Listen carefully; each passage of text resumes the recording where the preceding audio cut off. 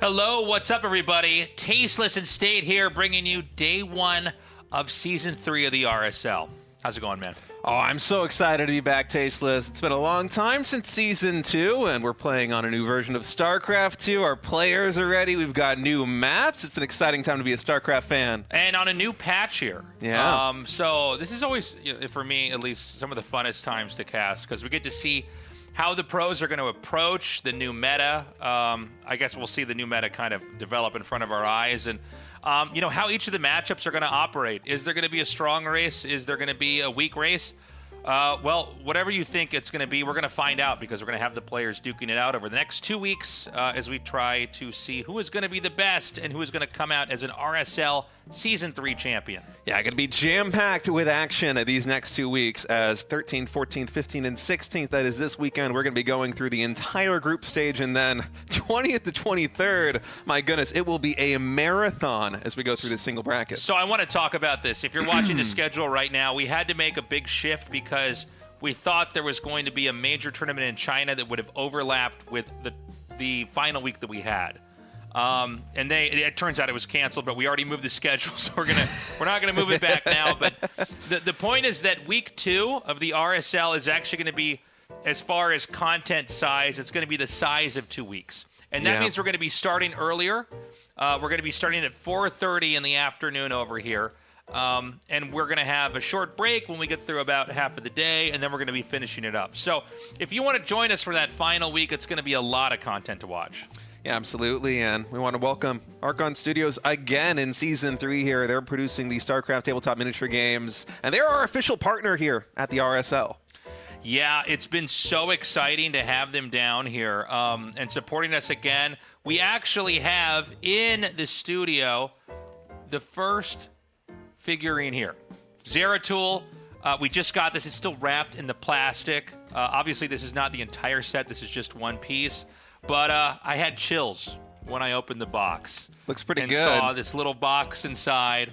And there's going to be more stuff coming out really soon. Go to their website at Archon Studio. They've got a ton of great stuff up there. Not just even what they're doing for StarCraft, which I think is amazing, but they've got all sorts of other franchises up as well. And I think what they're doing for StarCraft is really cool. This thing looks awesome. Oh, yeah, it's just incredible.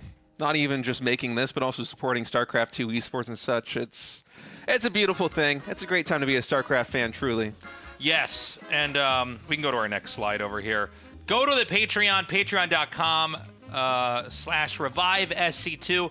This entire tournament is supported by the community. And I got to say, it's been so rewarding for us to put this show on for you guys. We got this space built out. We have kind of like a base now to produce tournaments and content out of. We've got a little podcast corner on the other side behind the camera that we were on earlier. A little production setup over here, a little setup with our lights. If you want to support what we're doing, that money goes to the prize pool. It goes to staffing the place. It goes to building the set like we already have here. And it's going to go to our live event. So consider signing up for a tier, whichever you can afford. We would really appreciate it. And we are going to have, we've got merch as well. Yeah, tastelessthreads.com. Patreon supporters of the RSL also get a 20% discount on all Tasteless TV merchandise. And on that site, you can find not just the RSL hoodie, the mug, the t-shirt, and also the pins, but Tasteless also has a ton of very cool shirts, which I will never forget you wearing it into a bar and the bartender being like, you wear your own merch. That's right. Laughing at you, but you got to know it's good. I mean, if Tasteless is wearing it here, not a broadcast on the streets of Seoul, I am a quality. bit of a fashion icon out here in the esports world. So, guys, go there. Are we going to do the ticket slide next, or are we going to do the live event slides? Let's see. Okay, ticket slides. Sorry, guys. New season, new slides. So we're going to have the offline finals. So we're starting Season 3 now. We wrapped up Season 1 and 2 already, obviously. All that is going to lead into this big event at the end of the year that's going to be in a big esports venue that we've rented out in Seoul.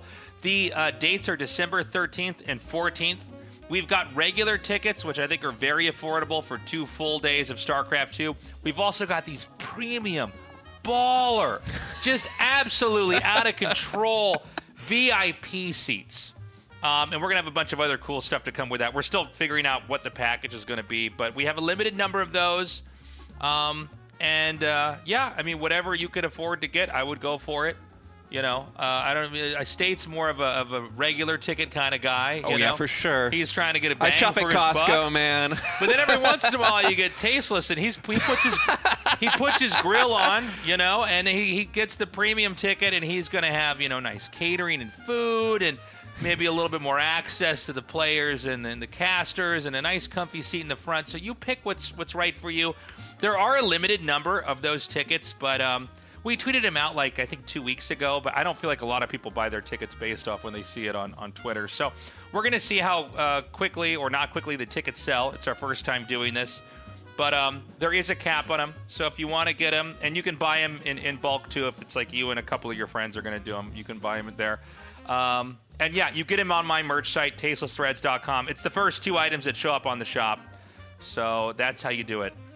Yeah, and of course, we also are going to be having the last chance qualifier for the RSL offline finals. Now, on Twitter, at RSL Revival, the sign-up link is going to be open today. Sign-ups will be available for, I think, about 1 week, and that LCQ is going to be happening day 1, Saturday, December 13th, at the live event. And, of course, because there's going to be a ton of people competing in this one, travel and accommodation not included for the LCQ, but for the players who won Season 1, Season 2, Season 3, they will be seated directly in with a flight. That's right. So you can see on the graphic on the right, we're going to get the qualified person for Season 3 once we wrap this season up. And then this is kind of a fun idea we had because, you know, there's a lot of different ways you could structure tournaments. So day 1's going to be like this all-out bloodbath of everybody trying to squeeze into that last spot. We're going to have a lot of different games, a lot of variety, and then we're going to change the tempo up, and we're going to have some huge, long, dramatic series, and you know, it's going to be cool. It's going to be fun. And when we're done, you know, that's going to be it for the year for StarCraft 2, basically. I don't think there's any other major events happening after that. We'll all go see our families, you know, and then come back next year strong for 2026 with more StarCraft 2 for you guys. Yeah, it's going to be a really fun way to close out the year. So if you are watching and you want to participate, make sure that you sign up. That link only going to be available for 1 week, and I really cannot wait for this offline finals. It was a big dream for us having an offline finals here at the RSL. It was something that we hoped we would get, and through your support, we've been able to make it happen. But before that, we have to find out who the third player is going to be, and it's going to start here today with the group stages. That's right. Solar, Zoun, Bunny, and MaxPax. And, you know, again, I've said this before, State, I have never casted a game of MaxPax. I have been... Yeah, that's right. And then one day we had him here at RSL, and somehow the days that I mean, the games I was casting, and ended up missing those. So we'll see. Yeah, that's so funny. Will today be funny. the day where I finally get to tick this off my bucket list? But this is going to be a great group, and we're going to be completing the entirety of this group this week, and then we're going to be going into a very heavy, thick week 2 of a lot of matches here to bang out this season. Yeah, it's going to be really high tempo as we continue on here at the RSL. And Solar, Zoun, Bunny, MaxPax is a fantastic group to start out with. We got a Terran, we got a Protoss, we got a Zerg. Those Zergs, we haven't been seeing them in a lot of these online tournaments, man. I'm telling you. Yeah. They have been shy, but you know, we got a new patch, and I'm really excited to see what Solar is going to bring to the table. I was actually watching him play last night at an online cup, and he was looking so good. Some really aggressive and fun games, and I think we're in for a treat. I think so. Look, this will always happen. Whether the game is what you'd call like a living game in the sense that they're patching it, moving it around, or if it's kind of a fixed, cemented game like StarCraft 1, where you're basically, like, you look at a game 20 years ago, it looks like the same game now, right? People can do the same stuff. Every once in a while, a race comes out on top, or another race kind of falls down to the bottom, and they don't really know how to play or approach the matchup. So we'll see how many Zergs get deep in this. I really do hope we get a Zerg on our final day here for the event. But we're going to start this best of 3 off tonight here, Solar versus Zoun. Yeah, Mothership, Maganatha, and Winter Madness going to be the first 3 sets, and I'm very excited for Mothership and Winter Madness. You know, we have a new pool, not just here in the RSL with Season 3. Of course, patrons got to vote for that depending on their tier. But also, in the StarCraft 2, I'm pretty sure the ladder just updated with new maps like 24, 36 hours ago. So everything's feeling really fresh. Mothership is this awesome 3-player map, which, what a fitting way to start off RSL Season 3 on.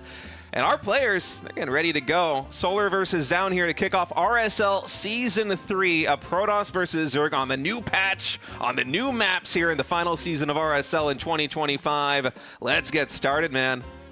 Yeah, Solar vs. Zoun starting now, excuse me, as we christen the day with Season 3. And, look, right off the bat, guys, obviously Zoun here in the upper left and Solar in the top right. But, yeah, this is a new patch. And, it's funny. Sometimes the StarCraft, some voices of the StarCraft scene frustrate me so much. Like, the new patch comes out, and I am personally so excited because that means Blizzard is taking care of the game. So other people, if they see the patch, they go, this is not the right fix for the game. And I go, I think you're missing the point. If they patch one thing and it's not perfect, they can patch it again, right? The point is that Blizzard's actually maintaining the game. And so let's see what the matchup looks like. This is my first cast going into this. I think the same is true for you, State, right? Yeah, I've been watching a bunch, but it's been new, getting used to this. I was playing a ton of ladder games, especially when the first patch released. If you haven't been following the news, there are a ton of videos, especially on YouTube, from content creators like Zombie Grub that have go into the details of exactly what the patch is.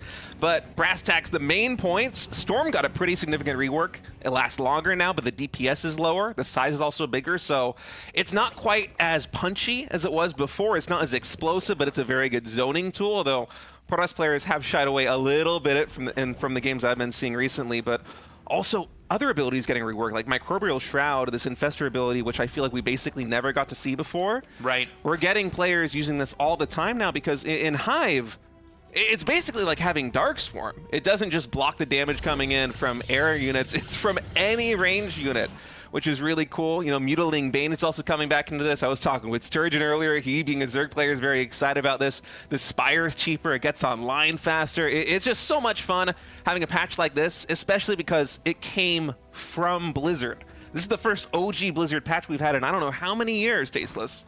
It's cool, man. It's very welcome. And, it's interesting to see them kind of lean towards the Dark Swarm spell from StarCraft 1, which is probably the most impactful spell in any RTS game that I can think of. I mean, all the Blizzard RTSs, all the other RTSs I can think of that are competitive at all. Dark Swarm is kind of the most crazy, busted, high-stakes spell. And what's funny about it is in StarCraft 1, it's so good, but you can still win versus it. So it's kind of cool to see them try to bring that out here. I mean, we'll see if it's even a factor in this matchup, but I'm sure we're going to see it in this season no matter what. Yeah, it is a Hive Tech upgrade coming in for the Infestors, so I'm hoping we get some chances. And, for Solar, I would love to see it. By the way, cute move from Zoun, dropping the pylon here, also with potentially an Adept. I'm looking at the minimap. No, that is just the probe. Adept a little bit too far away to escort that pylon and fully block the third base. But Solar in ZVP, when Blizzard initially released the patch, Storm was a little bit overtuned. It did a lot more damage. I think they actually dropped the total damage output of Storm by 30 or something in a hotfix that happened 1 or 2 weeks after the initial patch. And since then, we've had Protoss players shy a little bit further away from the Storm because up until that point, it was so good at just catapulting your economy. You can go on static defense, photon cannon, shield batteries, and Templar, and basically just survive the early game and go into carriers really quickly. It was hard for Solar or any Zerg to go for a bust, but given the new state of Storm, we've had players like Solar just get so aggressive, with lair tech timings especially. And I'm wondering if we're going to see that same approach from him here versus Zoun. I'm curious, PvZ, not always, but in some games, we had to be pretty slow, right? It was kind of hard for either side to do anything to each other, unless they opted to do like a really aggressive time and attack, which if it works, great, you win. If it doesn't work, then you're just going to be playing from a losing position for the rest of the game. So we'll see what kind of games these two are going to offer. Right now, I mean, you wouldn't know this game's in a new patch at all just based off the development of everything. We've got the third base coming down here. The Oracle is out to try to harass, but at the same time, the Oracle can always pull back and defend if there's too many Lings trying to hit that Nexus. Yeah, with more depths warping in here at the third base, it seems like Zoun's going to be very safe, although Solar, he's not committing heavily to the Lings. He has this nice pack right out front of the natural expansion. He's going for a very fast +1 melee attack, by the way. And for now, just developing really normally. He's adding in additional drones, and other gas guys are getting taken here, and there is the Baneling Nest. So it looks like Solar is really going to be going for that more combat-focused style here in the early game. And actually, look at this. Those Lings might be caught out of position. I love the Stasis Trap addition also coming in here for Zoun. He's able to get 2 drones and also completely vacate the mineral line here. And okay, nice by Solar, canceling That Spore Crawler able to actually defuse the stasis trap, but this is a nice move from Zoun. Those Adepts, they don't really scale well going into the mid and the late game, but he's able to get 6 drones in total. Going to come in with the Oracle, try and get at least 1 more. Gets 2, maybe even 3. This is nice damage, Tasteless. He loses the Oracle, but I don't mind this trade that much at all. Yeah, not bad. The Lings are going to come out. And it, you know, a lot of Zergs have thought that maybe this matchup might change into being a little bit more one where the Zerg has to try to end the Protoss before they get too big. A lot of times in matchups, one side is trying to win with a push or a timing or something like that, and the other one is trying to basically survive that and get to a later part of the game. And you can even see this in the bell curves of how results of some games go, where it's like, oh, in the mid game, this race tends to win like 60% of the time. Where the other race, the opposing race, like Zerg or Protoss, they might win in the early game or the late game, but not the mid game, depending. So I'm trying to explore this matchup in a very different way, just because the parameters have changed with the patch. But, he had enough Lings to create a threat. He didn't commit to anything so far, so this does feel like it's maybe going more in the direction of development, at least for the time being. Yeah, on the Zerg side of things, certainly, but I kind of feel like Zoun is looking to go into, I was going to say, a timing attack, because we don't have a Templar Archive just yet, but there's actually a Fleet Beacon getting thrown down so early here. And this is odd, because usually this is the kind of thing you would throw in after you already have Storm or some other splash damage on the board, but to go for a second Stargate and a Fleet Beacon this early here from Zoun, he's just going to be relying on pure gateway units, Stalkers, Blink Stalkers with +1 weapons, trying to secure this on 3 bases. What a curious approach. So this 4th base finishes up with the Fleet Beacon and the Stargate, like you were saying, closing it. Whenever I see the Fleet Beacon and that second Stargate in a game like this, I know that there's not going to be an attack. There literally can't be an attack from the Protoss for a while, because there's just no way to get anything done. Nice scout. He does see that. And the Mothership Core coming out immediately. Very cool. Very apt, too. We're playing on Mothership LE. Look at the mini-map. This is a Mothership. We got one warping in right now here for Zoun, with carriers as well. That Robo also coming in. And it's interesting to see this kind of move come out without any Storm at all. It makes me wonder exactly how this development is going to go here for Zoun. You can see that he's not taking the 4th base just yet. I think there is a little bit of static defense here at the 3rd. Yeah, we do have at least 1 photon cannon there on the top side. 1 cannon, 1 shield battery. I guess not as much as I quite expected, but hey, he is going for that 4th base now. Still, though, no splash damage. Adding in these carriers against what is looking like will be a Hydraling Baneling timing attack is a little bit scary for the Protoss, Tasteless. It's funny because with all the talk about Psystorm, it's funny to not have this in the game here. This is going to hit really hard.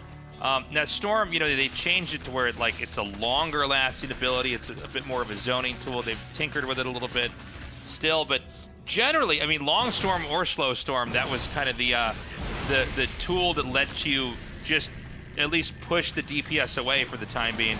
Morphing that close is going to tip the hand here. He's going to go ahead and use that slowdown field to punish some of these Zerg units. They're going to try to push through here. Maybe a little bit of an overextension there.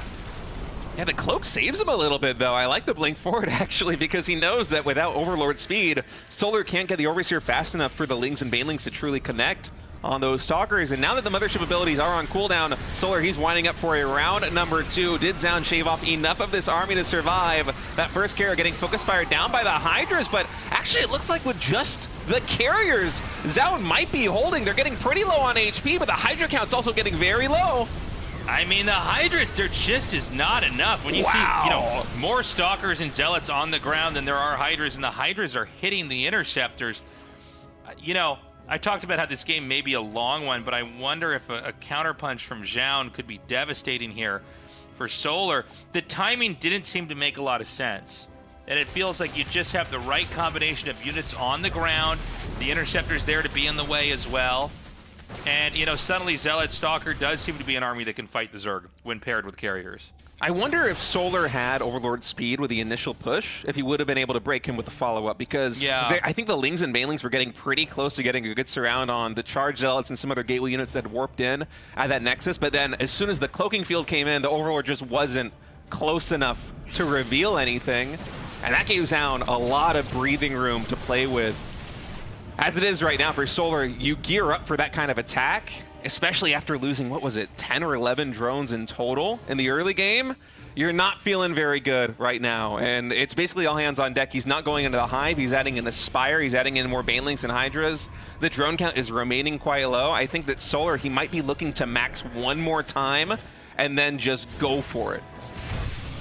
So the Banes come through. It doesn't get enough. They don't even pay for themselves. I like this attack, the focus firing down here onto the Nexus. The Storms come down, but it doesn't matter because the Nexus is picked off. And I think in a moment like that, that is the right play, to try to target that down, run away. You know, one thing that Zoun is going to have to deal with is that, you know, Zealot, Stalker, and Carrier, Mothership too, if you want to add it into the mix, isn't nimble. It's a very slow-moving army. It's kind of like having Broodlords, right? And so all these bases at the bottom are pretty much safe, right? There's no way for Protoss to go down there and hit it. I mean, in theory, I guess he could warp in a bunch of Zealots and send it there. It hasn't happened yet. And I feel like if Zoun is going to have a counterattack, he almost has to try to push towards the Zerg's like epicenter, right? The Zerg's starting location, and you know, thrash up the tech and overwhelm them that way. And so it's going to be up to Solar to either counterattack, or what looks like's happening here is try to take him head to head, which seems like it probably couldn't work. Cloaking Field coming in clutch again. Those Corruptors are going to retreat. The Archon count very healthy right now for Zoun, 4 in total. He's only sitting at 79 drones, so he actually has more army supply than the Zerg in this moment. And with Solar having everything on the front line, this base down here in the bottom right is completely exposed. The Queen gets taken out, the drones have to vacate, and that's going to be the cue for Solar to charge in. Storms now raining down on the Lings. It looks like it might be enough for Solar, but I'm watching the supplies right now. Tasteless Zoun, he's standing strong. The Corruptors, they are able to deal with a lot of the units in the air, but with more gateway units warping in, is there actually going to be enough of a ground force for Solar to finish cleaning everything up? Yeah, you know, it's funny because the supplies are a little bit deceptive because it looks like it's decent for Zoun, but then you watch 1 carrier, 2, 3 go down, and it plummets pretty fast. And I think that there's a world where Solar can spike this back up. A lot of times when you have an army that's really, really complex, like what the Protoss just had, it's when you wipe it down to 0, the Zerg can do a reset that's going to be a little bit stronger. But we saw those Zealots take down the bottom right base, and so Solar, he just doesn't have the economy in him to actually go for that reset. He's going to tap out in game number 1. It's funny because I was mentioning earlier, like, we don't see him coming down there and attacking that area, but like he could make Zealots move down there. Yeah, it's funny. They kind of wiped each other out, but there was nothing defending that lower, that whole lower part of the map. Yeah, and I mean, it's painful for Solar too, because, you know, with the air distance so close, the top left to the top right, you kind of need to have a lot of forces there on the front line if you want any chance of standing up against that Protoss army. And it was not an easy cast. No, that was a different looking game with the patch and everything than what I was used to. But yeah, as the dust settles, it's the economy that's under threat. So Solar unable to defend that, won't be able to rebuild his army, won't be able to win that game. And yeah. I feel like a lot of that comes down to the early game, though, honestly. The 4 adepts going into the natural expansion and getting, I think, 9 drones in total between that and the main. Plus the Oracle also. He lost 1 Oracle at the third base, but I felt like the lost mining time plus the drone kills really slowed down the growth curve for Solar, because there's a critical moment where Solar just wants to try and keep everything safe. He had the Lings on the map. They were out of position. They were out in front of the Protoss base, but they didn't actually catch the Adepts coming in from the third. And as a result, a lot of economy gets lost, and that means that the push that Zerg comes out with 3, 4, 5 minutes later, it's going to have a lot less of a punch because you don't have all of that compounding interest on the gathering rates for the drones, right? There is a point where you just can't lose too many workers at a high enough level. We're going to go to Maganatha here for map number 2. Zoun up with a 1-0 lead here as we continue on with day 1 of the RSL in the new patch, unpacking the new meta. All right, players loading in. Zoun here on the bottom right, Solar in the top left as we return to the familiar Maganatha. And we were talking about this a little bit before we were discussing the patch, how, in my opinion, it feels like Protoss players are kind of shying away from Storm maybe a little bit more than is appropriate, given the changes to the ability. I feel like it might be a little bit of a knee-jerk thing, where they see the stats of the Storm and it just doesn't feel quite as strong. But personally, at least in my experience in my much lower MMR games, I think Storm is still mighty good. to get out very early, but we are getting some kind of unique approaches to gameplay as a result of it. I mean, how many PvZs have we cast in the last couple of years that looked anything like that? It looked so different. With carriers on the back of Zealot and Stalker into a 4th base. It did feel like maybe Solar could have had something going until the Cloak got involved. You know, so much about Hydra of Bane is about the actual initial connection, right? Not, you know, a lot of other armies you have, they're going to trade blows, and you want to see if the important units or the damage dealers are going to last long enough to make it work. But Hydra Bane specifically, the damage output is so high right at once, and after the Banes hit, then you're basically able to chew through everything else with the Hydras. But if you can hiccup that or slow that down at all, like we saw Zoun do in that last game, it's really good. Yeah, the Cloak was absolutely huge. And this is also something that was affected a little bit by the patch. Although it's hard to call it a balance change because it's a little bit complicated even for me to understand. Apparently there was some kind of bug with a mothership that has been long-standing that limited the damage output. It wasn't the actual right value. I think the targeting, something was wrong with it. And apparently that got fixed. And so the mothership packs a lot more of a punch right now than it used to. And I feel like we kind of got a glimpse of that in the previous game. You don't really think of the mothership as a fighting unit in most cases. You think of it as a spellcaster with the recall, with the time warp, with the cloaking field. But in smaller situations like that one, where the armies of the Protoss and the Zerg aren't very large, then suddenly the mothership, it actually does deal a lot of damage. Yeah, sure. I mean, at the end of the day, it is just another unit, right, in the fight. I think the mothership's always been a funny unit because it's something that I think Blizzard has had to kind of work around constantly. You know, is it too strong? Is it actually too weak? We've seen all these different versions of the mothership. The spells changed, its abilities changed. You know, it's funny. Sometimes when I think of the mothership, I actually, in the history of StarCraft, I also think of the nuke.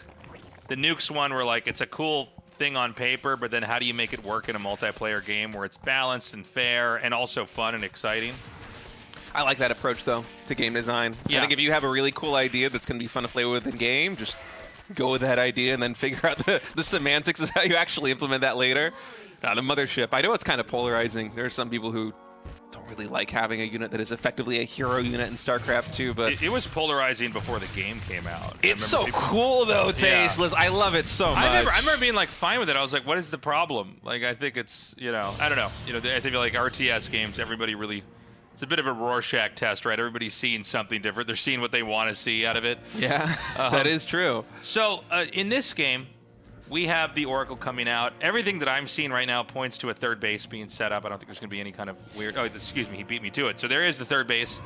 And it's going to be a development game. And, you know, they're very far apart on this map. I feel like Zerg would be hard-pressed to try to do anything that would work.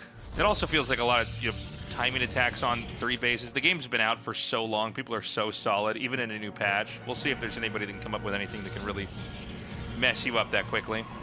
Yeah, Solar has been really dangerous in ZVP with the mid-game timings, specifically Lair Tech timings, as opposed to going into Hive. But when you have an early game like he did in game number 1, it's not easy to make that happen. So I think if he can button up the defense a little bit better here in game number 2, which it looks like he's going to, Zoun's going for a little bit of a greedier build. He has that Nexus, I want to say like 20 or 30 seconds faster than last time, so compensation, he doesn't have the same adept count. He can't make the same play trying to kill the drones that he did in the previous game. Actually, these adepts getting caught out. The only 2 oracles have to come back from center of the map. And for Solar, this is really nice. Not only did he get a great trade on those adepts, but also he can be a little bit more comfortable now knowing that there already wasn't much of a chance of Zoun to make something happen that we had in the previous game happen again here in game number 2. But killing those adepts, there is absolutely no chance. He can drone freely. So, charge with gates. The Zealots are hidden. It's very deliberate. It's not like he lost him back there. The Overlord's going to come in. God, you could not kill this Overlord faster right now. Seeing the 2 gates, I mean, that's going to be enough to probably intuit what's happening. You don't see the Twilight Council. You also didn't see Stalkers, right? But, you know, you could go, like, super mind gaming, like, oh, he's hiding the Stalkers. And I don't know. We'll see how this is handled here.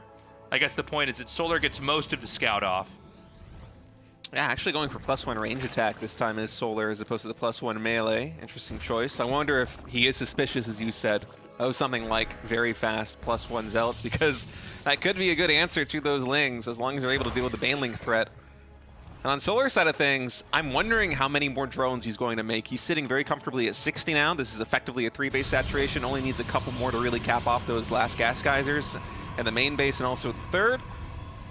But if he's gearing up for a timing attack, which it kind of feels like he is, it might begin ramping up very soon. Like, we just had 4 or 5 more drones get queued up. Is he going to make any more than 66? I'm very curious. Well, this is going to be the big question here. So many more gates finishing. The Baneling's Nest goes down, and that building makes very fast. So you have time, but the Zealots are already coming in here. They're just tearing through this. Nice surrounds. And, you know, even though the Zealots should be pretty strong, there's so many Lings here. He can kind of team them up with the Oracles. I don't know, man. It feels like Solar's fine. It's kind of funny to see this stopped, like, before the Banelings, or a single Baneling is even more. Yeah. I mean, you think about that in theory, you would love to have Banelings as an answer to it, but actually just the speed with which that Solar got these Hydras out, being able to shoo away the Oracles makes things so much easier on the defense. Something's wrong about the build, I feel like, from Zoun. Just the fact that it came out and you didn't even need the counter to stop it just feels odd. I think this counter attack is going to be insanely strong. We could go to game 3. Yeah, Ling also potentially coming into the main base here, although... Oh, he's not going to go for the full scout. Okay, so he does stop there at the natural expansion. That Zealot still not quite fully blocking that wall in, but it looks like Solar's not really gearing up for a run by just yet. And Zoun, he's doing the same thing. He's on 3 bases. This time he is getting Storm first. He needs that splash damage.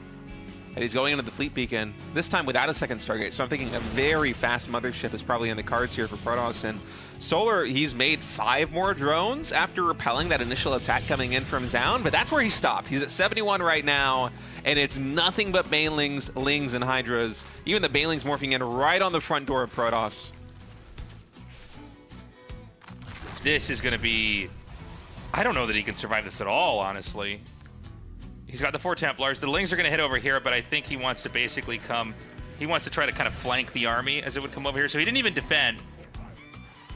So he's on 3 bases. You know, the 4th base has been picked off.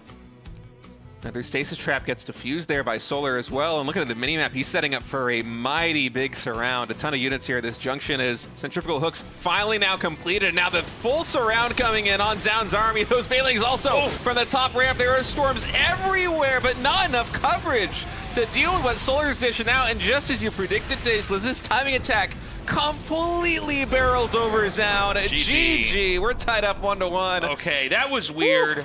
That was a weird game. It was a weird one, but I mean, I'm telling you, Solar with these lair timing attacks has been such a killer in the online cups lately. Well, you know, I can't blame him. The patch changes the way that each of the races operate, and he says, I don't want to be in a really long game. I would like to end this game. And so he did that. I am still confused about the Zealot timing. Yeah, I don't know exactly. That didn't make any sense. Maybe the idea is you have like a small number of Zealots at a very weird time, and if they didn't scout you at all, excuse me, if they didn't scout you at all, maybe you can surprise them, but that did not look right. Like when you see just Lings and Queens hold off a Zealot charge attack. Yeah, it's good to mix in these kind of strategies. I think the Hydras really threw everything off quite a bit. Yeah. I wonder if this is something that is designed to snipe maybe Solar going for the really fast +1 melee attack on the Lings and just leaning really heavy into the Lings, because the upgrade's not going to be done by the time those Zealots get cross-map, and paired with the Oracles, you can probably take down the Lings very quickly, but Solar going for those Hydras so quick just completely threw a wrench in the works. I mean, either Hydras or Banelings, either of those would be a very good response to the Zealots, and Solar did have the Hydras there, so that was a very clean game coming in from Solar, and also for Zoun to commit so many minerals that early into the Zealots. You kind of force yourself into going Templar that fast. You can't really do the same thing you did in game number 1 because you have all of this gas now floating because you spent all the minerals on something else, and yeah, it fed right into Solar's hand right there, going for the Ling Baneling with Hydra play. All right, guys, Winter Madness is where we're going to close this out. Solar versus Zoun in a very, very interesting, different-looking PvZ so far. Let's see who takes it and goes on to the winner's match. In the bottom right is Zoun, in the top left is Solar. Winter Madness, another one of these new maps getting mixed in. My first cast here on this game.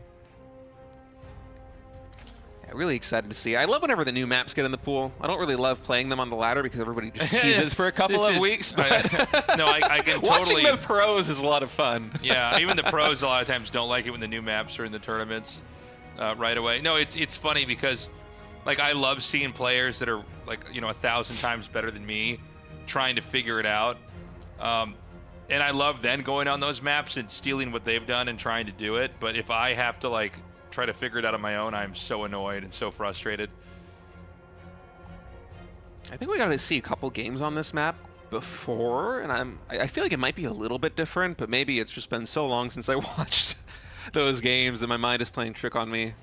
Anyway, game number 3 here between Solar and Zoun. Solar, it seems like his MO has just been trying to play the Lair Tech game. And game number 1, it didn't quite work out because Zoun was able to really handicap him early on with the economic pressure, killing a ton of drones.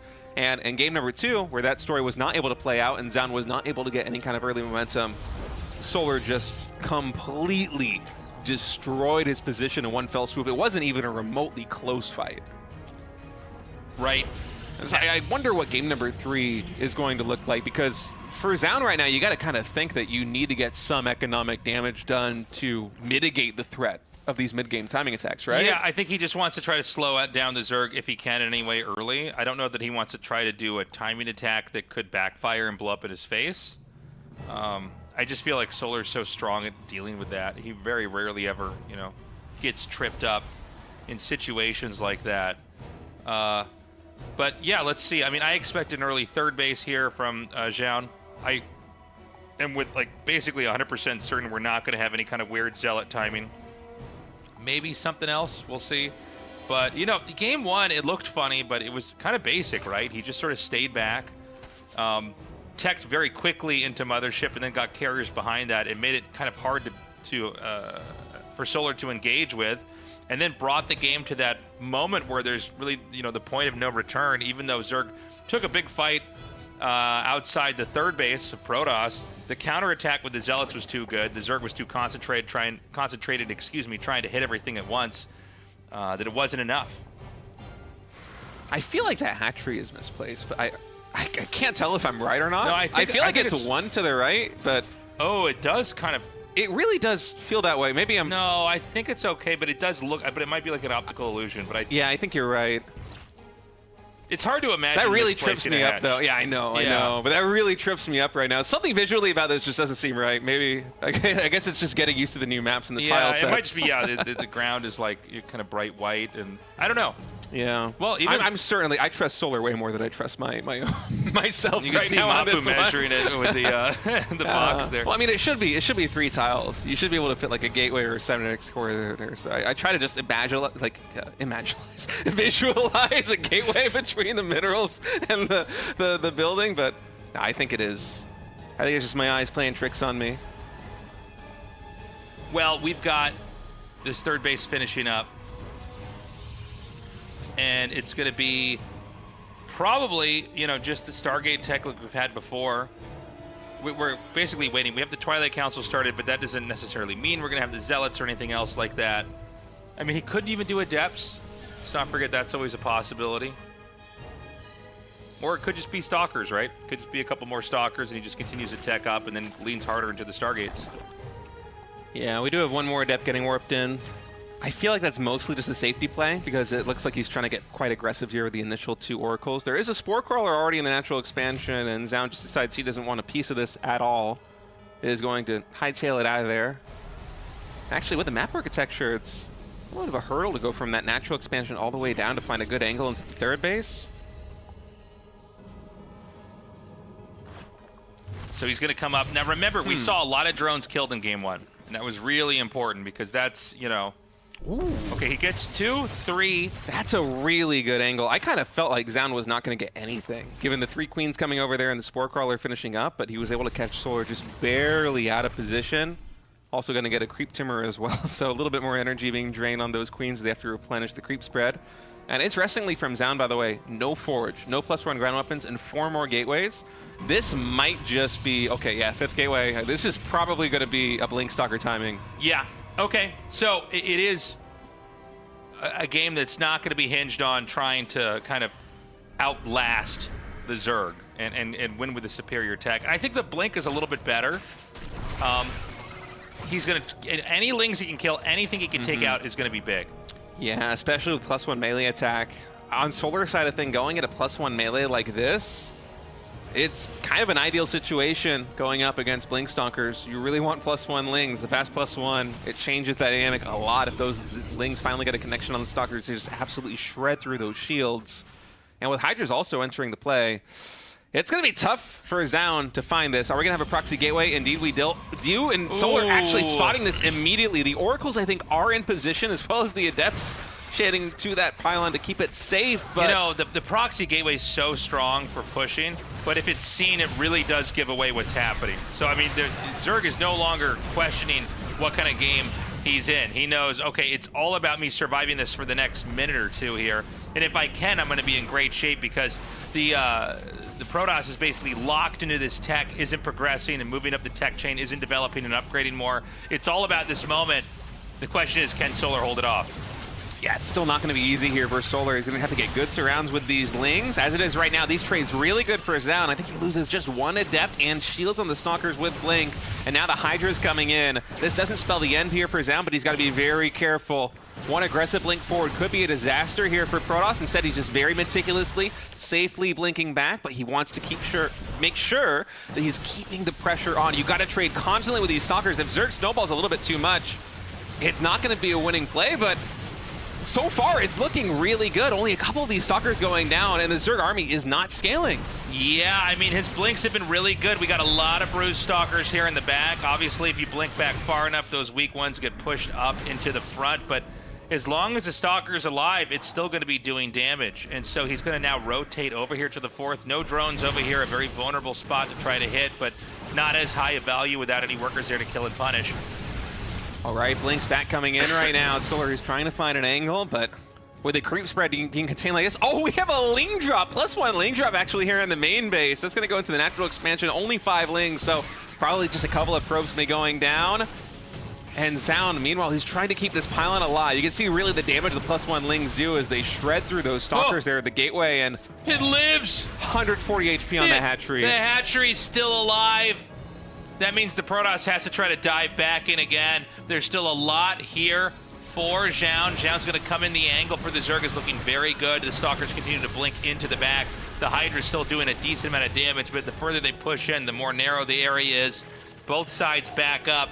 As this thing thaws, he's going to try to come up here once more. Is this an overextension? Sometimes hatcheries that are this low can end up being what kills the player that's pushing because they get a little bit too greedy. For like 2 seconds, they overextend and they lose everything. Yeah, and that base is really important. Even though there aren't drones mining from it right now, because Solar's pulling all the queens to the front line, Larva is probably pretty thin right now for the Zerg. Yeah, you see it right there on the units tab. There's only one. He's probably only injecting the 3rd and 4th hatchery, and so Zoun, he's going to move in once more. He finally does get that hatch. And Solar, he might have to pull back a couple of these queens to start injecting the main of the natural. Otherwise, the minerals and gas, they're just going to start floating. Yeah. In fact, he's already doing that, I think. Big kill here.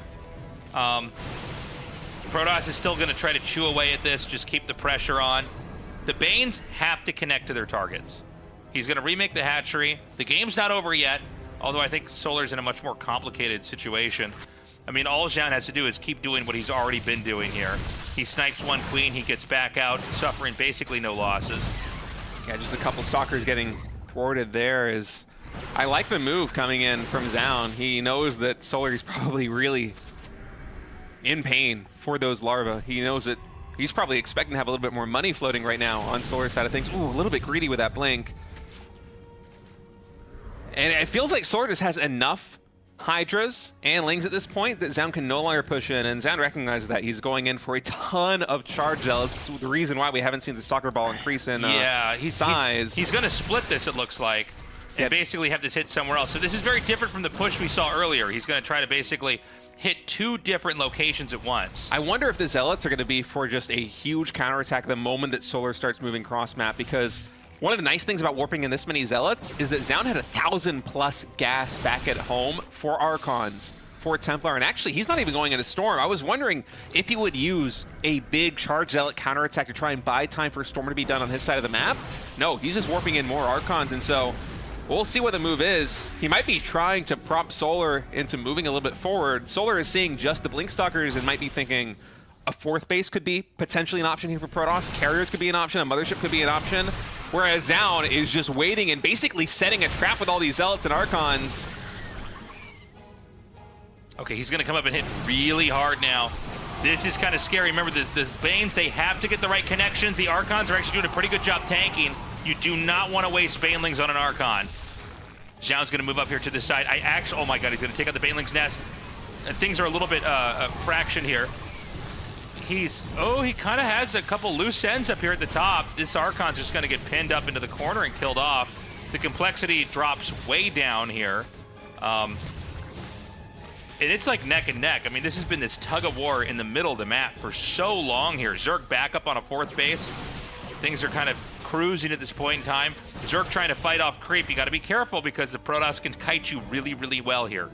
Yeah, but losing all of those Archons, I feel like the surround potential right now for Zoun with the Zealots and the Archon just isn't quite what it was before, and so instead he's going to charge in, face this head on. There actually isn't a lot of front line here for Solar. The Baneling's now finally chasing down that pack of Zealots on the top side. That's going to give Solar the staying power to push back these Stalkers for a moment.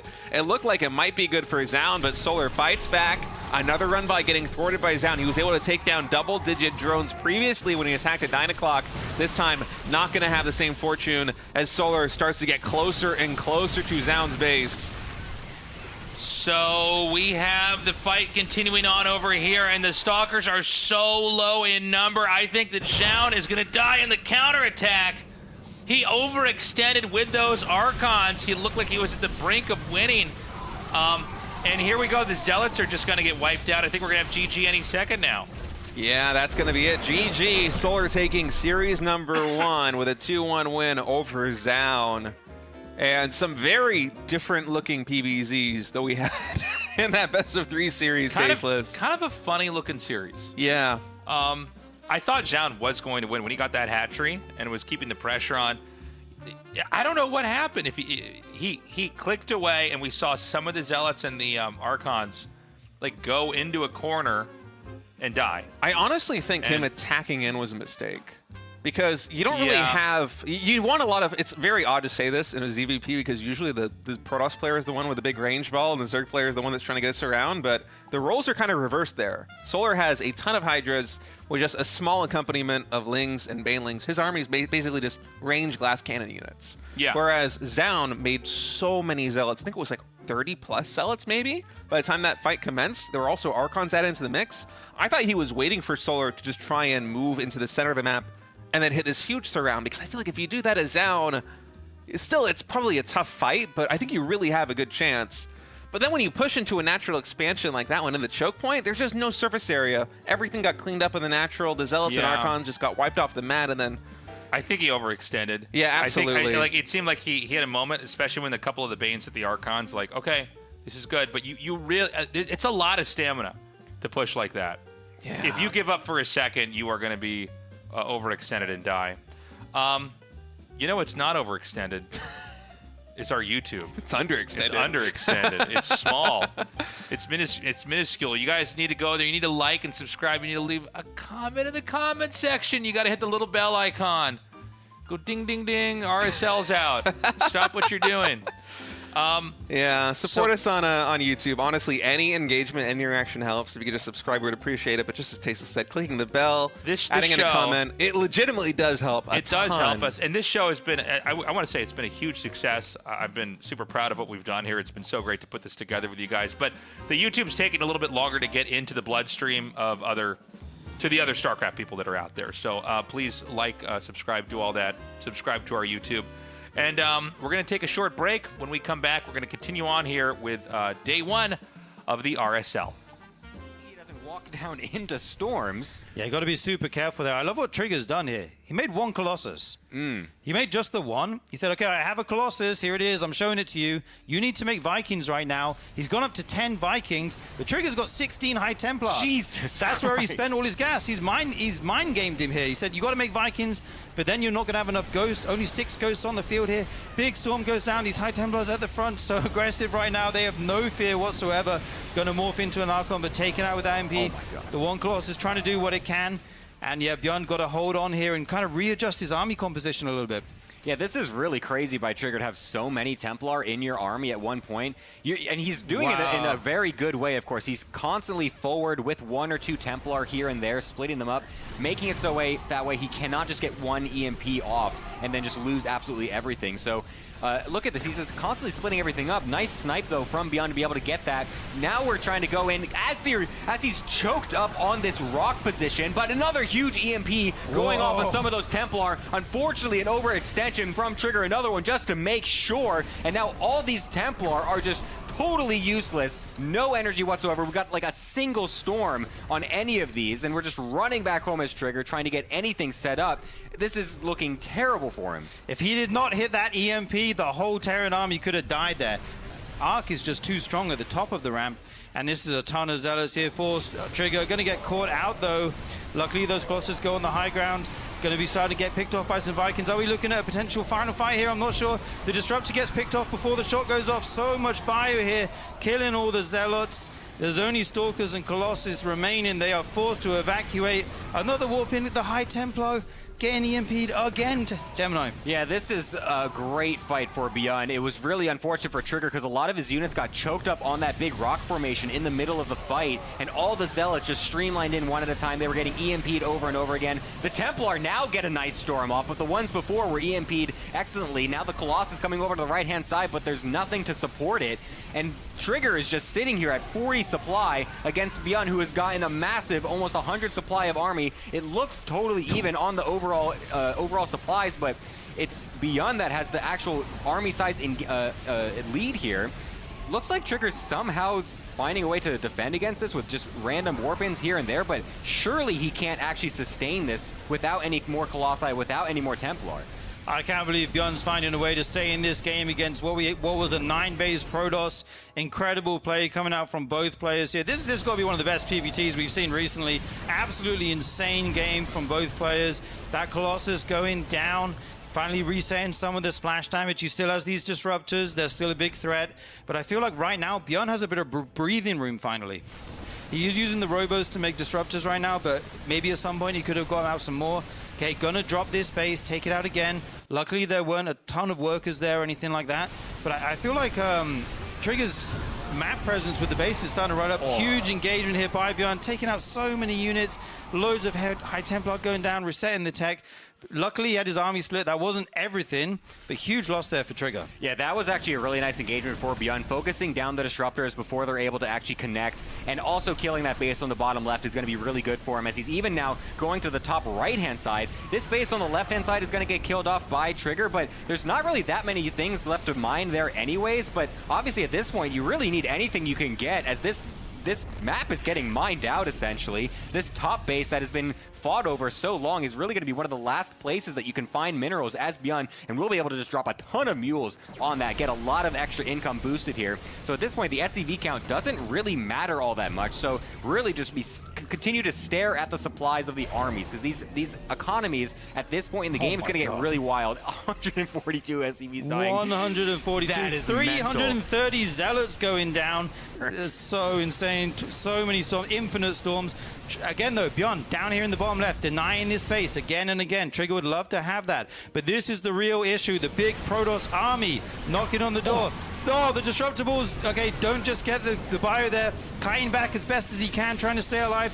The rest of the Marauders join up. So this fight is going back and forth. That Disruptor shot doesn't go off. That would have been huge. Oh my god, that was an insane snipe from Beyond. I cannot believe he even tried for that. The fact that this is going this way, though, is kind of insane, because Trigger lost all of his storms at the beginning to an EMP. He's got plenty more coming from the back as well to try and do a flanking Templar move, essentially. But the Colossi starting to get thinned out as well, because the rest of the Zealots and stuff were killed off on the bottom. But a GG is called. Trigger actually able to close it out with a 2-0 in quite possibly one of the most ridiculous PvTs I've ever seen in my life. Yeah, it's a long window waiting for those carriers to finish from the Stargates, but once they do, they kind of put a stop to a lot of this aggression. Although, oh my goodness, Raider, he is doubling down. We have creep tumors in front of Classic's base, and drones are getting pulled to make spore crawlers on the front line. That's going to be the answer here. We do not have Hydras. This is Queen Roach Ravager with Lings trying to take this down. Only 2 carriers on the field right now as Raider once again is pushing in. Oh, man, this is a crazy timing attack, Sturgeon. Yeah, big bios go down on the carry, but it does not digest. He's got to take this out. There we go. He gets it. Nice pick off there. The queens are coming in. He picks off another one. This timing's looking so good here for Reina. Just going pedal to the metal.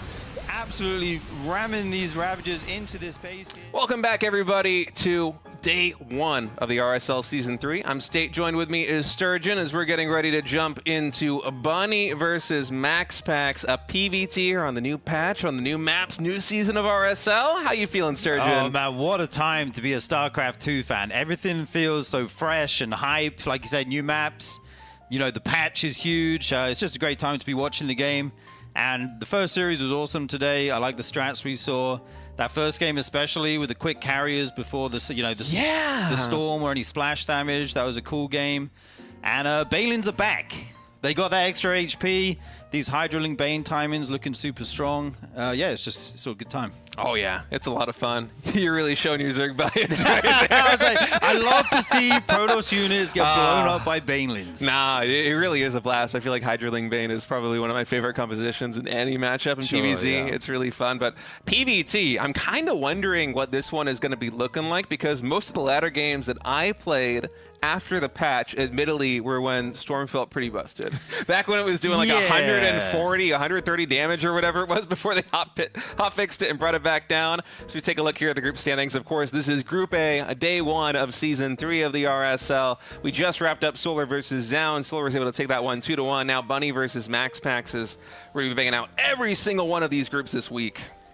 Yeah, Solar through to that winners match. Not an easy series, you know, it's pretty close, but he does advance.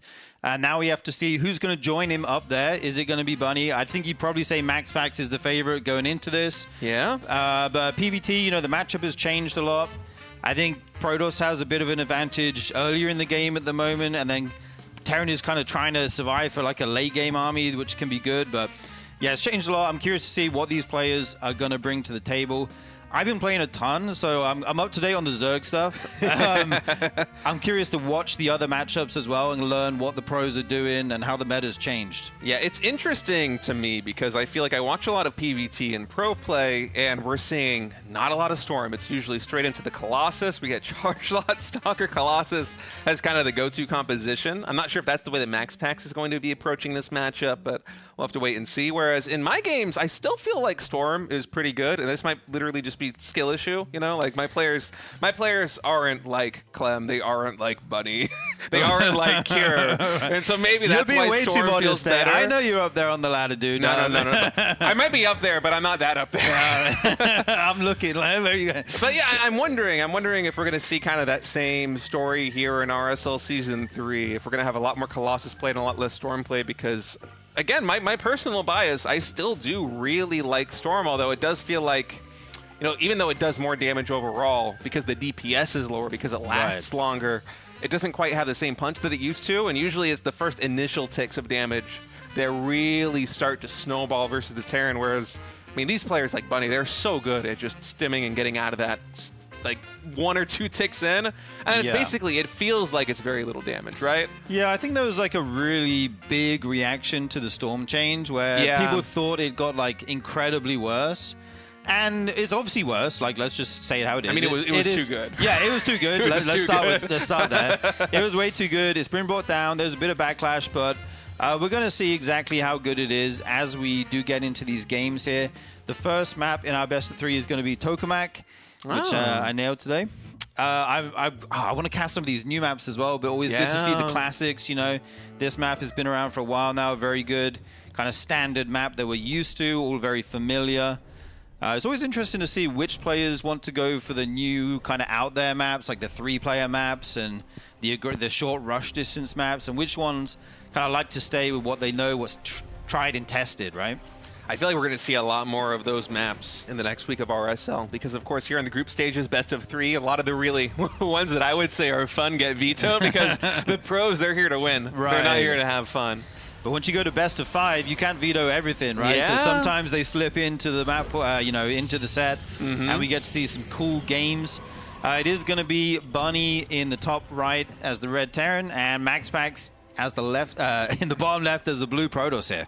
Yeah, and I'm very excited to see MaxPax play this one. I want to see his take on the matchup. Right now we do have, for a second I thought it was going to be a no-scout build, but no, it's very dark here on these monitors. It's hard for a moment to see this pro moving across the map. There he is. He's going to go across, see what's going on the Terran side of the map, check everything is looking normal, which as we can see, so far it is.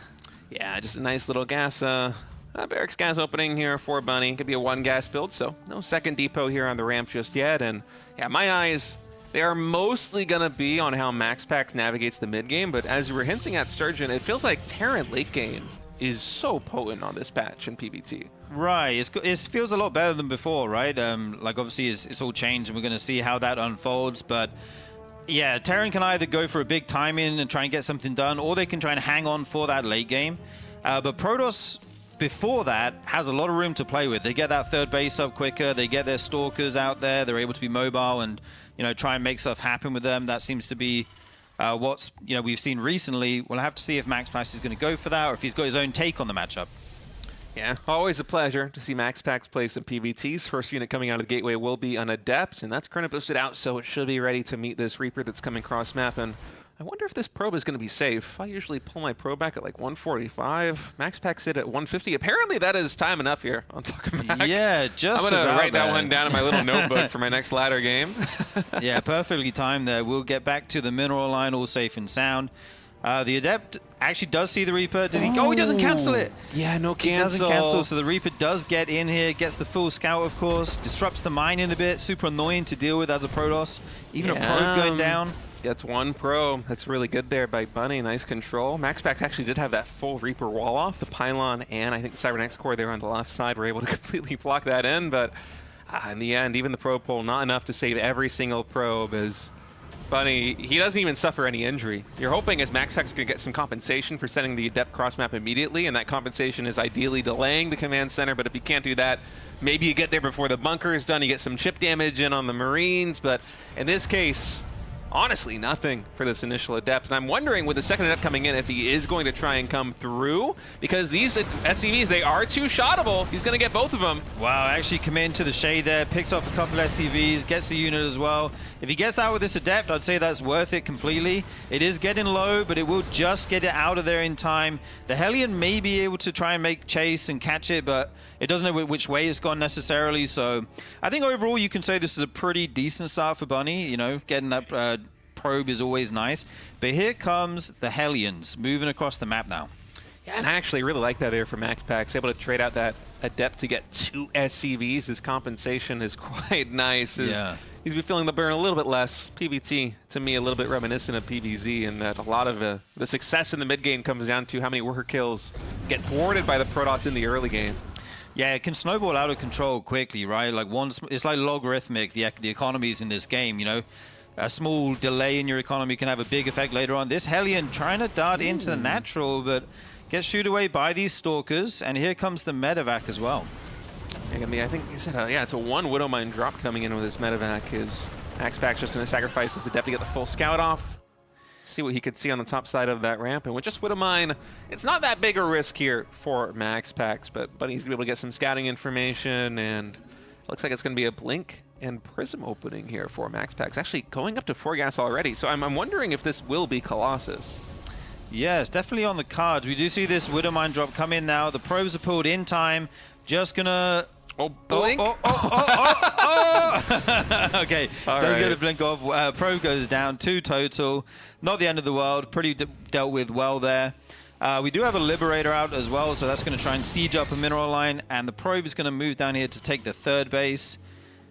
And Stim is on the way here as well now.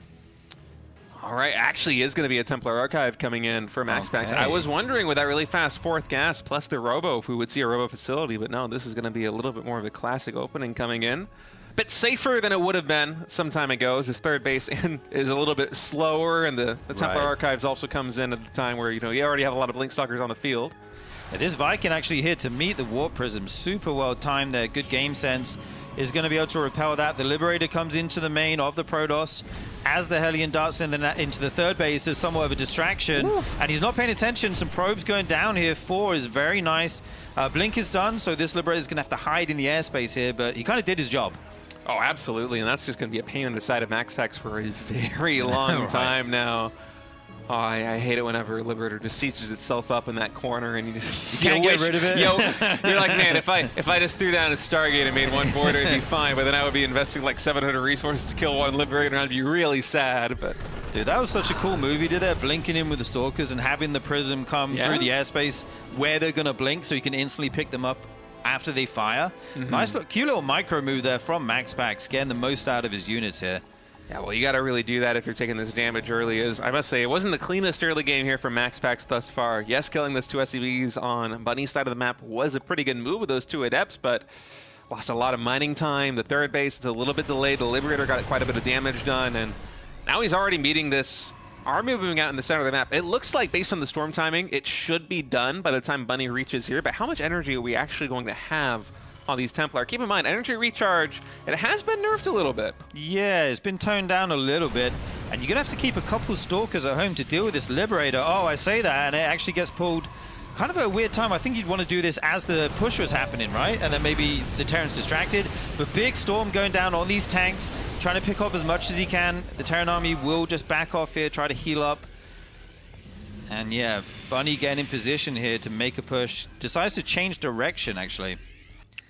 Yeah, only 1 or 2 Marines getting taken down right there by those storms, so Bunny still got a lot of forces left. I love the Widow Mines getting mixed in on this as well, as MaxPax is going to be leaning heavily on these Charge Elves to try and get them on top of the bio to really make Terran feel the pain for the splash damage, as MaxPax now charges in. Templar finding a very good storm right there. Gets a couple of ticks of damage on these Marines. They're actually going to stim right back into it. That's how confident Bunny is feeling, as the siege tanks did get cleaned up, but Bunny, he is going to make sure that he gets some extra damage in as compensation, as MaxPax also just doing MaxPax things, going for a Zealot drop of the natural expansion, Zealot run by the third. Bunny was able to stop the run by the third base, building that CC on site, but this one here in the natural expansion actually finding some nice damage. Yeah, he actually just dragged the whole mineral line there, and again in the main. This is a ton of mining time being lost here, even though that many SCVs aren't going down. And yeah, that Widow Mine shot going to go off. 4 SCVs in total. This will get cleaned up eventually, but he slowed the Terran down. He's pulled him home, and the Protoss did lose a few expensive units there. You know, we did see a High Templar go down, an Archon or 2, so it wasn't like completely bad for Bunny, but now he's got to deal with his counterattack. Yeah, absolutely. Is MaxPax is just not going to give Bunny any room to breathe with right now. I'm watching that mini-map. Looks like it's going to be a mostly center force here for MaxPax, just trying to barrel down on this third base. Zealot's charging in. Widow Mine's already diffused. There's no Widow Mine shots left here in the bank. Oh, this is so weird. The Protoss army hugging the wall over here. Again, a really good position. I like it. And the storm going down on the mineral line. The bio dodges the second one, but does he have enough bio here right now? Another storm goes down. There's so much Protoss right now. Another, oh, look at that wave of Zealots comes through to finish the job there. Big push by MaxPax. Man, that game just turned on a heel so quickly. That was kind of incredible coming in from MaxPax. We had that big push out from Bunny, and it felt like the fight initially was going pretty well for Terran, but then, as our observer pointed out, there was this huge income discrepancy. Once those Zealots hit the natural expansion and dropped into the main base, we had 2 mineral lines that were basically fully pulled for at least a brief moment in time, and that mineral income advantage went from, I think, like 500 minerals a minute to more than triple that for a pretty extended period. And then right when Bunny is able to get his economy back on the rails, that's when MaxPax pushes into the third base. And it's at a moment where Bunny is still kind of trying to collect everything after this drop in the natural and the main base. Right, yeah, he did have his third base behind the push. He wasn't all in or anything, but he needed a little bit more time to build up and get ready, you know, build up his army a little bit. But I really like that move from MaxPax. He sent those Zealots in. It's only 4 Zealots, but the amount of damage it caused and, you know, mining time it lost, we didn't see like a huge number of SCVs go down. It's like, oh, he lost 20 workers. No, it was only 4, but they weren't mining for so long. It really hurt him. And then, like you said, the counterattack was brutal there. Yeah, and I think, honestly, the unsung heroes of that engagement, we had, what, 3 or 4 mortals that came in, and they actually got so much work done. I wasn't following that on the production tab, that he was just chronoing out immortals that entire time, but they put in the work, and MaxPax with some very good micro after kind of a shaky start. He's going to be taking game number 1, and map number 2 is already loading up, fellas. We are heading to Winter Madness for game 2 between Bunny and MaxPax. It's going to be madness here, yeah. And just to finish up that game 1, I really liked how he made the Widowmine shots, you know, completely whiff with the blinks, right? He was paying attention to that. If 2 of your Widowmines, and even the third one, I think only hit like a Zealot or 2, if all 3 of them do nothing, suddenly you just, the Protoss force is too big, right? Like, you just can't deal with it. You need a little bit of splash on those Zealots, but yeah, it is going to be Winter Madness here in game number 2. Bunny needs to pull this back here if he wants a chance in this series to go on to the winners match. And yeah, we see that gateway going down and the barracks as well. Everything looking rather normal here as the gas is the follow-up for both of them. Yeah, and as we have a little bit of downtime to talk about things, I noticed at the very beginning of this map, I was watching the minimap because you could see these little, you could see the camera point of view on the minimap, right? The red screen there for Bunny and the blue one here for MaxPax. I was watching them set their screen hotkeys on the bases because on new maps like this, it's always interesting me in terms of what is your game plan going into the map about what base you want to take. And MaxPax, it looked like he set the base at 6 o'clock down and all the way in the center as his potential 4th base. That seemed to be the game plan. And whereas Bunny is more hugging the left side, he set it all the way at 9 o'clock. This is a super minor thing, but just for me, whenever I see a new map like this one thing that I'm always thinking about is the expansion pattern. Wait, so you mean he's going to go like all horizontal and not take the triangle base? Yeah, that's base? kind of the way that it looked, and that surprised me. But of course, this it changes from game to game. You could easily set that as a screen hotkey, then be like, you know what, actually, I'm going to take this one. It takes a pro gamer like MaxPax a half a second to actually set that. But to me, it was really interesting to see him set that as a potential 4th base screen hotkey. Yeah, that could be like a good launching point if you want to attack the Terran 3rd. If they take their triangle base, it would be a pretty short rush distance. I would have to see if that does come to fruition. Obviously, the game might not go to 4 bases. We saw the last one end pretty quickly. The Reaper is out, going to go across the map again, see what he can get done. He did get that probe last time, which was nice. And it's going to be an Adept on the side of MaxPax. Man, I'm just really honed in right now on these little camera you're studying views. this right now. I was like, he's going to say something? He's just looking at the map. I'm also realizing they set way more screen hotkeys than I do. I got to get better about that. How many do you use? I can do 5, and then the 6th one is like is too far. I go from F2 to F5, so that's 4 hotkeys, and that's what I start out with, and then I'll just set whatever bases after that, you know? Right. But no, I'm watching MaxPax, and he's got, I think, 6 bases already set up on the screen hotkeys, including the high yield in the top right. And again, this is like the most minor of things, but hey, it's an early game PvT. We know what's going to happen. MaxPax is going to build a Twilight Council and go blink, and Bunny's going to build a factory and try and find some way to kill probes. We've been watching this game for a long time. We know what happens. Yeah, we know how it goes. Yeah, Hellion's going to be the choice here as well. We didn't see like the Hellion Reaper kind of dive that we sometimes see. He made some Hellions, but he was also just going Marines behind it and stuff. This Adept going to try and see what it can get done here. Obviously not going to be able to get the Reaper as it's way too fast. And yeah, we'll have to see if he wants to try and dive and pick off a few SCVs again, if he thinks that's worth it or not. I think it was in the first game. Yeah, not really in the second one, though.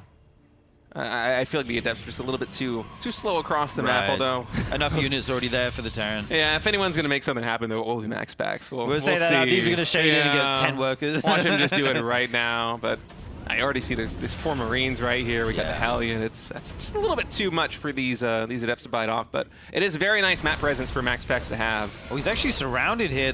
Another Reaper and Marine. Is Hellion? he surrounded, or is he locked in Bunny? here with him, or is he locked in here with me? I just completely botched that, but you know what I mean. It looked like he was getting surrounded, but actually does seem to get a decent trade there and backs off. The first medevac is out. It's going to be another Widowmine drop. Just. I love this for MaxPax. He's going to spot the path of the he's a genius, medevac's coming in too. I feel like, at least for me as a Protoss player, one of the hardest things about figuring out an early game PvT on new maps is exactly what angles are the Terrans going to try and exploit to get damage done. And look at this. He already has a Stalker coming down to try and meet this. Unfortunately, that Stalker went a little bit too far to the bottom left. It's not going to see the medevac coming into the natural expansion, but we're running it back from game number 1. It's once more a 1 Widowmine drop here. Yeah, perfectly dealt with again. Just gets the 1 probe. That was kind of reminiscent of ZVP, like making a little vision ring with Lings. Like he had that Adept in the perfect spot to see the trajectory of that medevac. Really nice info to have, you know, just knowing where it's coming from and when. This Liberator going to come across. Last game, it's beautiful. He sees it again. It's just awesome. And Yeah. MaxPax with Blink done already. This Liberator, it's not going to die, but it's going to take a fair bit of damage here. Yeah, this Reaper actually getting into the main somehow and going to pick off a couple probes. That's something. This Hellion goes to the natural as well. This could be a little bit of damage here for Bunny. Okay, the Warpin comes in. That Hellion, can he get any more? Okay, that's pretty decent damage for one Hellion. 4 probes actually going down to what, a Reaper and a Hellion is kind of, it's a little bit surprising. At this point in the game? Like, yeah, we've been singing MaxPax's praises in terms of map vision, but man, props to Bunny for making it work with really very little tools. absolutely. That Liberator is just hanging out there by that 6 o'clock base. Hasn't gone in yet. Going to wait for the right time. The Stalkers, 4 of them, will be able to shoot down SCVs, one shot at a time. There is a tank, though, able to zone them out, and we see the Viking as well. So that should be the end of the Warp Prism Stalker harass here. This Liberator seems lost. He seems like he doesn't have a purpose right now, or just biding his time in that airspace. That one Marine makes it out as well. Huh, is it actually going to go back home? I was wondering if Bunny would just Wow. park it down there at the 6 o'clock, similar to the way that he did in game number 1, and Yeah. wait to try and use it to tax MaxPax's multitasking later on, but he's taking actually able to pivot all the way back around. I thought he might go and just regroup at the main base for a big push, just use that Liberator as a tool. Instead, he's going to the 3rd. Actually flies over the 3rd. Okay, gonna get such a weird route it took there through the middle of the map. Felt kind of risky, but he gets away with it here. Gonna send it into the airspace up here between the main and the 3rd. That medevac is moving out as well. Is MaxPax going to spot this too? He's seeing everything this game, man. Yeah, it's pretty impressive. Although, okay, yeah, he does finally. I was wondering if he actually did spot it, because sometimes, the player, it is in their vision, but they don't actually notice Right. it.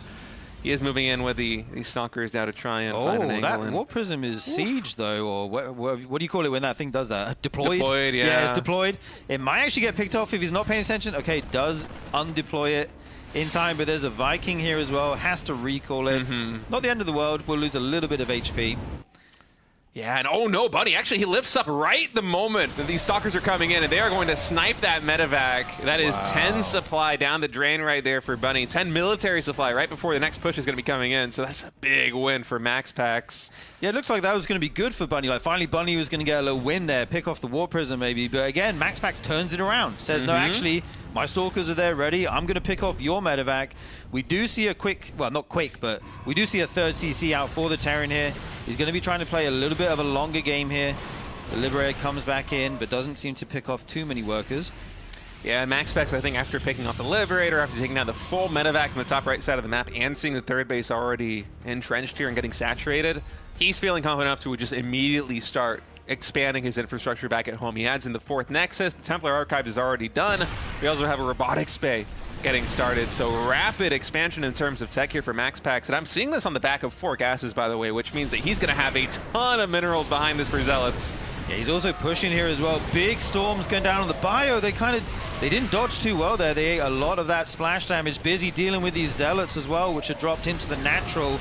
And somehow the Stalkers are in the mineral and they're blinked in. These units are all getting so weak here for Bunny.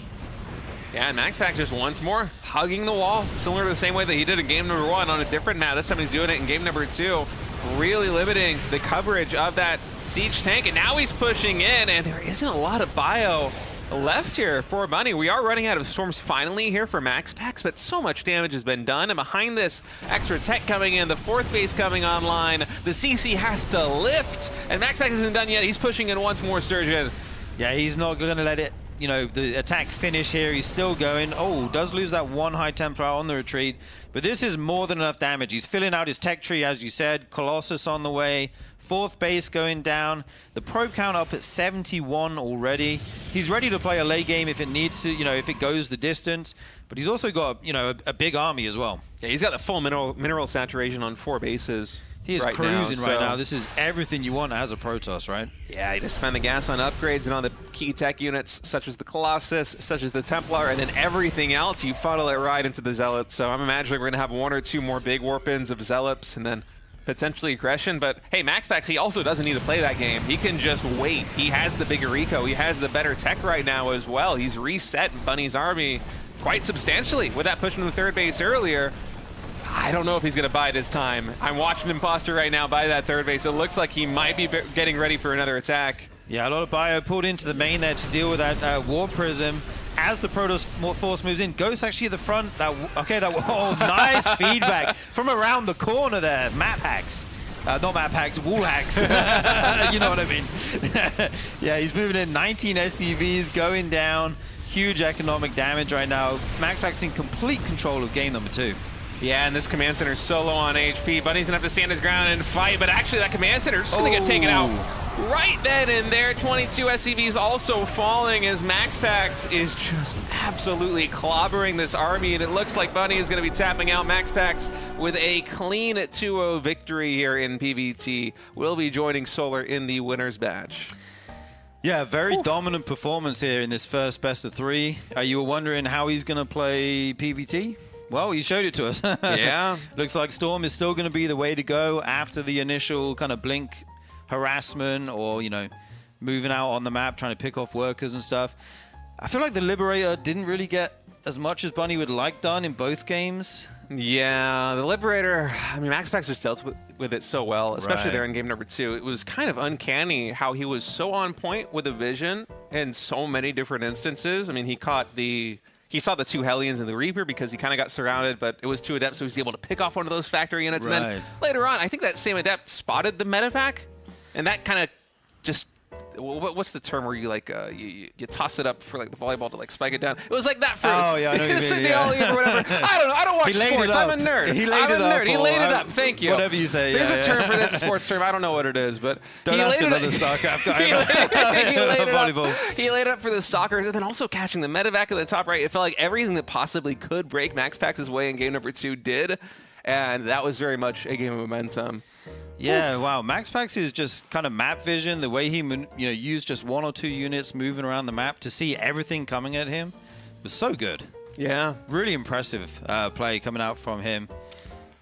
Guys, we have the offline finals for RSL coming to you after Season 3. This is going to be on December 13th and December 14th. Make sure you mark your calendars. If you're in Korea or if you're coming to Korea, we would love to host you here. And if you would like to play, here's all the info you need for the last chance qualifiers. That sign up is going to be available on the RSL Twitter page. That is RSL Revival on Twitter, excuse me. Elmer Fudd here for a second.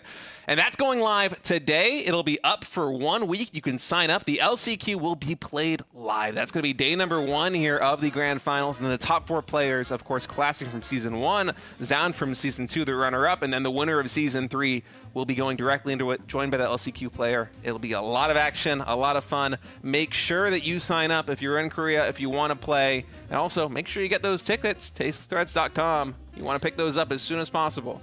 Do it, guys. This is what it's all about. Offline StarCraft 2. It doesn't get any better than that. Watching the players, in the crowd, on the big screen, and hearing the casters in the venue. It's going to be so hype, man. I really can't wait.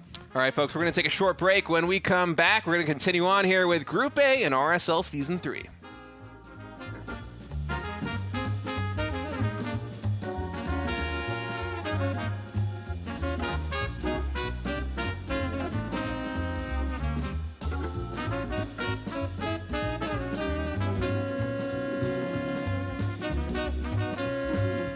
Walk down into storms. Yeah, you got to be super careful there. I love what Trigger's done here. He made 1 Colossus. He made just the 1. He said, okay, I have a Colossus. Here it is. I'm showing it to you. You need to make Vikings right now. He's gone up to 10 Vikings, but Trigger's got 16 High Templar. Jesus That's where he Christ. spent all his gas. He's mind-gamed him here. He said, you got to make Vikings, but then you're not going to have enough ghosts. Only 6 ghosts on the field here. Big storm goes down. These High Templars at the front, so aggressive right now. They have no fear whatsoever. Going to morph into an Archon, but taken out with AMP. Oh my God. The 1 Colossus trying to do what it can. And yeah, Bjorn got to hold on here and kind of readjust his army composition a little bit.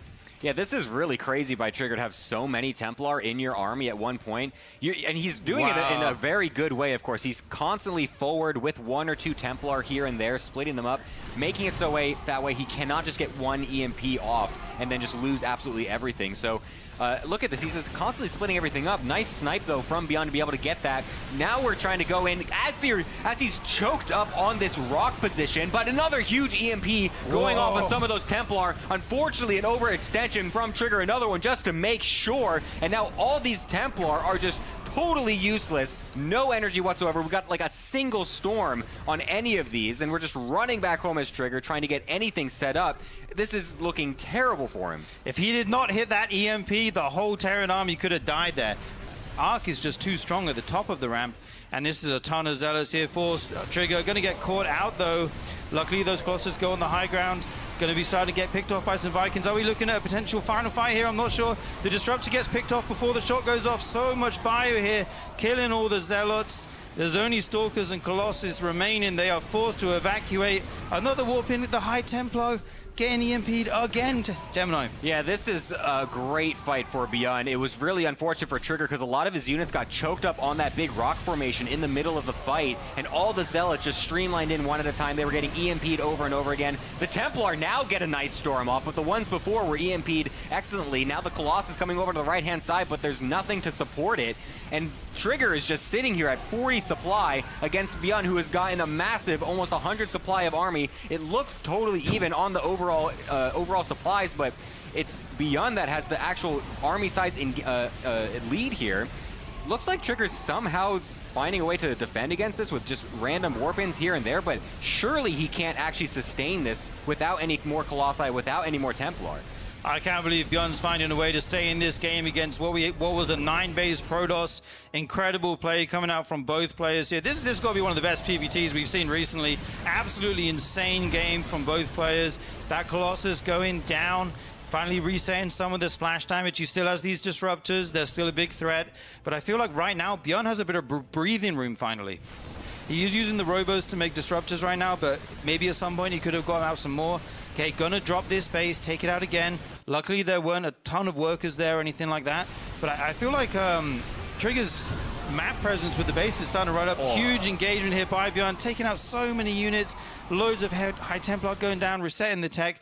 Luckily, he had his army split. That wasn't everything, but huge loss there for Trigger. Yeah, that was actually a really nice engagement for Beyond, focusing down the disruptors before they're able to actually connect, and also killing that base on the bottom left is going to be really good for him, as he's even now going to the top right-hand side. This base on the left-hand side is going to get killed off by Trigger, but there's not really that many things left to mine there anyways, but obviously at this point, you really need anything you can get, as this map is getting mined out, essentially. This top base that has been fought over so long is really going to be one of the last places that you can find minerals as Beyond, and we'll be able to just drop a ton of mules on that, get a lot of extra income boosted here. So at this point, the SCV count doesn't really matter all that much, so really just continue to stare at the supplies of the armies, because these economies at this point in the game is going to get really wild. 142 SCVs dying. 142. That is 330 mental. Zealots going down.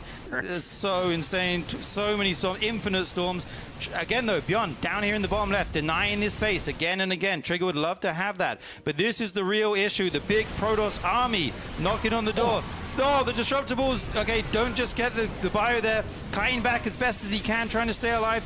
The rest of the Marauders join up. So this fight is going back and forth. That Disruptor shot doesn't go off. That would have been huge. Oh my god, that was an insane snipe from Beyond. I cannot believe he even tried for that. The fact that this is going this way, though, is kind of insane, because Trigger lost all of his storms at the beginning to an EMP. He's got plenty more coming from the back as well to try and do a flanking Templar move, essentially. But the Hello, everybody. Welcome back. We're going to go into our third best of three. My headset's all over the place. Just adjusted.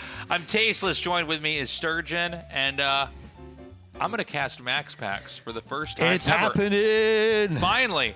Somehow, despite me being a professional StarCraft commentator since the beta of this game, I've never been able to cast MaxPax's games. So this is cool. We're going to be going into this one. It's going to be him versus Solar. And, of course, the winner is going to be the first survivor tonight here in this group. Absolutely. It's going to be the winner's match here. MaxPax kind of had a pretty dominant game, first set of the day. Not so easy for Solar, but he did make it happen. And in the same matchup. So I think he's going to be warmed up in the matchup. He's thrown a very strong Hydroling Bane style in all three of the games. So I think we'll see a lot more of that. Here is the standings so far. Solar and MaxPax 1-0 each. Zoun and Bunny will go down to that losers match, where they'll try and fight back and get out that way.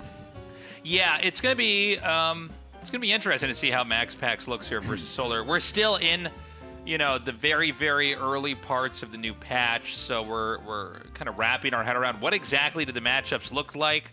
We're going to have some fails there. We're going to see some moments of brilliance here as well, as everybody's kind of tinkering and testing out their new ideas, their theories, and applying them here in the RSL as we kind of see what exactly the landscape, in this case for PVZ, is going to look like moving forward here as we close out 2025. In this map this time around, it's going to be Solar here in the top right, MaxPax in the bottom left, going with a pylon here at his expo.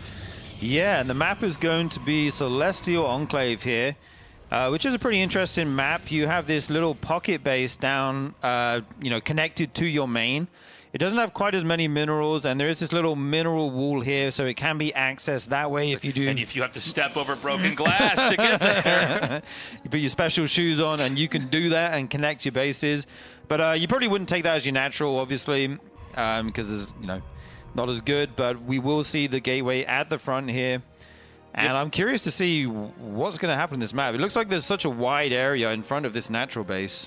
I welcome the pocket base for you this like map. it? Yeah, I like it. I think it makes for some kind of interesting ideas. It's actually a pretty old concept in map making, going all the way back to the really early days of StarCraft 1. This idea of like, well, let's put a base in the back, but let's not make it too good. Let's still incentivize the player to try to push out, but let's say that like something does happen or you get contained or you're being pushed. It's like, well, you can kind of still grow.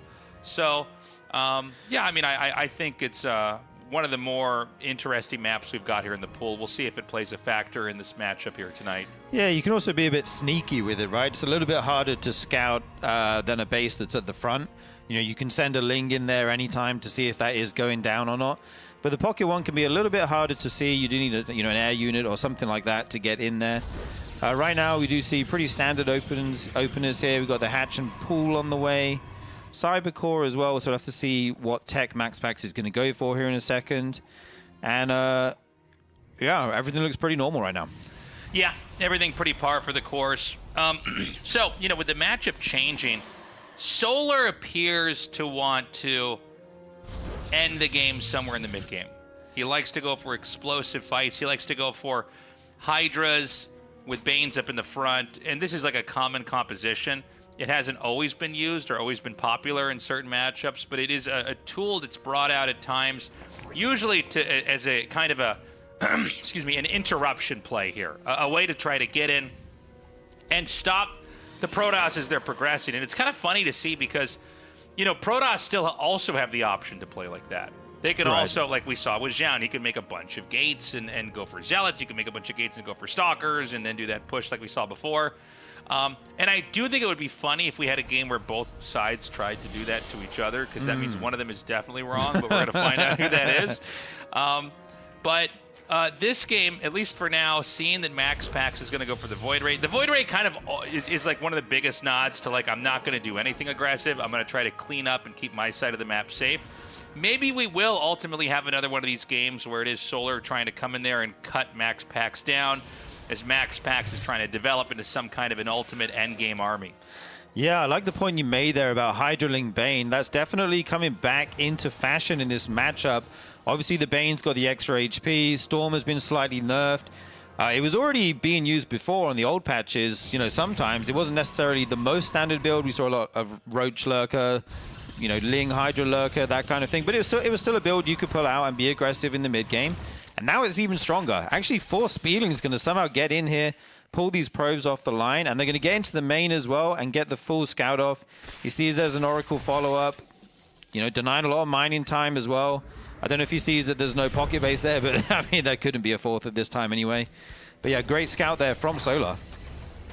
Yeah, nice job getting in there, at least getting an idea of what the game's going to look like so far. I do love the third base on the outside again. I like that he's...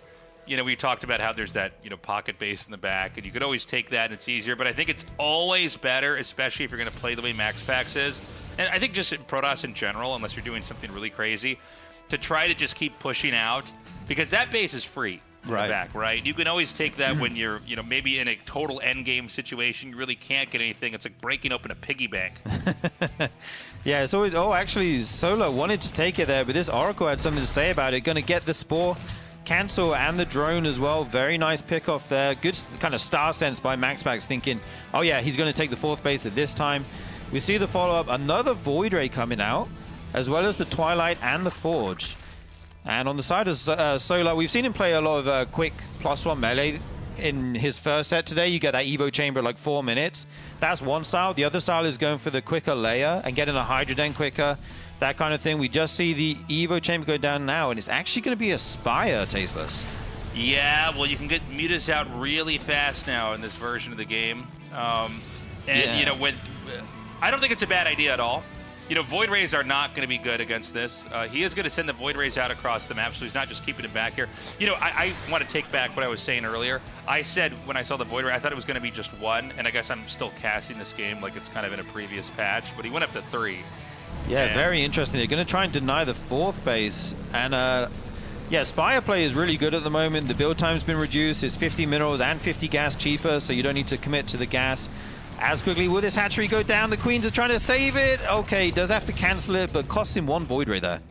Yeah, I think canceling the hatchery, though, is great. We've got another... Oh, I thought that was it's a small Void Ray coming up here. It's going to hit that one, too. A mini Void Ray. Yeah, wow.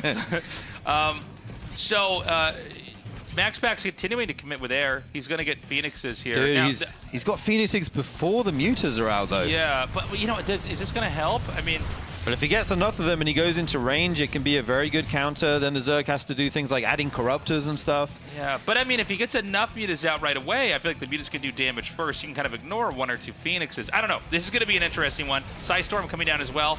Obviously, we've seen the big changes with Psystorm. I think the players, the viewers, I know myself personally, still kind of trying to get used to how this feels in a game and what the ultimate implications of this change in StarCraft 2 really are.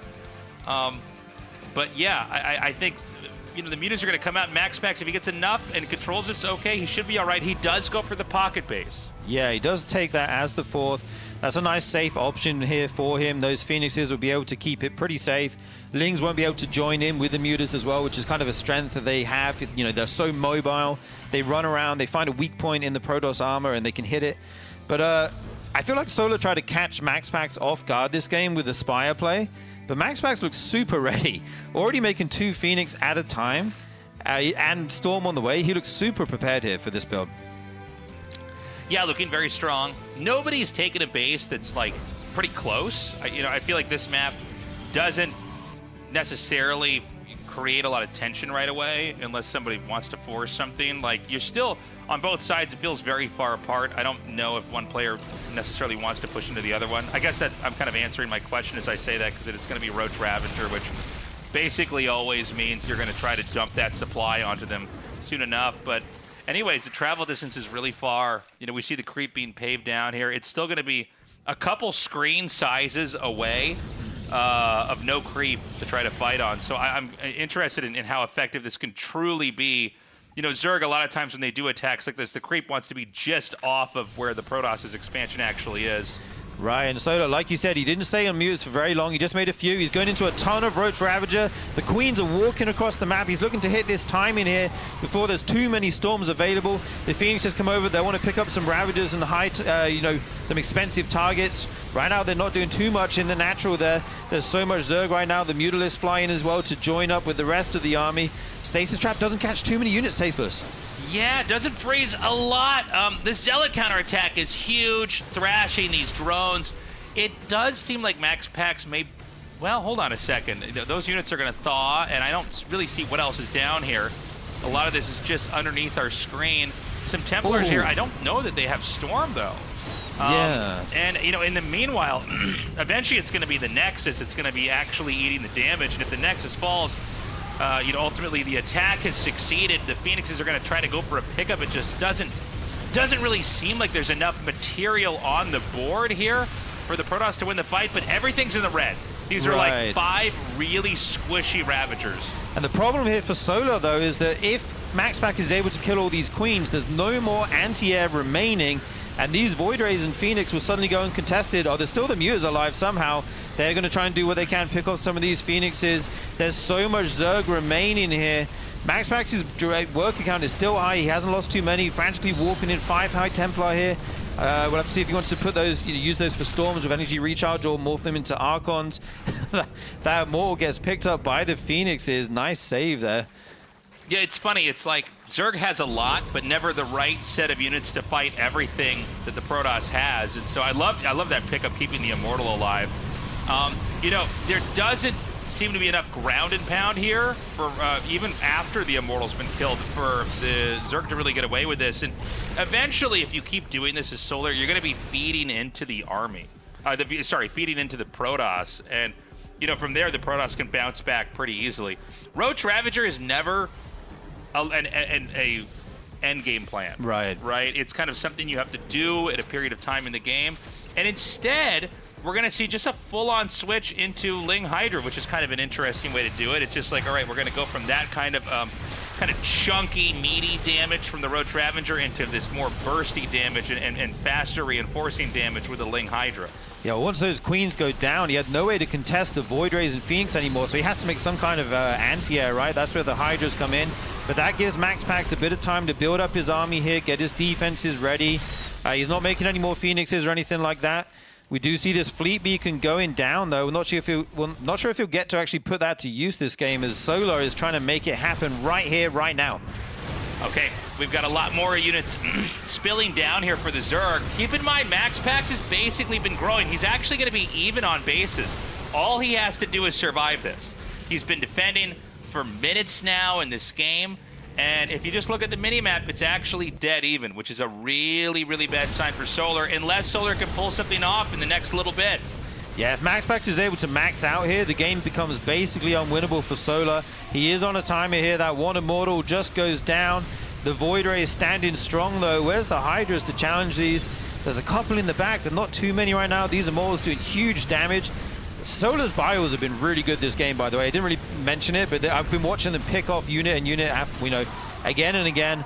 But it looks like MaxPax has enough to stabilize here, and he is sitting pretty on 90 probes right now. Yeah, I mean, that's crazy. 90 probes is a lot.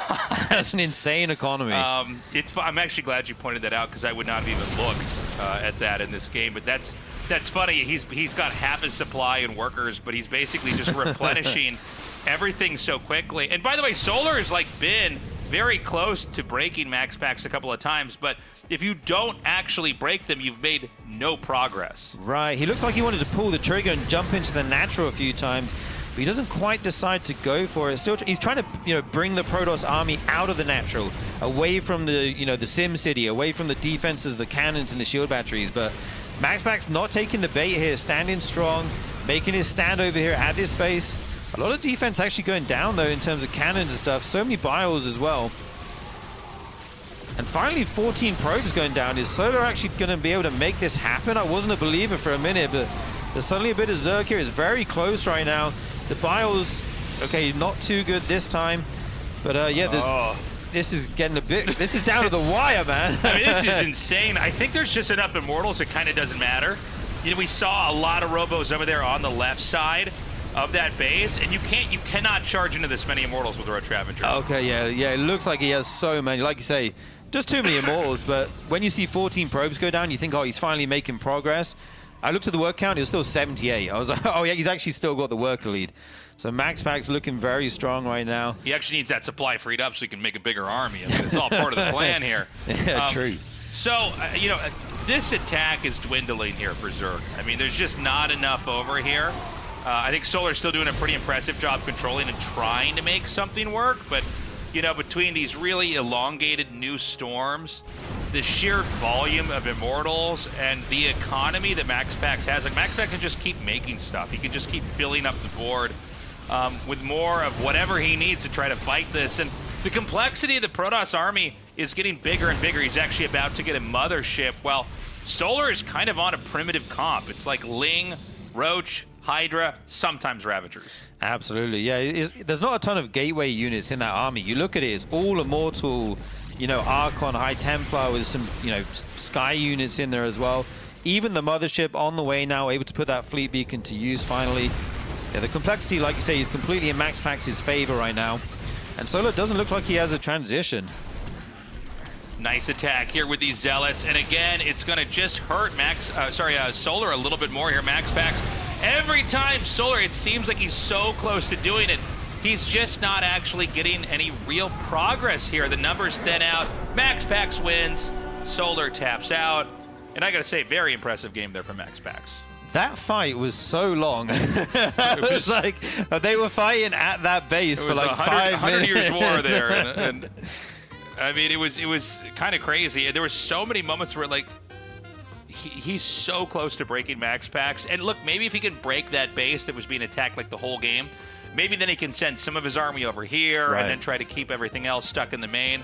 But it was actually MaxPax that had the Zealot counterattacks that kept killing drones. Yeah, able to do even more damage economically. And I love the patience from MaxPax as well. Like I said, Solar was trying to dart into the natural, make it look like he's going to dive, and then pull him back, hoping to catch MaxPax out of position. But he wasn't taking the bait. He was staying very defensive, staying near his static D.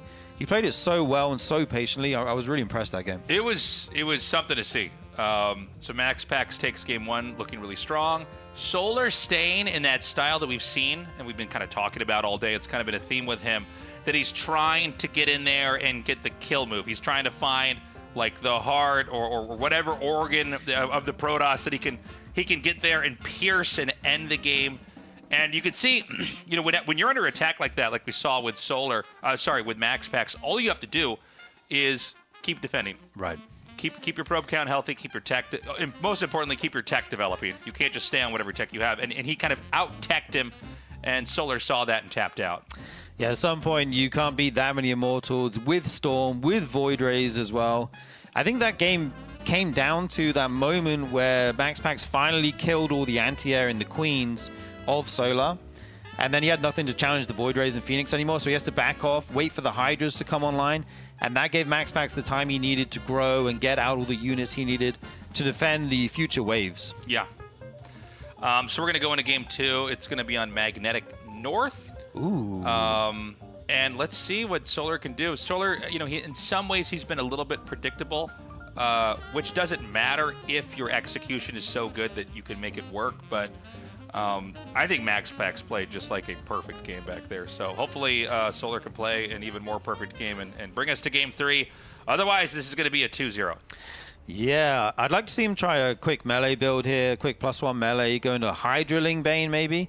That would match up better into what MaxPax did that game. It was also a really weird opening as well with the Spire coming out and then MaxPax seeing it really early, being ready with the Phoenix.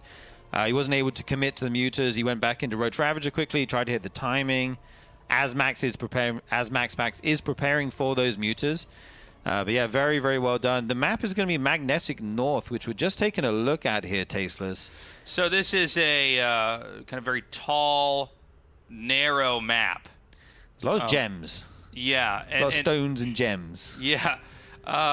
It's, you know, let's see what kind of games this gives us. I'm also interested in kind of what the expansion distribution is going to be on a map like this. Like, will it just be kind of the 5 we might expect in this sort of, like if we look at it from Solar's perspective, kind of bottom left area, those 3 remaining expansions on the outer perimeter, or is there going to be more of like expansions going in a line? I don't know. Yeah, it's always interesting to see which bases these pro players like to take and which order they take them. You know, as we get new maps coming into the pool and into tournaments, super interesting to see. I like the horizontal bases. Like, I know the triangle ones are like kind of sometimes better, but my brain is like make them all in a line and then split my army in 2 and it's easy to defend. I think it makes for some more interesting games. The more I look at this, the more I'm like, I probably won't be them growing in a line, but I welcome maps like this with different shapes and kind of different ideas. Absolutely. But, you know, the question will ultimately be here, you know, is Solar going to give us a different game?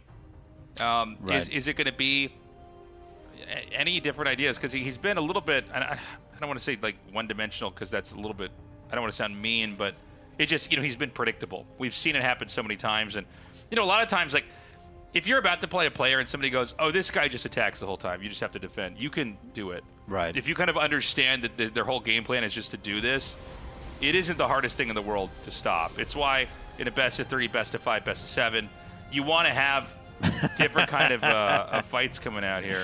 Look at these little guys down here. Underneath the monster energy sign. That is a crossover I didn't expect. Yeah. Imagine if Obi-Wan had some monster, dude. Exactly. If the Jedis had monsters.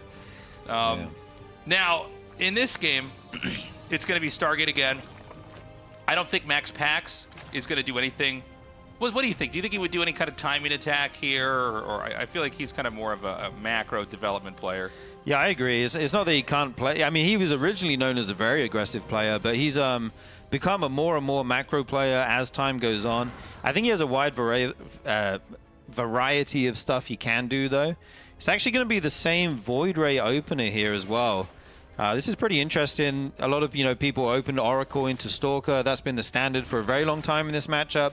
And then you decide, am I going to proxy a gate and commit to the Stalkers, or am I going to get Storm as I take an extra base? That's kind of been the two main branches, I think, in the meta. But he's saying, no, it's actually good to get like a few Void Rays and try and target some hatches down and stuff with them. Yeah, it's fun to see this approach. We did see that one hatch pop. That might have played a massive role in that last game, just because you need to get that out to try to develop and get things moving quickly here. So it's one Void Ray, I believe, right? There's not a second one out in the game, and then it's going to be Oracle. So sometimes when you go to a best of 3 or best of 5, you can open up with one build, and then the second build in the next game can look like the first one and then deviate, and that can trick a lot of players. Yeah, absolutely. We did see him get that one Oracle in the first game as well. I'm curious to see if he's going to add any more Void Rays or not, or if he's making it look like it's going to be a similar thing to the first game, as you kind of mentioned. The Queen is here, is going to shoot that away. He's just, looking around for Overlords right now, trying to get anything done. The one bad thing about going with Void Ray and sending it across the map is you don't always have the Oracles at the third base. If they make a ton of Lings, that's not the case, as we see. And there is going to be another Void Ray added on here. Okay. The Void Ray going to now just kind of come around here towards the main. And we've got the Forge, the Twilight Council. Again, we still don't know exactly what kind of game it's going to be. That tech's about to be revealed to us. For Zerg, we have the Roach Warren with the Lair. So it's possible that we have some kind of attack that looks very similar, if not identical, to Game 1 here from Solar. Yeah, nice little save there on that drone as well. Got down into the red HP. We see a couple Adepts trying to shade across. They probably won't commit to this as they see all these Queens. Okay, no, I take it back. He is going to move in here, going to try and trade these out for some drones. If he can get like 4 or 5, that's a pretty good trade for your initial Adepts, which aren't going to scale into the mid game. Right. So I like that there from MaxPax.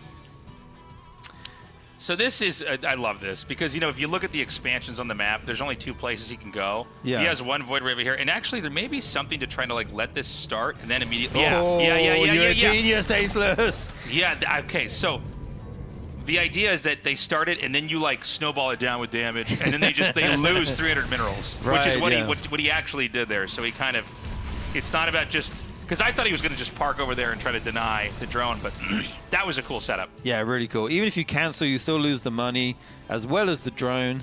So I really like that. Solar is droning up pretty well, going into the mid-60s when these pop. There's actually no Spore here, and the Queen's moved away. MaxPax finding a little angle here to pick off even more drones. This is starting to become significant. The work count even right now, normally in the 40s is when the Zerg will take over the Protoss in terms of workers. But right now we see it's pretty similar, actually. And we got 6 gates going down at a time, as well as charge right now. Yeah, he is going to go for a timing here. And he's going to be hitting really hard.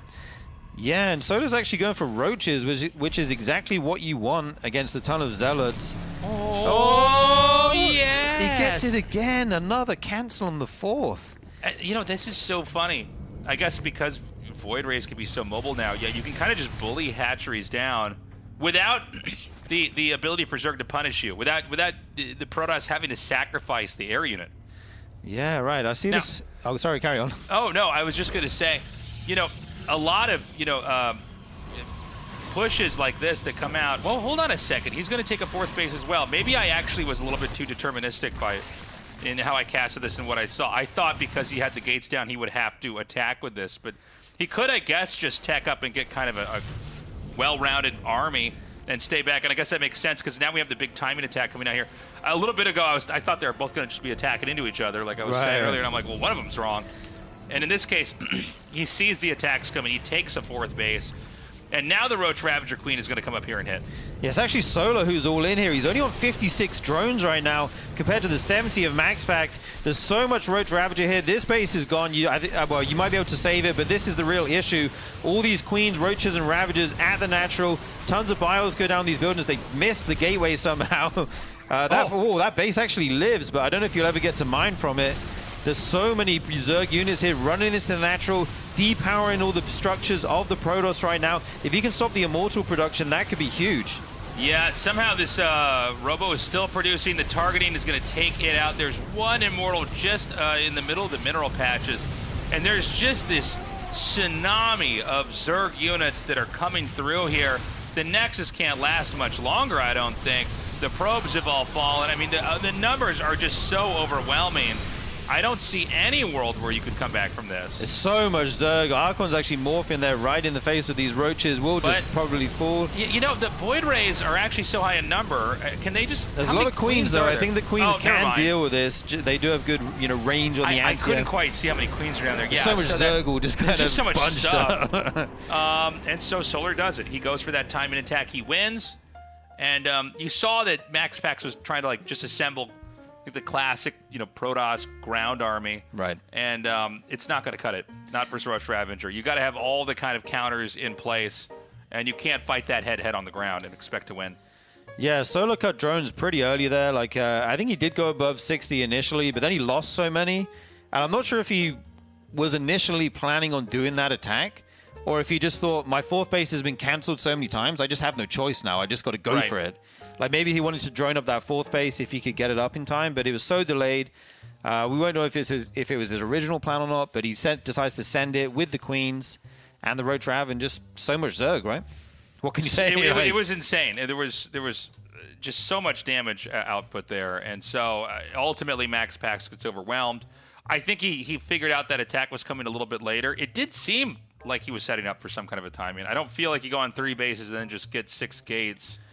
And then take a fourth later. But I think when he realized, okay, I can't possibly push out. I'm still trying to wrap my head around the new patch, by the way. Some of this is a little bit confusing, seeing how the players are handling this. Yeah.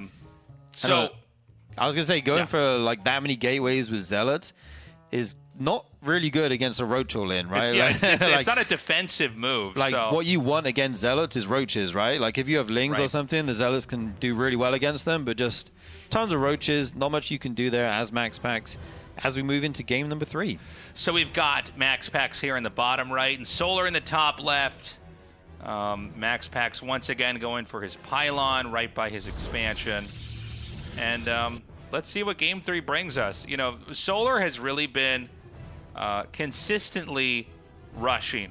Sometimes it works, sometimes it doesn't, but he hasn't tried anything new. And maybe that is the best way to play tonight because, you've got to get out of this group no matter what. We don't have that many Zergs here in RSL, by the way. Right, true. Who do we have? We have Solar, Reyna, and Shin, right? Yeah. Just the 3 Zergs. Yeah, so, not to be biased, but it would be nice to see some Zergs go a little bit further. Yeah. Just some matchup variety, and hopefully get one of those out to the offline finals, potentially. That would be good. I think if I'm MaxPax going to game 3 here, I think I want to play something safe. Go 3-base Storm and sit back a bit and then take my 4th when it's kind of safe to do so. Because, like you said, Solar's probably going to attack him, right? Yeah, I'd be shocked if he did anything different. And I think what you want to do is get all the different tools that let you hold off rushes, and it requires different counters. You want Storm, but then you probably also want Void Rays or Oracles or some kind of mix of that that's just they can attack ground. I think especially Void Rays MaxPax has shown he really knows how to use, but okay, that way they have to have queens. They have to be, and that, if they have to have a lot of queens in the fight, they have to be all in, right? You just want to set up something that can kind of defend everything, and then you're going to be to a point where you just have too much tech. And the Zerg, especially if they decide to commit into you, are just going to get punished. Yeah, and I like the point about the Void Rays and the way MaxPax uses them to deny the 4th base. It's been really good. If you can cancel that even once or potentially twice, it really slows down that Zerg economy. Even if you make the drones, you have nowhere to put them for them to actually mine, right? If you go up to 80, for example, without that 4th base, you don't get much out of them. So I really like the denies on the 4th. There's going to be another Stargate here as well as the Adept. Similar build so far from MaxPax. We'll have to see what air units exactly he wants to make and go from there. And it's going to be probably a slow start. Right now both sides are macroing up. This is right now your bread and butter PvZ opening here. We've had this in previous patches, and it seems like it's going to consistently be the same thing. You get that Stargate out, not just to have an answer to a lot of different things Zerg can throw at you, but to scout too, and possibly to harass. And you want to first and foremost try to figure out, okay, is there anything out of the ordinary? Survey what the Zerg's doing and figure out what kind of game am I in and how do I want to play this? Do I want to go for a timing attack? Do I want to try to shut them down? Or do I want to just play defensively? And of course, is it going to be a game where we both kind of macro up? Do we power up into late game? And what is that going to look like in this iteration of StarCraft 2 with the new patch? Absolutely. We see the Oracle first here coming out for MaxPax. Going to try and harass with these. The Overlord flies in at basically the perfect time. We'll actually see that as it spawns, so he has the perfect timing on that. Can go ahead and start his spores, so they'll be there in time as it flies over. And it's going to be a second Oracle here, so MaxPax actually mixing it up a bit. Yeah, so far, it's kind of the Stargate core tech, but with a couple different introductory units that can kind of allow and create different types of opportunities for you here. He does come in here, almost gets that third kill, actually commits with the Adepts and does get the third drone kill. This does not pay for itself. Obviously, it's not always about, price. It's also about what did you actually kill. Killing drones is going to slow down the overall momentum of the Zerg. But yeah, I mean, two Adept sacrifice there, probably you would have wanted a little bit more out of that, even though 4 drone kills is good. Yeah, and the other effect is you have to send your Oracle home here to keep the third base alive, as you don't have those Adepts anymore. On those Spore Crawler here, he does manage to force an Extractor and a Spore with that Oracle. And we did see the early Evo Chamber from Solar as well. If you ever see that before 4 minutes, it basically always means +1 melee. So he'll be starting out with melee, with Lings, and then he'll be going into Hydras, adding in the Banelings, probably looking for a big timing here in the mid-game around, 76, 80 drones, that kind of area. Right now he's just building up that economy, trying to minimize the losses to these Oracles as much as possible. So the Oracle going to once again move out, do a little bit of scouting. Zerg, I'm really watching the Zerg and waiting to see, are we going to have anything crazy like the Roach Warren go down here again? Right now it's melee with Banelings and the layer coming. Could be Hydraling Bane. Yeah, this is looking very much to be so. Actually has to keep this Queen alive. These Oracles trying to pick it off there. But yeah, like you said, this is going to be Hydraling Bane. And this is a comp that you have to make something happen with, right? Especially if the Protoss goes into Storm, like at some point you do get outscaled. So normally you have a timing where you kind of hit as your +1 range is on the way and you get your first Hydra upgrade and you just send it on 80 drones and you try and kill the Protoss 4th base and kind of set them back onto 3 bases and hopefully end the game. That's what he's going to be looking for here. And with the blink, the +1, I think nothing's going to happen for a little bit here for the Protoss. It is going to start to heat up here for the Zerg with that Hydra Den coming out here. I don't know that Protoss can take a 4th base or that makes sense to do. It's funny, we looked at the game in Game 2, and the comp there, that looked like it would have been stronger versus Ling Hydra Bane, right? Yeah, it could have matched up better for sure. Yeah. If he had a timing with it or something. Yeah, the Banelings can actually deal with the Zealots if they get the big shots, but if you spread the Zealots really well, sometimes the splash just doesn't do enough. It can go both ways depending on the control and stuff, but yeah, right now we see Solar trying to take another base there. These Stalkers have to be careful. The Lings are here. They do have Blink, of course, but the Oracles actually do huge damage to Lings. I'm not sure I like this trade for Solar right now. Yeah, Solar probably doesn't need to do that much just yet. Protoss, I don't think is really committed to pressuring with Stalkers. I think this is just like a harass, kind of on the outside. You can lay these stasis wards down, and if the Zerg overextends, you can punish that. But, this can really be a double-edged sword, because if you lose all this, I mean, the counterattack is going to completely flatten you. Absolutely, yeah. He's not too committed with this. He is taking this 4th base. Solar with an excellent scout, actually sees it the moment it goes down. These +1 Lings actually going to be able to take out both the Adepts there, which is pretty insane. The Stalkers are deep on creep right now. They got to be careful. Okay, that Stasis Ward does cover his retreat. Very nice move there by MaxPax. Tries to lay down another one. Doesn't want to get jumped on by these Lings. But Solar's already up to 82 workers. That's all he needs for this attack. That's, you want to stop at 80. So he's going to be making nothing but Hydras, Lings, and Banes, and he's going to send it once he's got his upgrades. It's just so weird seeing the Stalker harass in a moment like this. I just worry that, it's going to be all about the other side of the map in a little bit. He's sending it back now. I think that MaxPax has to brace for impact, because this is going to hit really hard. You can see there's a 4th base being taken. There's not a lot of defensive structures around it, kind of protecting it. I think that MaxPax has to kind of spread these Templars very evenly across the 3 possible positions he can be attacked in, and basically do that dance of defending and letting the Zerg bleed off. But instead, he's going to push out. Yeah, there are a lot of Banelings being morphed here. He's got to be super careful. If you lose these higher Templar in the middle of the map, the game is over. You got to be so careful right now. Okay, he senses danger. He knows the attack is coming. He's trying to flank it with these storms from the bottom side. A couple Banes roll in. He actually blinks into them. And there's a lot of Zerg right here, but where are those Banelings from before? They're rolling in now. Some High Templars going down, but he keeps some alive as well.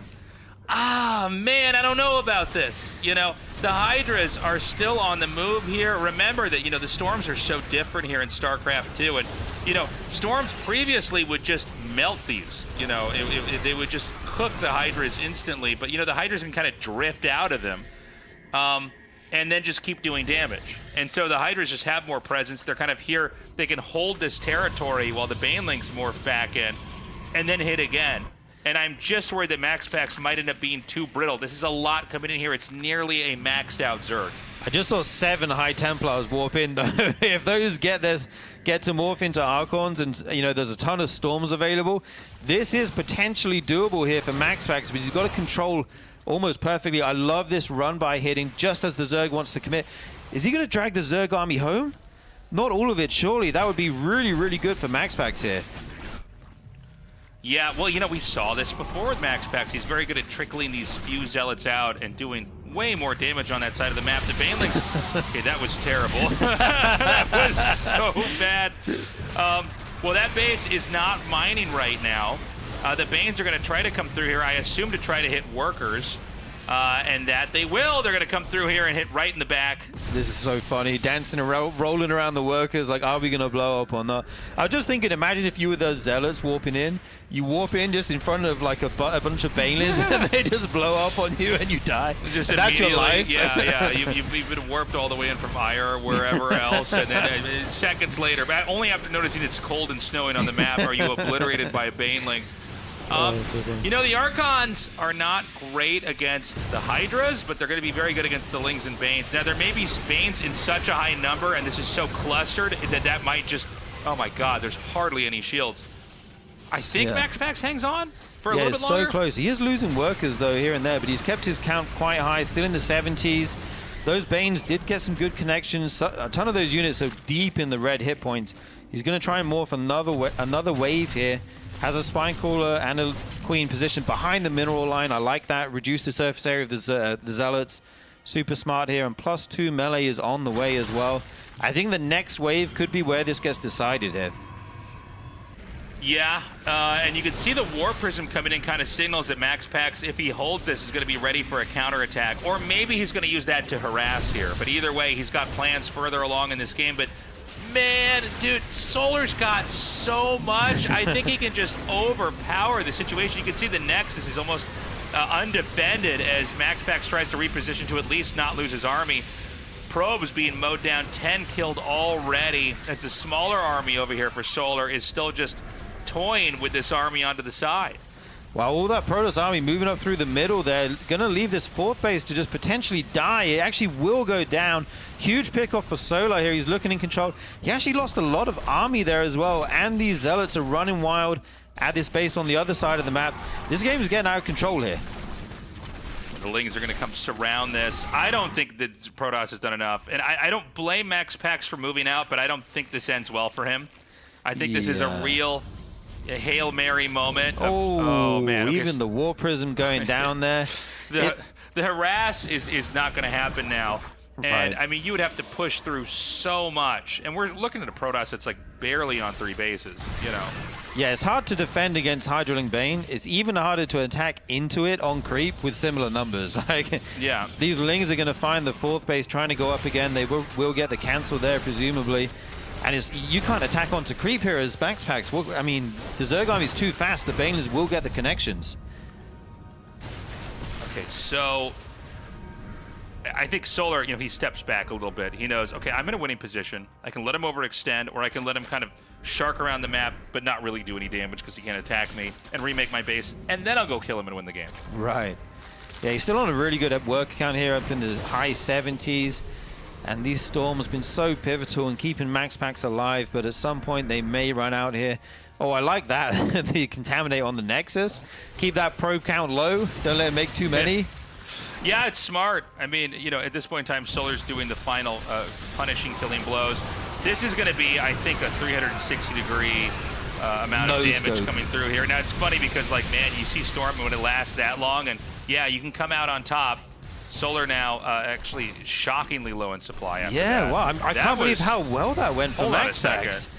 He suddenly has a ton of army left over, but the reinforcements coming out from Solar now. I guess the reality is Hydra Ling just will still kill Archons. Archons are... This is close, though. MaxPax might be making this happen, Tasteless. Did Solar try to just kind of end the game? Was he playing with his food this game? Because now this looks kind of insane, because, Protoss is just going to keep pushing forward. Hold up. MaxPax has done it. Dude. That engage looks so good for Solar. He shouldn't have stayed there. I can't believe it. He surrounded him, and the Storm, it melted the units that are in there, and then new units kind of moved in the place. Wow. I think Solar just threw so hard. I don't know, though, because I thought he did it. I thought he took the engagement well. He had multiple flanks, and the Baners come in. I think it was fine, but I think they hit Archons or something. I think you want to just bait out Storms and back up again. I think you just can't commit when the Storm's there. The Storm hits and you got to run away. I 100% would have done the same thing, I don't know. But that was what I can't believe MaxPax was able to win that game. It's been hard for me to get the hang of the Storm in fights. A lot of times you look at an army in StarCraft 2, or you see two of them together, and you go, okay, that one's probably going to win. That one. That's the one. Or if they lose this unit, you know where the fight's going to go. But that was insane. I thought Solar had done it. After he killed the 4th and he was up all those workers. After still he had killed the an War Prism? Yeah, the War Prism as well. Yeah, that was crazy. Wow. I don't know. Guys, what are you doing? What are you doing with your life? We have a live event here in Seoul. It's going to be on December 13th and 14th. It is right by Yeoksam Station. That's in the Gangnam area here in Seoul.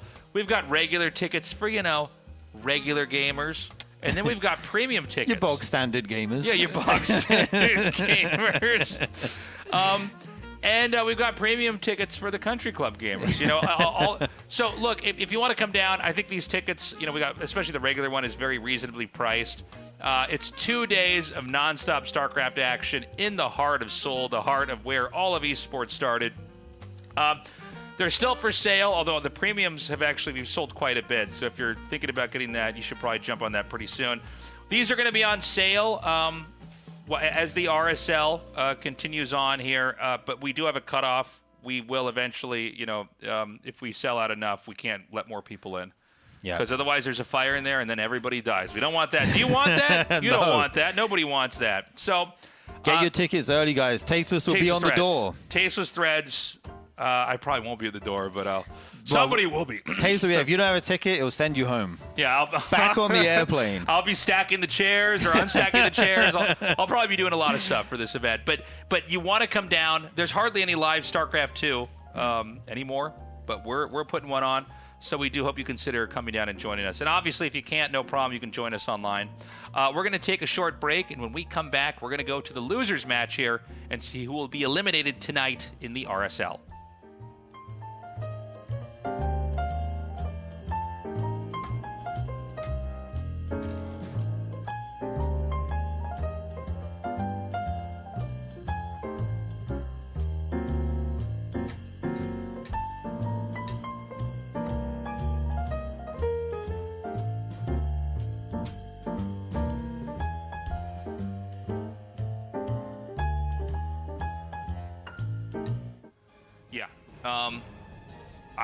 I feel like, at least in the games I cast, I haven't. Wait, what? He's going to cancel and make a spine, surely. Yeah. That makes or not. Sense. Wait, yeah, okay. It's just, okay. Because the vision was kind of confusing me. Oh, wait, no, it is still there. What? What is he doing? Oh, he messed it up the first time. He messed it up 2 times in a row. Oh, my God, he messed it up. No! Oh, that's so brutal. And he makes a hatchery back at home immediately afterwards, realizing it. Oh, that's so brutal. My God. He actually messed it up twice because the production tab actually had to cancel once, 2 times in a row, but the vision was coming from Shin, so we didn't actually see that. He's going to try to make it to the main base, but I feel like at this point, you know, it's been totally blown. The cover's been totally off. Like, he sees exactly what's happening at this point, so that is a brutal scenario for Raynor, and he's going to have to now recover from this awkward situation. He knew the exact right number of drones. It's 3 to snowball the damage down. The drone cancels. I mean, I guess he can make a spine down here now. He's just going to bring it home. I think you kind of have to just abort at this point as Raynor. Or he could build an extractor there. I mean, there's all sorts of stuff you could do. Well, this is really good for Shin. Yeah, I mean, the lane count is going to be perfect. He's kept most of his drones alive, only losing 2, which is quite good. He's still up a solid amount of drones, going to continue to make more of them. And Shin should be feeling very comfortable, especially now that this queen has arrived. This is looking like an excellent defense coming out of Shin. Because Shin wants to keep this economic lead going that he's accrued for himself. A solid 8-7 workers or so ahead is going to be super good for him. Wow, Raynor going for a ninja base in ZVZ on the bottom right-hand side of the map. That is not something you see very often. I think this is one of the best possible moves. I think your cheese failed. That is probably the best time to hide a base. Yeah, yeah. Right? Like, otherwise you're just playing from behind in a very straightforward game. Take that base in the bottom right. And, you know, a lot of games, I mean, speaking from experience, is where you, like, think you have a read on exactly where they're at, and you think, okay, well, this game's really their problem. They have to do something, and you're like, oh, no, they're literally ahead of me in a base. Yeah, yeah. This is terrible. So, I mean, it could cost Shin the game if he doesn't find that. It's not over till it's over, right? I mean, he's getting just enough roaches. By the way, I bet Shin is just scratching his head right now. I mean, like, what is, like, how is he just, like, the math doesn't add up. How does he still have enough to fight me? I have been in this situation so many times. The exact same thing where it's like you're just rallying and rallying and rallying. You're like, you've been on 2 bases for the whole. How are you defending my push? Like, how is it even remotely even at this point? And then it hits you. You go, wait a minute. Wait a second. And then you, like, send one worker out, and you go, oh no. And you click on the minerals, and they're, like, almost all gone. Like, the whole game he had the hidden base. I mean, he's kind of. I mean, he's got the one. He had the 1-1 advantage for a while. He had 1 extra upgrade. He's pulling drones to really continue to help with this defense. Now Shin has the +2 lead, though, which is going to make it much more difficult. But I mean, Raynor's holding. He's actually managed to somehow get everything together and hold. Shin is gonna see these roaches again come from the bottom side of the map. Surely he must realize at this point that something is happening. That's another one makes its name shown. So Shin must, at this point, come on, go over. Yeah, there you go. He's like, no, he's like, come, follow me. I'll show you my hidden base. You want to see why I'm still in this game? Come look. Yeah, okay, now the secret's out. Now Shin is sad. He's going, seriously, man? Oh, my God. This slippery guy. Well, now Raynor's got to get the rest of his stuff from his main to this pseudo third base instead of the other way around to be able to keep defending. And honestly, he is still doing that stuff coming from the top. Will be able to help reinforce this. Somehow Raynor has a supply lead through all of this and still has a drone lead this entire time as well, by the way. Now finally Shin getting some of these roaches up nice and close, gets one of those Ravagers. A lot of these roaches from Raynor are very weakened and will start to get picked off one by one as the others still trailing from the main and natural. Okay, I think he got it. It's been close for almost the entirety of this game, but this should be the tipping point. He just has enough roaches. The reinforcements aren't quite able to get there. I mean, this kind of shows you why you don't generally expand too far away, right? It's too much of a strain to try to protect 2 places at once. Raynor's sending some more roaches down here, but I don't see more trickling down on the mini-map, so I think that this is going to be at least the moment where this base goes down. We'll probably have to see these drones pulled. Yeah, we're going to finally get a lot of these drones, I'm assuming, since there's only a few roaches coming on the reinforcement. It's really starting to thin out now for Raynor. Knows that he is sending those back over to the new real third position, so we'll be able to keep some of those alive. But at this point, Shin has finally broken him and finally gotten a solid lead in the army count. Just continually sending units across the map that entire last seeming like 3 minutes of the game, it felt like. But now we'll actually get everything together, kills off that base, and should now be able to regroup. Shin, of course, is trying to send these burrowed roaches all over the place to do a similar amount of chaos to what Raynor...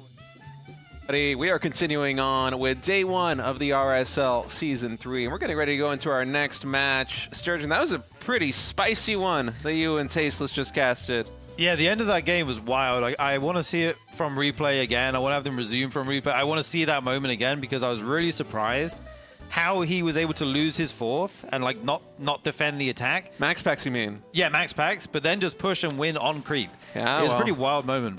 Yeah, the fight was pretty spectacular, and that's gonna be MaxPax going into the playoffs in first place. Wow. Solar will fall into the final match. He's gonna wait and find his opponent from the winner of this upcoming best of 3 between Zoun and Bunny. So another PVT. All right. I'm excited to get into it, and yeah, MaxPax showing up real strong here at RSL Season 3. Yeah, Excuse me. No problem. Last season he didn't play as good as he can potentially, I feel like, but this season I feel like we're seeing his real strength. He's looking so solid today. Really good build, showing some different stuff as well with the Void Rays in those PVZs. I like that. And then going back into something more standard there at the end and just making it work. Really impressed by him today. But like I said, we will be moving on to Bunny versus Zoun, and the first map here is going to be on Tokamak. Yeah, Tokamak, Winter Madness, and Persephone going to be the 3 sets. So only one of the new maps here in the pool, but we're guaranteed to see it there in set number 2, as the first map is loading in. Zoun versus Bunny. Zoun spawning in. The bottom left is the blue Protoss. Bunny, the red Terran, in the top right, and this is an elimination match here in the RSL. These two, one of them's going to go on to try and fight Solar for a chance of making it to the playoffs. The other one, they are done. Right, everything on the line here. These guys have to bring out their best right now. And I just want to say how happy I am to see like some good new maps in the pool as well. Oh, it's great, isn't it? Yeah, it's so like refreshing in tournament and being able to play on them as ladder as well, on the ladder as well. It's been really cool. And it's nice to see how they shape the meta as well, bring some different strategies out, that kind of thing. Super exciting stuff. Yeah. I am still a little bit sad that, you know, in best of 3s, the pros are going to go with what they're comfortable with. We're going to have a lot of maps like Tokamak, like Maganatha, like Persephone, but I'm sure as the season continues along, we'll get a taste of those new maps because it really is fun watching the pros try and figure them out, get the optimal strategies, the optimal angles. Occasionally things don't really go the way that you plan. I know that Hero, for example, and a lot of his PvZs and some of the new maps has been even doing high ground wall-ins, which I'm still kind of scratching my head about. But oh, I saw everyone talking about that. Like, why is he doing that? To stop like the drone lingo in and stuff like that? Who knows? I'm not sure, man. Anyway, that's PvZ. We That's have a PvZ. PvT for you guys right now. Bunny versus Zoun, and Bunny actually going for a 2-gas opening, Sturgeon, so Zoun, he's not going to get that scout off into the main base. Denied, sent away, doesn't get to see anything, but you can also know that he just lifted that depot in time there. That was a little bit sketchy, but yeah, the probe will not get in, but the Reaper and Factory will be the follow-up here, Steve. Yeah, it should be a really fast 1-1-1 coming in here from Bunny. As we'll see exactly what kind of 2-gas pressure he's going to throw Zoun's way. I feel like in the current meta, more often than not, this is just going to be some kind of hyper-aggressive play with a goal of getting a lot of probe kills. It's usually not a kill move outright where you try and take down the natural expansion or a third base, although that could very well be the follow-up. But yeah, I'm curious what the play is going to be because we've had a lot of single Widow Mine drops come in so far today from Bunny, but I feel like with a double gas opening, that's probably not what this is going to be. Yeah, you'd think so. We'll have to see what he wants to go for. The CC will be thrown down now. And I kind of like the Bunnies mixing it up here because if you're Zoun, you probably watched that series of MaxPax where he did like similar builds with the, like you say, the single Widow Mine drop. And maybe you're going to expect that. And this could be a bit of a curveball here coming in game 1. Yeah, there is the one Widow Mine getting started, so we'll see if Bunny. We'll see if he's going to make more. I'm leaning towards him making more, but it's yet to be seen. As Zoun is going to be going up the typical Protoss way here. Natural expansion is now done. That's the second Adept finishing out of that gateway, just providing some security here on the ground, and we're going to have a Twilight Council be the tech of choice. Yeah, we'll probably see Zoun going to blink here as we do see Stalkers being made. No aggression with the first couple Protoss units. You can't do that, obviously, as the CC is made in the Terran's main base. Blink the follow-up. Another Medevac on the way as well as a second Widow Mine right now. And this Reaper just scouting around. He did actually go towards his third base first, just checking there's no probe hiding out there, proxying or anything crazy like that. He's actually not scouted anything right now of the Protoss. Yeah. Which is kind of insane. But I guess when you're doing like a 2-gas build, you know you know, that you're going to have enough units to deal with anything, right? Yeah, if someone's going to be aggressive, it's probably going to be you. Right. The 2 gas Terran. And I actually like the way the Bunny is pairing this up. He has a lot of Marines stationed in the center of the map, looking to try and intercept anything possible. This Reaper is going to poke and prod, potentially the natural expansion or in the main base, and a medevac with, I think, 2 or 3 Widow Mines getting ready to send itself into the natural expansion. It is just going to be 2, so it is different from the 1 Widow Mine drop we had earlier. There's 2 of them this time. It's not the same build. A little bit of a distraction there with the Reaper, and now the Widow Mine's coming in. Both of them get buried. The probes are pulled very quickly, though. Looks like it's going to be 1 probe. Oh, he's delaying it. He's changing targets. He's delaying it. Oh, actually a lot of mining time lost there, but, you know, when you open 2 gas, saves the Widow Mine as well and gets out. Not too bad, not too bad. Yeah, I like that.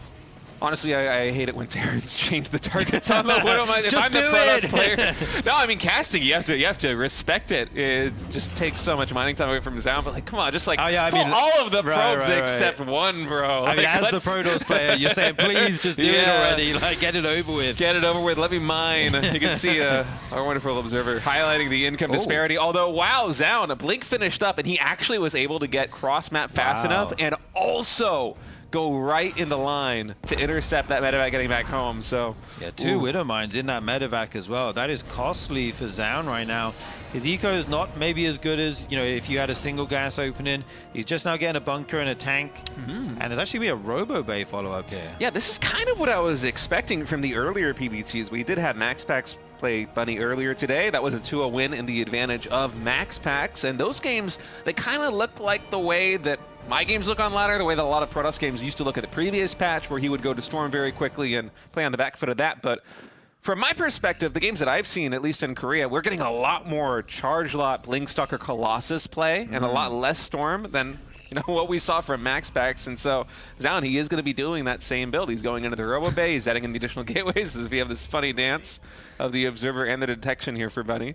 Yeah, just outside the range there, being able to hit by the bio in the main. It's kind of interesting that you say we're seeing more Colossus because the Vikings are cheaper now, right? Yeah. So it's like you kind of think that might not be the case, but it's interesting how the meta is changing here. I feel like it's more a statement about how Protoss players are feeling about Storm than it is about what the Terran can do about it, But right. Yeah, in any case, it is going to be that Colossus tech, as even this Raven gets intercepted, and with Blink done, that is a dead Raven unless Zoun wants to play it super safe, and no. Wow. Why would you? Just take a little bit of hull damage and take the free Raven. Not the best of early starts here for Bunny. Yeah, really good awareness to keep some Stalkers down there, because if that Raven gets in the airspace between your bases, it can drop turrets over and over again and again, force you to pull all your workers, be super annoying, and it's really hard to dislodge that. You basically can't dislodge it for a very long time. So huge pick off there on that Raven.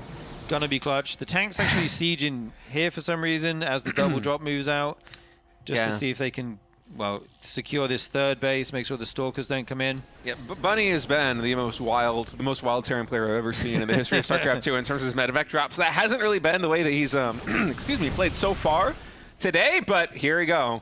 2 medevacs right into the main base here. He's found a little blind spot here. And exactly. Going to be able to unload without being seen. Catches the Colossus just as it pops out. Incredible timing here. Going to go to work on that. Pylon is powering 5 gateways. Artosis just woke up in rural Canada in a cold sweat. He doesn't know what just happened, but 5 gateways just got empowered as well as a Robo Bay.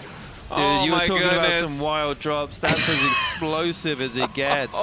That hurts so bad as the Protoss, even denying that thermal lance upgrade. And he gets out with most of it, right? Like both medevacs, most of the bio. Huge move there by Bunny. Oh, that's massive. I mean, Zoun had some really nice pickoffs before this. He took down the Raven free of charge. He got the medevac with the 2 Widow Mines earlier in the game, just losing a couple of probes and some mining time. Bunny needed to get a win on the board, and he certainly did with that drop. 1 Colossus and also delaying Thermal Lance, hampering the production of the Protoss player for so long. That is certainly beneficial, but we'll see if that's going to come to fruition as Zoun, he's not fazed by this. He's still taking the 4th base. He's still going for the double forge upgrades. He's still feeling pretty confident. Yeah, he has a pretty scary army of Zealots moving out here right now. Like you said, that 4th base, what was this? Oh, another Widow Mine drop coming in. Double Widow Mine. That one not going to burrow until it needs to. There's even a critter there as well. I'm not sure what he was doing there. It was kind of confusing me. I was like, is that a Terran unit? What is going on right now? This Marine going to try and get out of there. The medevac going to hang in this airspace for a bit. He might try and go in again later when the Protoss is distracted. That could be big. But yeah, looking fairly even right now, I would say, considering how wild the game's been up until now.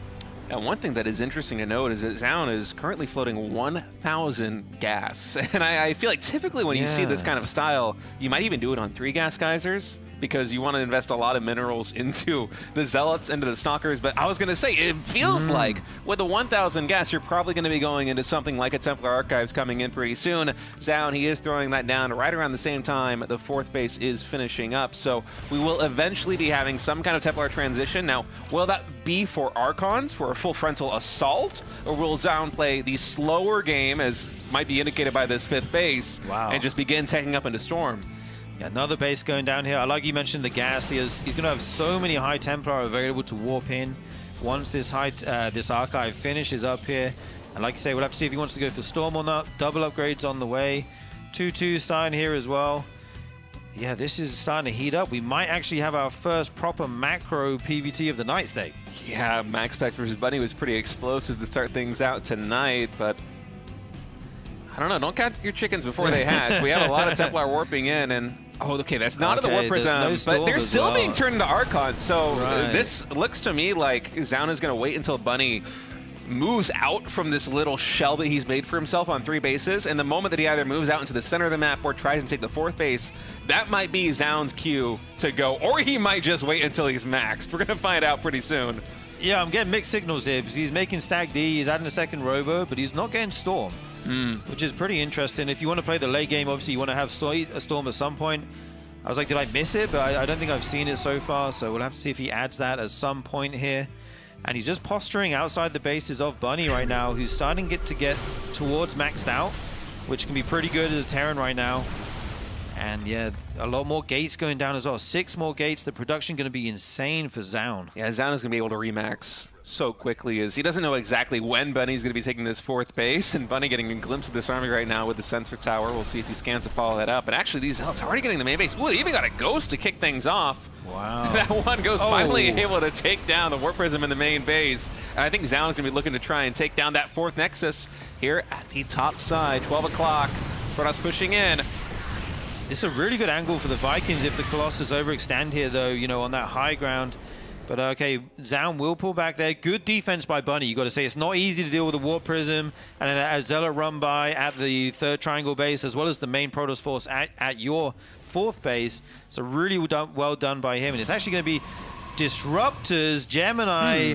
Gemini's suddenly getting hyped at home. He's woken up. He's seen, oh my God, we got Disruptors in play right now. We're seeing the full range of tech right now. He didn't get Storm, right? Am I crazy? I'm quite sure there is no Storm. That's really interesting. Okay. Yeah, no Storm. Okay, we'll have to see if he adds that in at some point here. I feel like you have to add it at some point, right? Like you can afford it. Yes, but he only just now took 2 more gases at that 4th base. Because I'm looking at it, you can't really afford it if you're going into the Stargate. This might even be for a mothership. There's a lot of gas left to be spent here for Zoun, but I do agree with you. If this continues to go on, eventually, there we go. Zoun finally getting that Storm. And I've been hearing about how good late game TVP is, Sturgeon, for quite a while, and Bunny is fully embracing it. He is playing proper Turtle Terran right now, just trying to get maxed on 4 bases. He doesn't care that Zoun is going up into, what is this, 6 expansions now? Yeah. He's just trying to survive. Is that a base there? Yeah, you're right, yeah. So many bases from Protoss, but Bunny's saying I'm going to make one big max out army that's going to be too strong to deal with. That's my plan. These Liberators will get spotted by the Zealots there.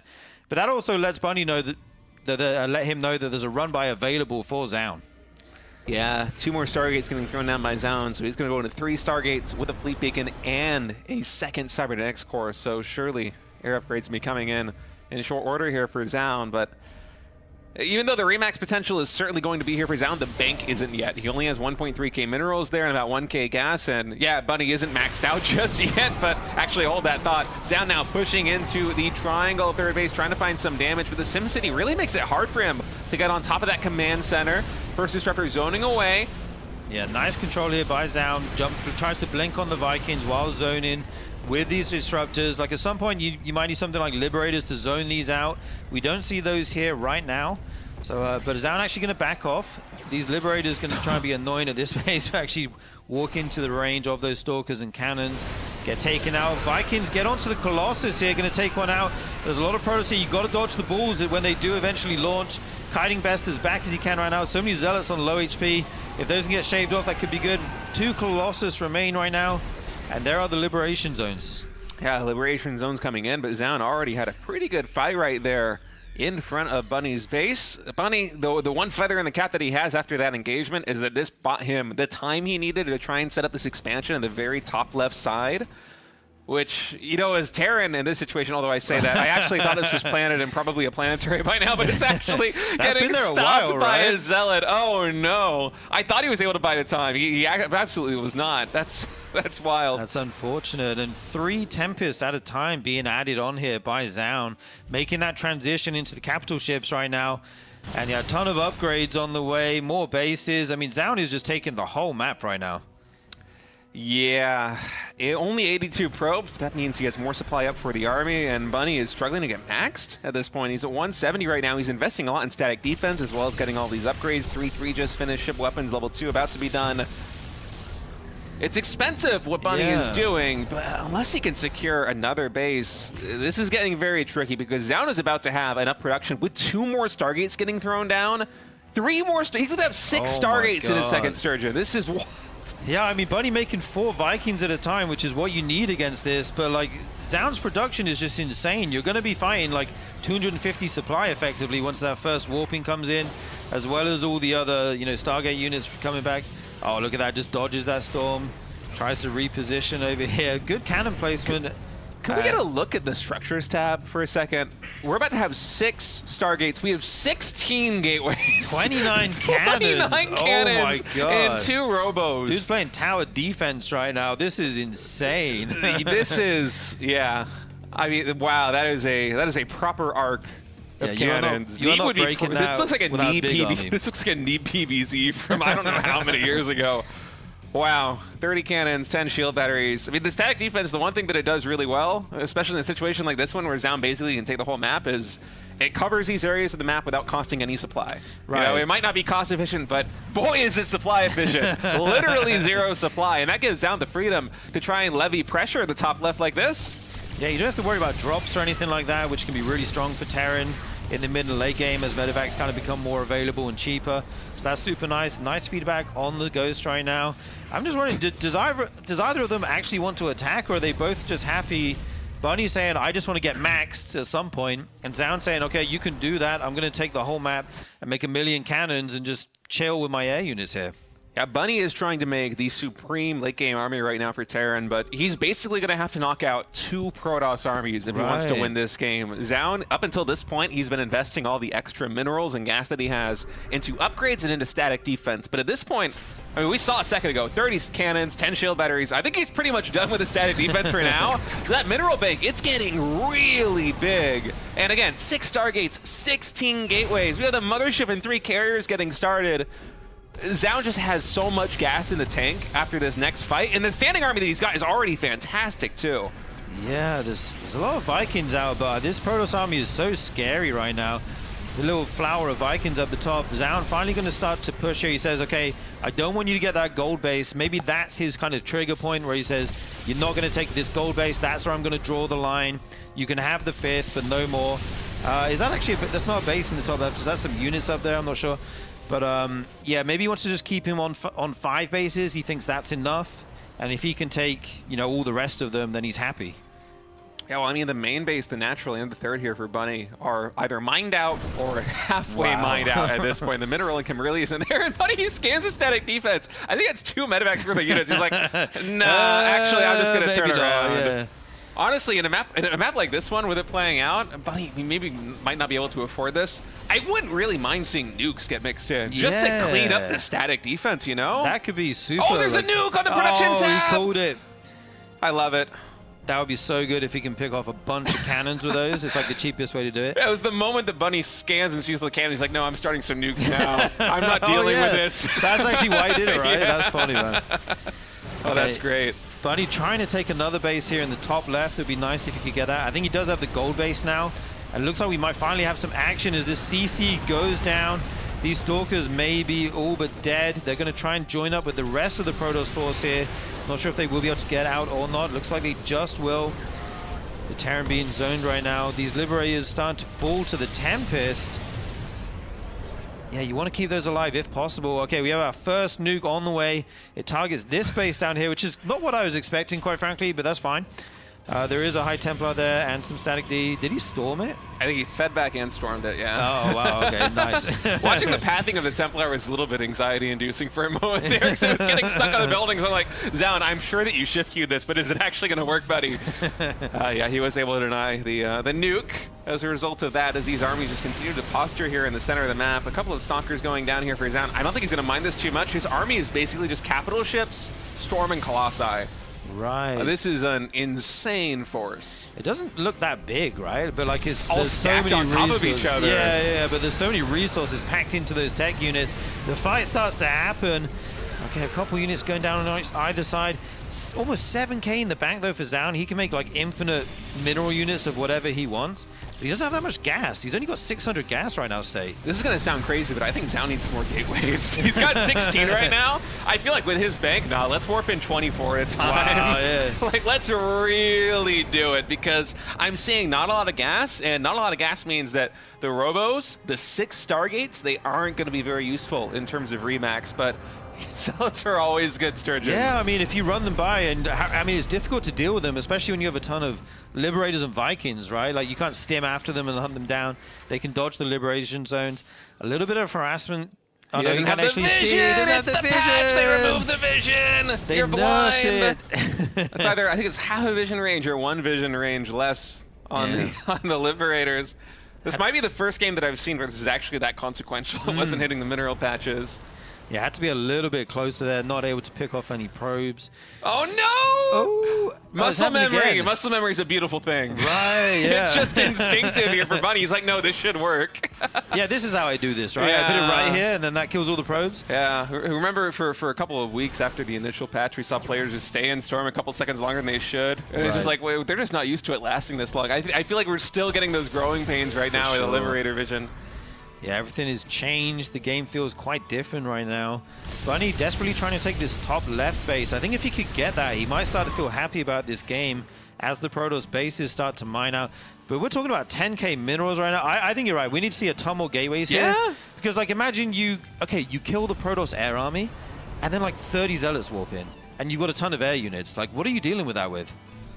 Honestly, 24 gateways I think would go a very long way, because this isn't a game that Zoun is guaranteed to win, no matter how good it looks for him right now. Buddy, he's been able to slowly but surely take more bases. It's been sketchy at times like it is right now here at this gold base with Tempest and Storm both poking in, but he's getting some damage into the static defense. He's been able to kill some of these workers. He's causing problems here for Zoun, and the fires aren't getting put out all that quickly. And my concern for Zoun is if he loses, if he fumbles one big fight with only 2,000 gas in the bank, he might just lose the game. Right. You won't be able to remax quickly enough on enough carriers, on enough Tempest, on Colossi, on whatever gas units you need. It's really the minerals that are carrying the bank right now. And with only 16 gateways, which I don't think I've ever said only 16 gateways before, Sturgeon, it's a little bit scary. But still, this army, this is the Golden Armada. Look at how many carriers we have. This is insane. So many air units here all bunched up. I think this CC may even go down. The storms last so long that it's so weird to look at, but there's a ton of Vikings here. We'll zone this army back. Both of them kind of poking at each other's gold bases a bit, harassing them. These liberations go, zones go down, and these Tempests are starting to do some work now, I feel like. Yeah, the Storm's getting zoned out quite well by Buddy. It's a hard task being able to push this. Oh, look at this. They can't see each other. That's so funny. 6 kills on that Ghost right now as Buddy is surely waiting for another nuke to finish. Yeah, what do you think about nuking the bottom right base instead? I don't think he sees it just yet. Oh, you don't think he knows about it? No, I think he didn't see the glare. I mean, certainly now he knows, but... Yeah, I guess so. Okay, these DTs sharking around.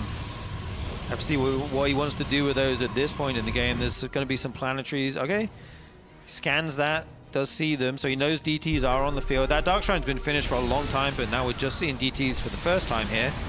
And this little back and forth of the gold base is where all the action is happening right now. Yeah, the gas bank, by the way, for Zoun getting considerably healthier over the last couple of minutes. He's finally saturating every single gas geyser that he's got access to, I think, and now 3,000 gas in total in the bank, so the Rematch potential slowly but surely rising here for Protoss. There's a couple of storms just zone the Terran army away, not really getting big damage in.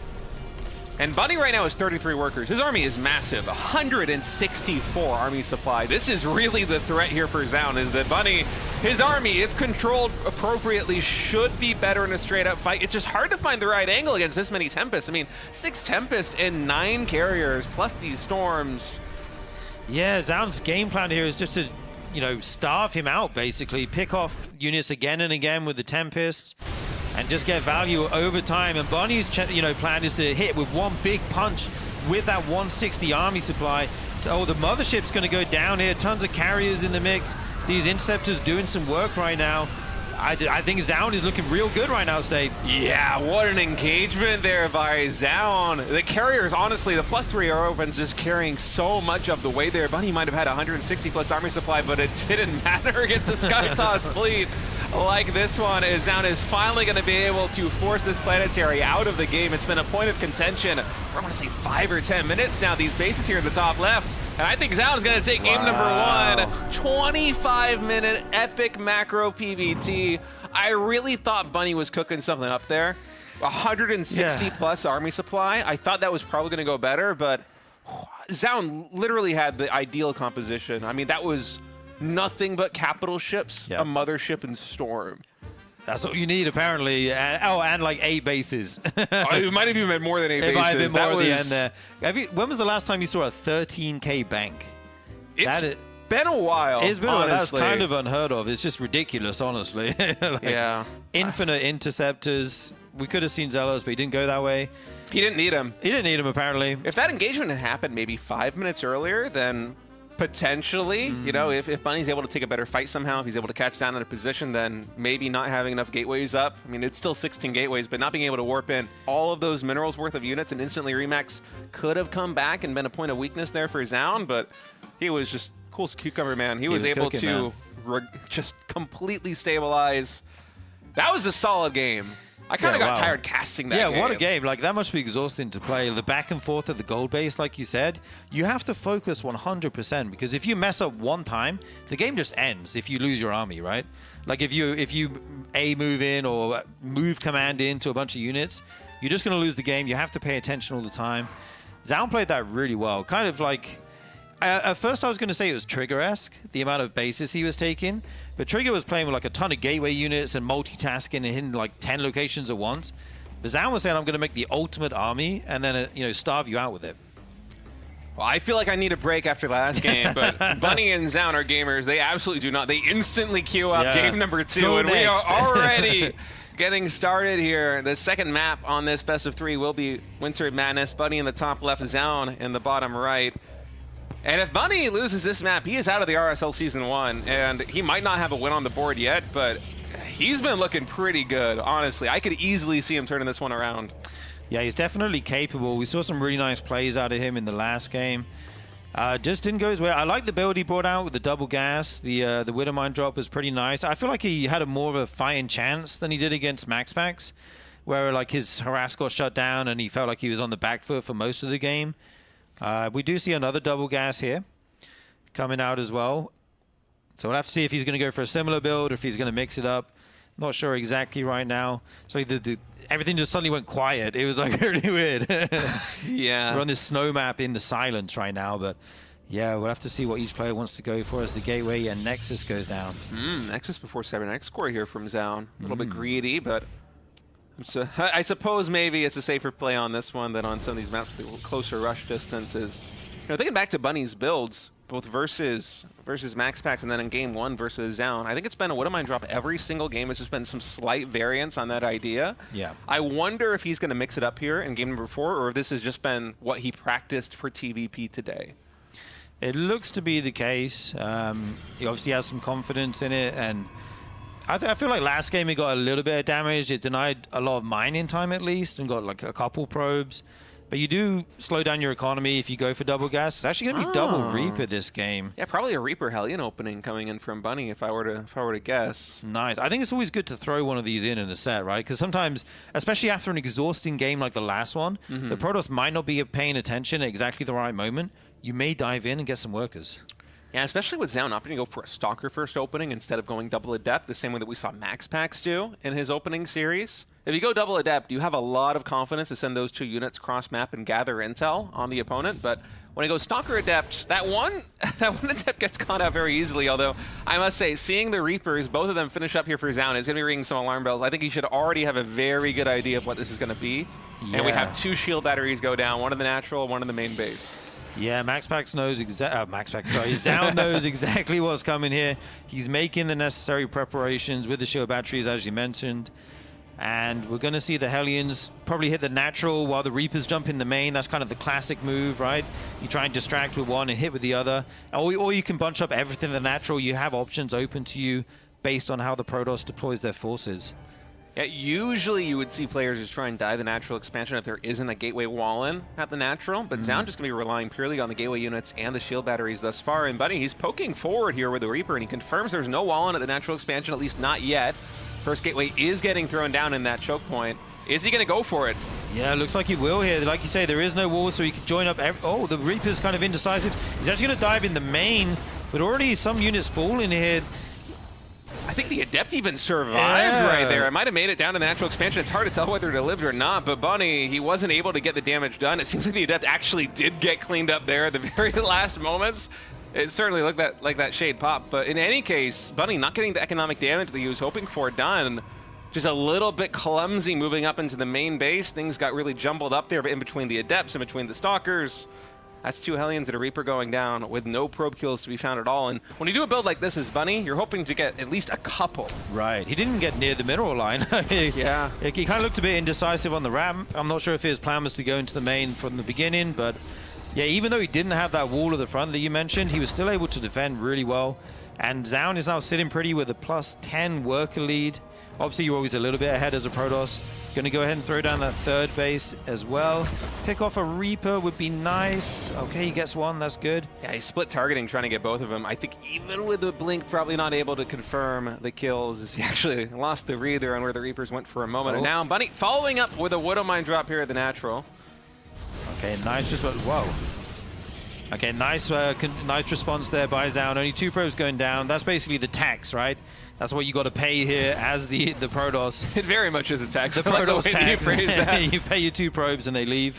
This medevac might get caught, by the way. Zoun, remember he was chasing down the Reapers with those Stalkers. He just sent 2 down here to the left side. That medevac's already at half HP, and there isn't dead airspace at the 9 o'clock. Zoun is just going straight to that 9 o'clock. He knows that there's no airspace here. Oh, if Bunny doesn't react right away, that's a dead medevac again. Wow. Man, That's nice what happened instincts. last game as well, right? Yeah. That's twice now the Bunny's, he's gotten some good damage done with the harassment, the Widow Mine drop, and then the Widow Mine drop on the retreat back to the main base has been intercepted. Yeah, big move there by Zoun. Very good awareness out on the map. He's going to be going into charge here as well as the Templar Archives. And got to say he's looking pretty comfortable right now. We do have a few Stalkers at the front just to see that Terran move out timing, just to make sure that there's no crazy early third or anything like that going down. And just keeping an eye on things. The Observer will move over now and take that role. Gonna, what do you call it when it goes up like that?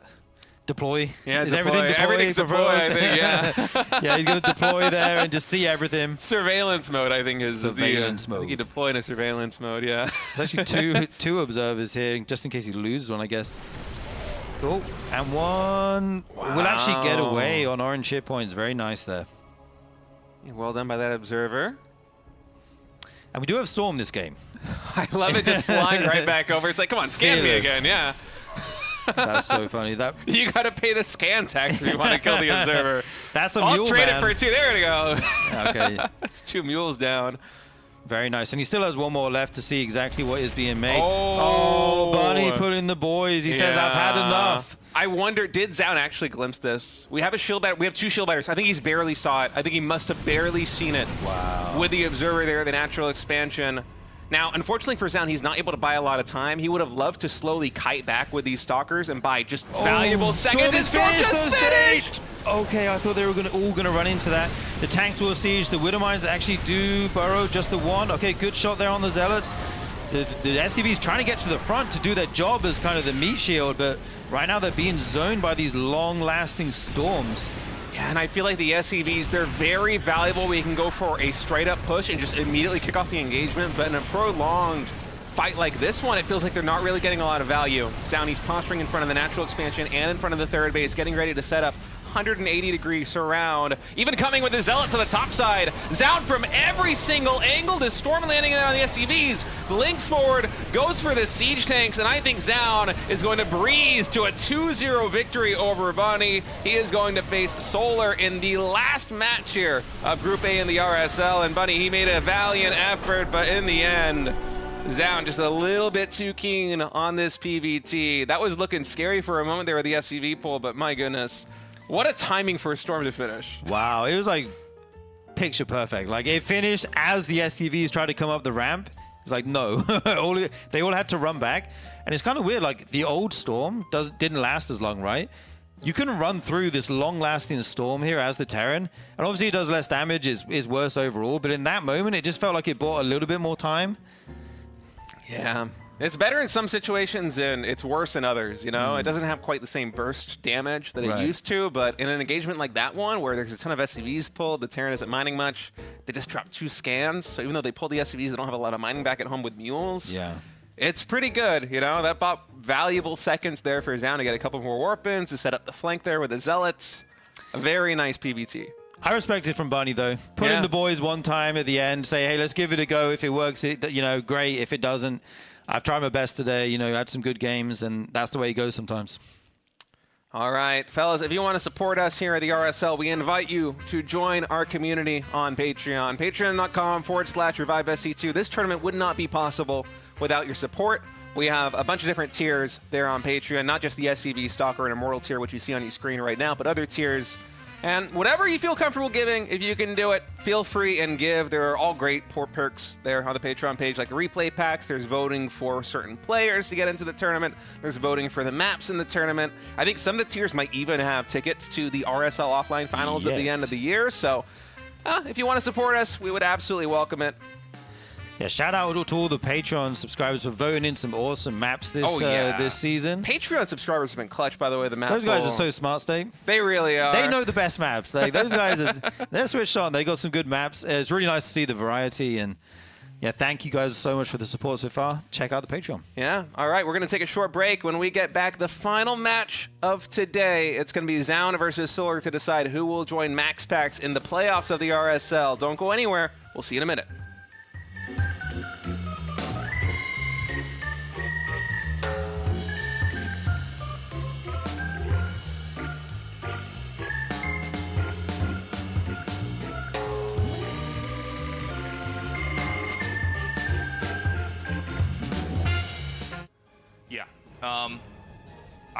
I feel like, at least in the games I cast, I haven't. Wait, what? He's going to cancel and make a spine, surely. Yeah. That makes or more not. sense. Wait, yeah, okay, it's just, okay. Because the vision was kind of confusing me. Oh, wait, no, it is still there. What is he doing? Oh, he messed it up the first time. He messed it up 2 times in a row. Oh my God, he messed it up! No! Oh, that's so brutal. And he makes a hatchery back at home immediately afterwards, realizing it. Oh, that's so brutal. My God. He actually messed it up twice because the production tab actually had to cancel once, 2 times in a row, but the vision was coming from Shin, so we didn't actually see that. He's going to try to make it to the main base, but I feel like at this point, you know, it's been totally blown. The cover's been totally off. Like, he sees exactly what's happening at this point, so that is a brutal scenario for Raynor, and he's going to have to now recover from this awkward situation. He knew the exact right number of drones. It's 3 to snowball the damage down. The drone cancels. I mean, I guess he can make a spine down here now. He's just going to bring it home. I think you kind of have to just abort at this point as Raynor. Or he could build an extractor there. I mean, there's all sorts of stuff you could do. Well, this is really good for Shin. Mm-hmm. Yeah, I mean, the lane count is going to be perfect. He's kept most of his drones alive, only losing 2, which is quite good. He's still up a solid amount of drones, going to continue to make more of them. And Shin should be feeling very comfortable, especially now that this queen has arrived. This is looking like an excellent defense coming out of Shin. because Shin wants to keep this economic lead going that he's accrued for himself. A solid 8-7 workers or so ahead is going to be super good for him. Wow, Raynor going for a ninja base in ZVZ on the bottom right-hand side of the map. That is not something you see very often. I think this is one of the best possible moves. I think your cheese failed. That is probably the best time to hide a base. Yeah, yeah. Right? Like otherwise you're just playing from behind in a very straightforward game. Take that base in the bottom right. And you know, a lot of games, I mean, speaking from experience, is where you like think you have a read on exactly where they're at, and you think, okay, well, this game's really their problem. They have to do something, and you're like, oh no, they're literally ahead of me in a base. Yeah, yeah. This is terrible. So, I mean, it could cost Shin the game if he doesn't find that. It's not over till it's over, right? I mean, he's getting just enough roaches. By the way, I bet Shin is just scratching his head right now. I mean, like, what is, like, how is he just, like, the math doesn't add up. How does he still have enough to fight me? I have been in this situation so many times. The exact same thing where it's like you're just rallying and rallying and rallying. You're like, you've been on 2 bases for the whole. How are you defending my push? Like, how is it even remotely even at this point? And then it hits you. You go, wait a minute. Wait a second. And then you like send one worker out, and you go, oh no. And you click on the minerals, and they're like almost all gone. You're like, the whole game he had the hidden base. I mean, he's kind of. I mean, he's got the one. He had the 1-1 advantage for a while. He had one extra upgrade. He's pulling drones to really continue to help with this defense. Now Shin has the +2 lead, though, which is going to make it much more difficult. But I mean, Raynor's holding. He's actually managed to somehow get everything together and hold. Shin is gonna see these roaches again come from the bottom side of the map. Surely he must realize at this point that something is happening. That's another one makes its name shown. So Shin must, at this point, come on, go over. Yeah, there you go. He's like, no, he's like, come, follow me. I'll show you my hidden base. You want to see why I'm still in this game? Come look. Yeah, okay. Now the secret's out. Now Shin is sad. He's going, seriously, man? Oh, my God. This slippery guy. Well, now Raynor's got to get the rest of his stuff from his main to this pseudo third base instead of the other way around to be able to keep defending. And honestly, he is still doing that. Stuff coming from the top will be able to help reinforce this. Somehow Raynor has a supply lead through all of this and still has a drone lead this entire time as well, by the way. Now finally Shin getting some of these roaches up nice and close, gets one of those Ravagers. A lot of these roaches from Raynor are very weakened and will start to get picked off one by one as the others still trailing from the main and natural. Okay, I think he got it. It's been close for almost the entirety of this game, but this should be the tipping point. He just has enough roaches. The reinforcements aren't quite able to get there. I mean, this kind of shows you why you don't generally expand too far away, right? It's too much of a strain to try to protect 2 places at once. Raynor's sending some more roaches down here, but I don't see more trickling down on the mini-map, so I think that this is going to be at least the moment where this base goes down. We'll probably have to see these drones pulled. Yeah, we're going to finally get a lot of these drones, I'm assuming, since there's only a few roaches coming on the reinforcement. It's really starting to thin out now for Raynor. Knows that he is sending those back over to the new real third position, so we'll be able to keep some of those alive. But at this point, Shin has finally broken him and finally gotten a solid lead in the army count. Just continually sending units across the map that entire last seeming like 3 minutes of the game, it felt like. But now we'll actually get everything together, kills off that base, and should now be able to regroup. Shin, of course, is... What's up, everybody? Welcome back. We are here to close out today's show with the final best of 3 to see who survives to the next step of this season of the RSL. It's going to be a rematch from what we had at the very start of the evening. It's going to be Zoun versus Solar. Yeah, we're going to start where we ended, and that was a close series, one of the closest series that we've had so far today, with a 2-1 victory in the favor of Solar, but Zoun absolutely made him work for it, and now he's going to get a shot at redemption on 3 new maps: Mothership, Celestial Enclave, and Winter Madness. So Solar's been unabashedly, consistently doing one thing, right? I love it. I'm fine with it. No, I'm not knocking on it. And I think, especially when you're early on in a new meta, it's still wet clay. We haven't really figured out exactly what form this is going to take. He's going to try to just keep trying this approach and see how far it can possibly get him. So we go into this game. It is going to be Zoun here in the very top left, and Solar close to the bottom right, kind of close to the center here.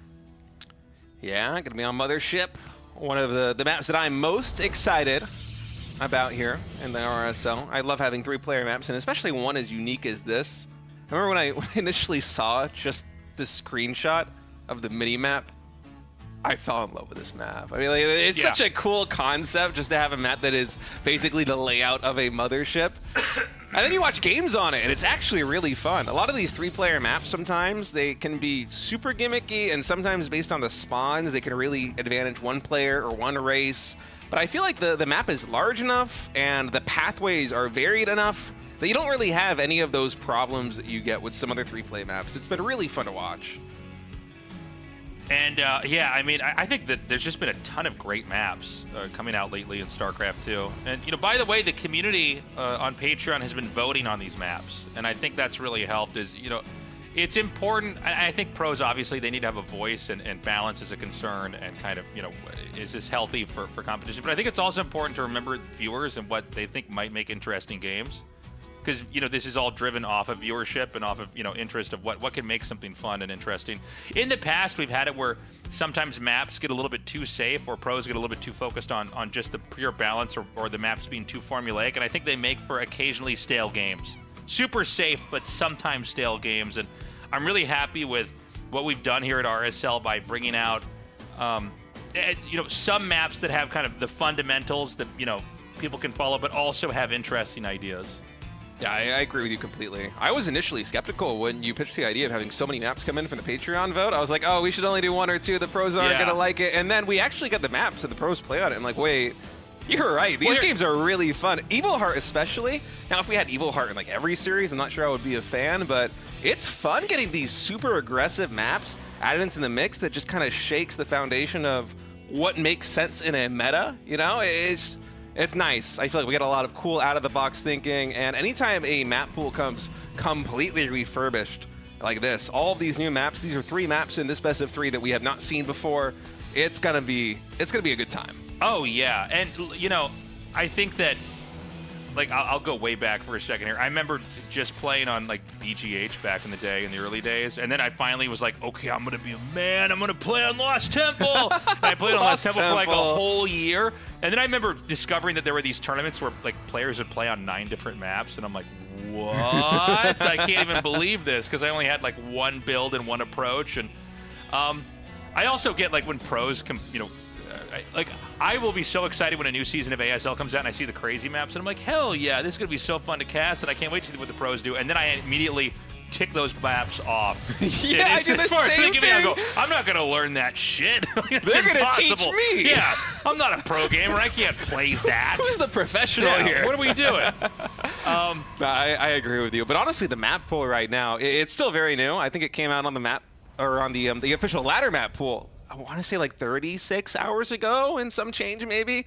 It's a little bit confusing with the time zones, but it's very, very fresh. And yeah, I haven't really had the chance to have a proper ladder session on it, although I've seen quite a few tournaments played online with the new maps. And yeah, I'm excited. I can't think of any map off the top of my head that I want to veto just right out of the gate. Oh, yeah. Yeah, it's cool. It's cool. So we're going to kind of get back into this game, guys. So I was on a bit of a tangent there. But, you know, every game Solar has done basically a, you know, barbarian at the gates. I'm going to overthrow the defenses and just topple the enemy and win the game. He kills us, right? Oh, what? That's painful. So, you know, every time he's just been trying to topple the Protoss. And, you know, I feel like the more games we have of this, the better the Protoss should be at defending it. So I'm a little worried for Solar here. Look at this little maze of cups it has to walk through. Yeah. To get He's to like, that I got to go Overlord. through the goblet maze to get over and kill the Overlord. Oh, no, and Solar made 4 more lings, too. He's going for the surround right now. The Oracles will protect the Stalker. That's so funny. I've never actually seen those little doodads there in the corner. They're like, well, through the empty kimchi pots to go kill the scouting Overlord. What are these things? They're actually hatched facehugger eggs. Oh, no. They Yeah. look like Protoss facehuggers, too. That's be. especially brutal. And they're everywhere. They're all over. Yeah, one of these is actually the Holy Grail of Indiana Jones, just to find out which one it is. No, that's Solar with whatever build he picks to beat Protoss. He's going to pick the wrong one, and his face is going to melt off. There's going to be some greedy rich man that comes in and picks up every individual goblet. It's like, this one's made of the most gold. This was surely the Savior's Cup. But Indiana Jones knows it was the Carpenter's Cup made of wood. Surely Jesus would drink out of the cup filled with diamonds. Okay.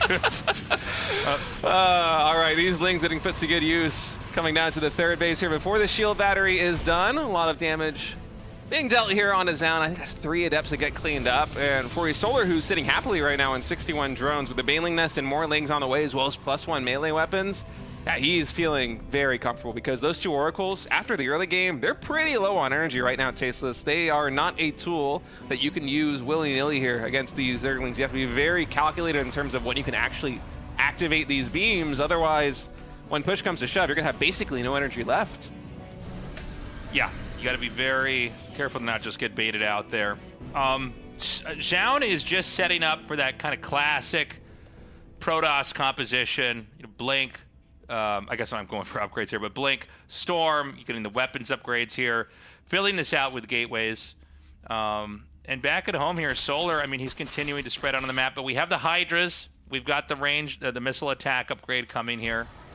And, you know, I look at this, and sometimes I wonder, like, well, how many different ways can you do this, right? Like, there has to be a formula on both sides, right? That is the best way to do this, and one of them has to be the guy that actually holds it, right? Yeah, it's tricky, though, because there's so many moving parts that got changed. Storm, it's not necessarily better or worse, in my opinion. It's different. It's better in some situations. It's worse in some situations. And Banelings are just straight up better. They get the +5 HP again once Baneling speed is done. And so you have 2 things where the Protoss' tools don't work quite the way that you're used to them working, and the Banelings push with extra HP, which is going to allow them to survive that storm a little bit better. It's going to give them some more endurance as they push into the Protoss base. And those very minor changes can actually mix things up a lot at this level when you're going for pushes like this. Oh no, Oracle falls here for Zoun. It might not seem like a big deal, but you absolutely want to have as much energy for stasis wards as possible, with Solar inevitably gearing up for another layer tech timing attack. You know, a lot of today's games have been hinged on just popping 4th bases. Yeah, that's Quietly true, getting actually. over there and being like, nope, and doing that once or twice, and then the later part of the game is unplayable. So Solar's going to move out. Now he's right now opening up. He wants to basically have a perfect straight line to his opponent as he tries to reinforce here. The Overseer is going to come in here. He's gooped +1. Yeah, +1 is or +2 is gooped. +2 is gooped. And that might have I finished. was just texting you well done. There's going to be a couple more tests in this cast state, so be careful. I'm ready. All right? I'm ready. I'm going to throw a couple of false statements here, and if you don't get them right, you're not coming back. Okay, so be careful. Oh man. Here comes the attack. No, hold on, not yet. He's going to get a couple more Banes out here. Man, Solar is almost maxed to 8 minutes and 30 seconds. He has 32 more Lings about to pop. A ton of Banelings just finished up. Plus your ground weapons still might not finish because of the goop before this fight commences. And Solar looks like he's going to try and force Zoun out of position. He's attacking the 4th base, trying to pull Zoun away, and then he's simultaneously engaging here at the 3rd. It is very smart of him to pull back with this army there, posturing in front of the 3rd base, because this guarantees the kill at the 4th, and that Storm energy. It's not getting wasted. It is buying Zoun some space and buying him some time, but it's running low. Nice Storm over here onto the side. The Hydras can dip right out, though. Again, the Storms just don't deal damage as quickly. They just do it over a longer period of time, which does allow the Zerg to kind of outmaneuver it. You know, we've got some more Stalkers. They're bunched back behind the Nexus. The Arc here, you know, the Immortal's going to go down. No, it's not. Yes, it is! Yes! Casting. Casting yes, this is what we do. And, you know, it feels like Zoun, you know, it looks like he might survive the fights barely, but if you look at the supplies, Solar has so much in the mail. There's so much coming forward now. The other Templar's going to get focus fire down too before he can get his Storm off. Energy recharge wasn't available. The Mothership has started, but I don't think it's going to finish. Zoun is tapping out. GG is called. Solar going to win game number 1 in a very familiar fashion with a Hydraling Baneling timing. That was brutal. You know, Zoun was able to hold on the first time he played against that to start out the day. in the first best of 3. He had a mothership finishing right when that push commenced. A little bit of a different build, different way of developing there for Zoun, and this series did not go his way. You know, it's funny. We're watching these games where the new Psy Storm is being used, and I know everybody lost their minds when the Psy Storm was changed. And I remember even when I looked at it, I was like, I don't know what... It's hard for me to, like, visualize what this is going to look like or how it's going to feel. One of my bigger takeaways is like, okay, so Psy Storm's there for longer, but, you know, once you cast Psy Storm, it's out. The energy takes a long time to come back. You can cast it, and the Hydras, as an example, they can just move out of the way. They don't take that much damage. Previously, in the earlier patches, the Storm would, like, obliterate whatever it hit. And I guess one of the reasons why they wanted to patch it to begin with is that there's not, like, a workaround for it. You can't dodge it. StarCraft 1 Psy Storms deal more damage, but, like, you can run out of them a little bit. StarCraft 2 Psy Storms are like, bam, it's there, it's immediate. It isn't as damaging as StarCraft 1, but you can't avoid the damage in the same way. But yeah, we're kind of seeing Solar kind of juke and jive and zig and zag, and eventually there's like still, you know, 12 or 14 Hydras left over, and the reinforcements come in, and you know, the longer the Hydras are there, the more damage is done. Yeah, all right, game number 2, loading up. Solar just one win away of joining MaxPax as the 2 players to advance from Group A. He's spawning in the bottom left. Zoun, the red Protoss here in the top right. And Zoun has also played some really good games thus far. Solar has gotten the better of him up until this point. I think 3-1 total the map score between these two. But 2 more wins, he could make it into the playoffs. And these games have been very close, even the losses here for Zoun. Yeah, I mean, they've been fun games. And, you know, this is in some ways the funnest times to kind of learn about StarCraft and get back into watching it, because there are a whole bunch of new features, and we got to kind of figure them out. Believe it or not, it's actually not Reddit that solves it. It's actually the pros. We got this laboratory, this beautiful, perfect laboratory. It's called tournaments, and we kind of let the players figure it out. And, you know, if one race or one idea becomes too dominant, okay, then we go, maybe that's overpowered. Then we can, you know, tweak it and we can tinker it. But oh no, not over the broken glass. I love the mineral-only pad. Yeah. They're so great. But yeah, it's fun. It's fun to see these guys and try to figure out the new meta, try to create the new meta, really. Yeah, it really is a blast. And honestly, with how quick Blizzard has been in terms of patching too, you know, they just released the Storm patch, and they honestly overtuned it. It lasted longer, and it did a little bit less DPS. Oh, look at the puppy right there on Solar's screen. Oh, the puppy's got a game with him. Oh, my God. It's puppy gaming. He's under attack by a small Zergling on the camera. Oh, I wish the camera was just a little bit lower so we could see the dog. The puppy told him what build to do. Solar's disqualified. That is a real, that is a problem when you got a pet. Oh, yeah, I know. We've been playing games together lately. You've been getting harassed by Bobo. Yeah, he shows up and he's like, I'm here, man, and you have nothing better to do than pet my face. And I'm like, I am going to lose all my MMR. They try and sit on the mouse pad or something, yeah. Oh, that's cute. He had the dog on him. I can't tell if the dog is still there. It's a little bit, it could be laying down. We don't know. We don't know. I completely lost my train of thought. Yeah. Well, let's just talk about the dog more. Who cares? No, that was a very cute little dog he had there. Yeah. So, you know, there's been some patterns for sure here in the PVZs we've had. I mean, we're getting the Stargate opening again. Solar's going to go for Ling Speed into a third base.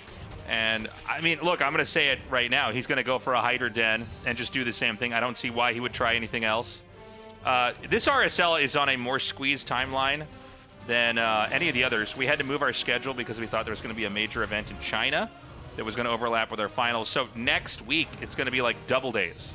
Yeah. I mean, if you can join us, whether you're going to be up all night in America or all day in Asia, or you're going to be up super early in Europe, we're going to have a ton of matches. But the reason why I'm mentioning that is, like, 2 weeks is not enough time to necessarily solve some problems in a meta, right? So maybe Solar can just ride this one all the way to the top of RSL.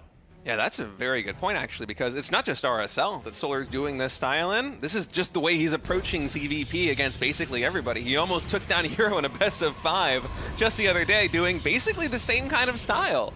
And if you can make that work in a short time frame tournament like this one, where because of the schedule crunch, it's now only 2 weeks instead of 3 weeks, well, hey, you might be able to make some real magic happen, because if players cannot adjust in time to figure out what pieces of the puzzle are missing to stop that push from breaking them so consistently, and it's not impossible. We have seen Zoun do it even today. He won one of those games where Solar went for this style of push.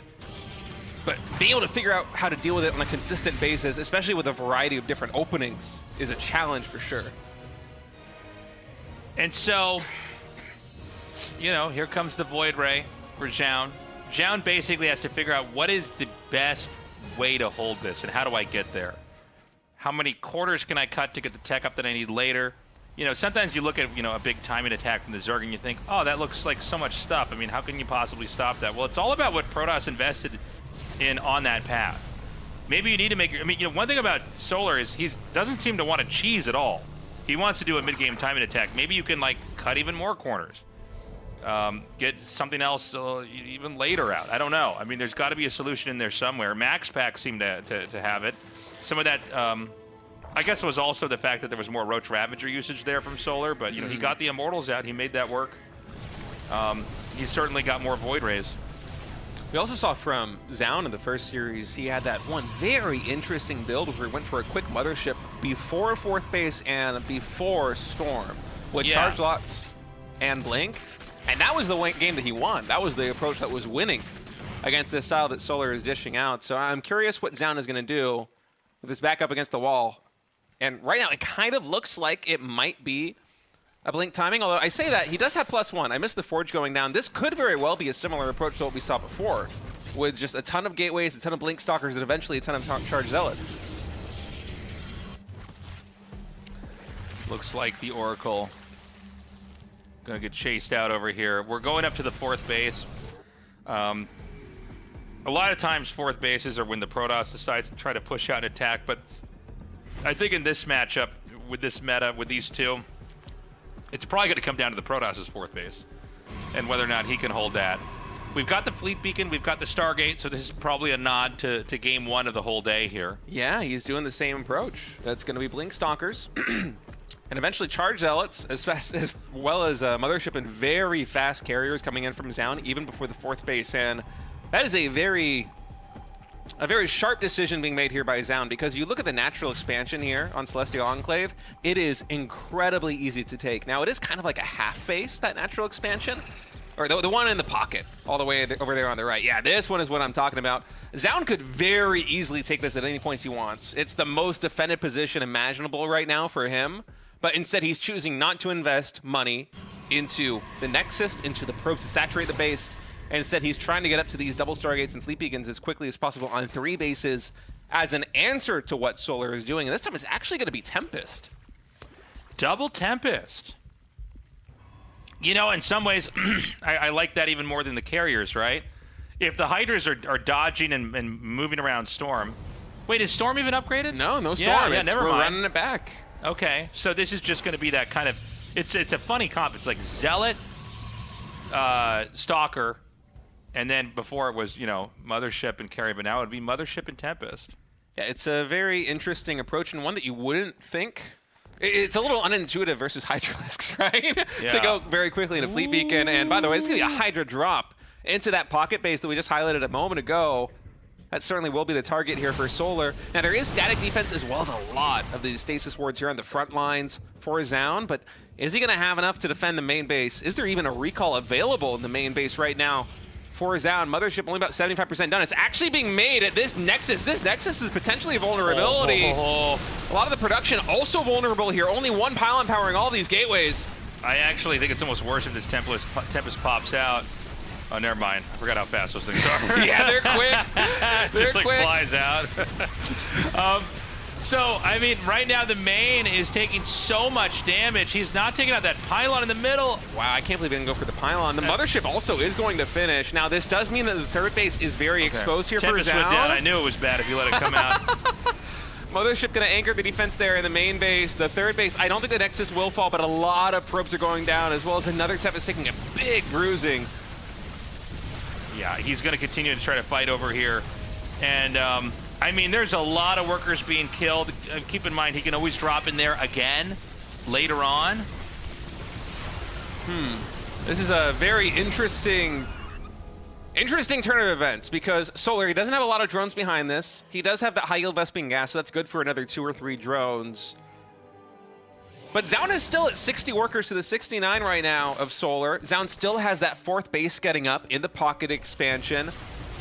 He can very nearly saturate everything, as well as these Stargates. Time Warp coming down. I don't think that Solar can break him right now. And this is a little bit reminiscent of that previous series where Solar tried to go for the push. The Mothership popped just in time. Time Warp and Cloak were able to give Zoun just enough breathing room to defend. And then Zoun was able to carry through the victory. Zoun did take a lot of damage from that attack, but I don't know if it was enough for Solar. It might have been. I mean, let's see. He's, the Tempest count was shrunken quite a bit.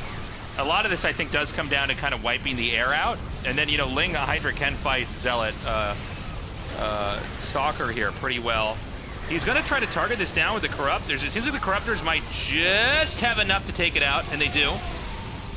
And remember, I mean, these are units that take a long time to make compared to everything else. Protoss just sort of warps in. The question is, can Solar then regroup, wind up, and do another attack? Look at this creep highway, by the way, from Solar. Oh my goodness, we've been so focused on the aggression, we haven't talked about the creep. It is almost in front of the natural expansion of Zoun. It is 1 creep tumor away from going to the natural expansion of Protoss. That is insane. Yeah, it's pretty wild.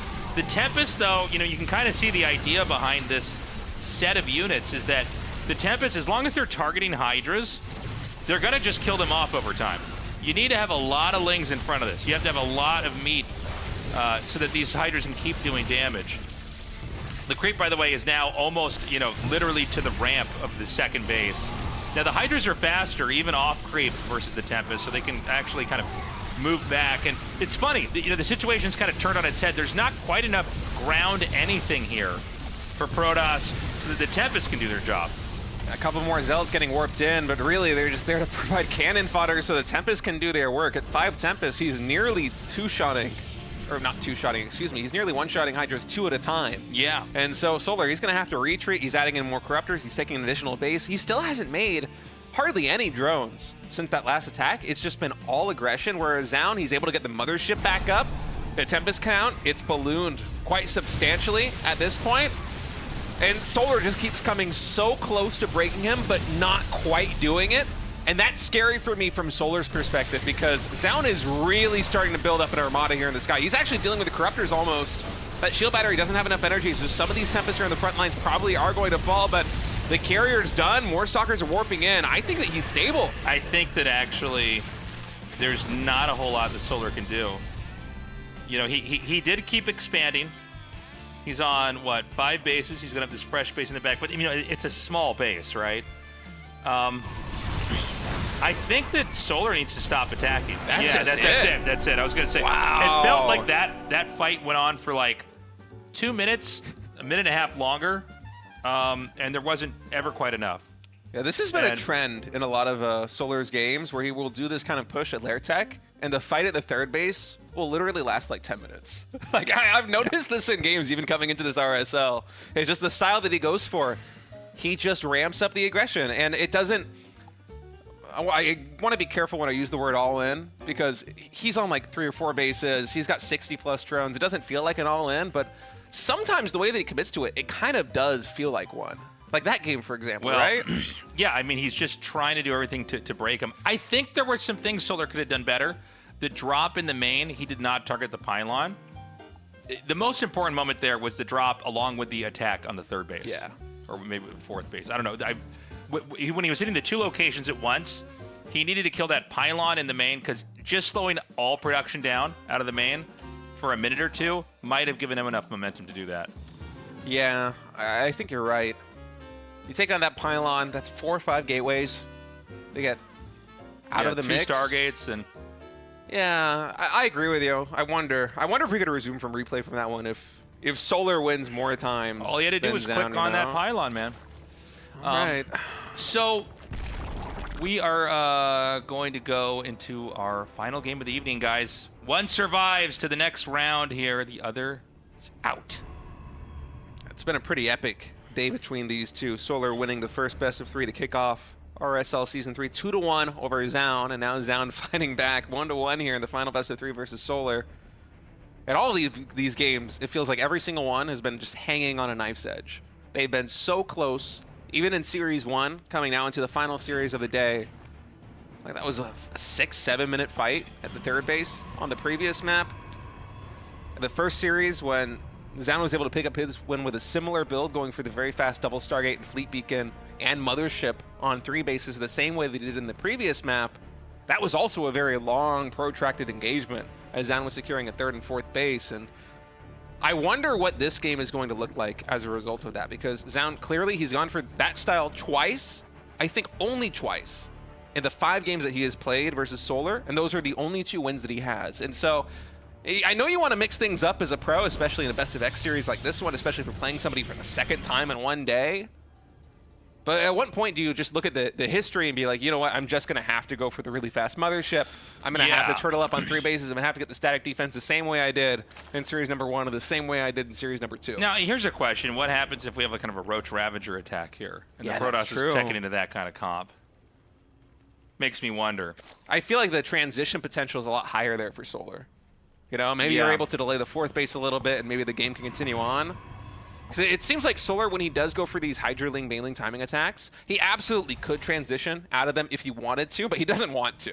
And so it kind of trends to feel like it's an all-in. Like in that previous game, the supplies were nearly equal when Solar had tapped out just because he knew he couldn't break Zoun anymore. Because he had never actually invested into a transition, but yeah, there's a couple different ways this could go. He could mix it up and go for something like Roach Ravager, as you said.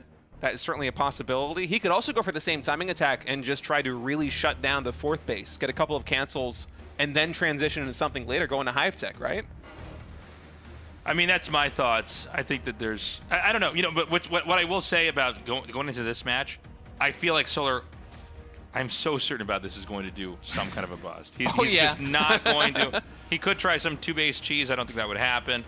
I think he's just going to try to tweak. He's going to try to alter what he's already been trying to do and just figure out if he can take Zoun down one more time. If he takes him down, there's at least a week before he has to play any matches. He can go back to the lab. He can go try to figure out, you know, with the other Zergs that are active right now, how do we approach this matchup? Because what I'm seeing, and obviously we're very fresh, and especially for me casting the new patch, we're very, you know, this is all kind of new and exploratory in a lot of ways, what we're seeing. But I gather that Solar firmly believes that it only makes sense to do this because the Protoss is too difficult to grapple with if the game goes on for too long.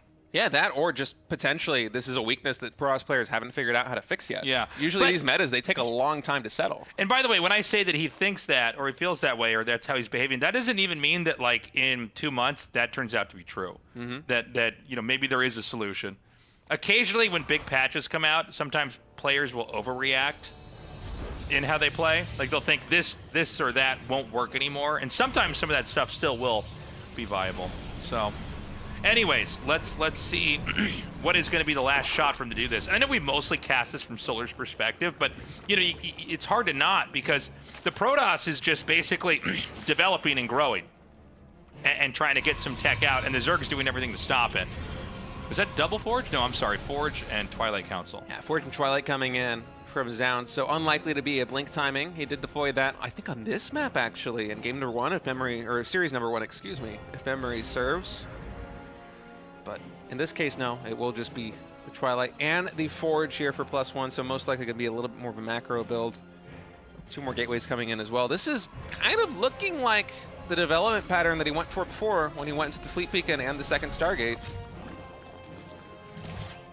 We could also see maybe a different setup here from Solar, and you know, he went for drop last time, but maybe he could try to do Overseers and try to goop some key tech coming out here. And it's going to be the Roach Warren, so it is going to be that Roach bust. Roach Warren and potentially a Queen drop. We have the Lair finishing up pretty soon and Overlord Speed coming in.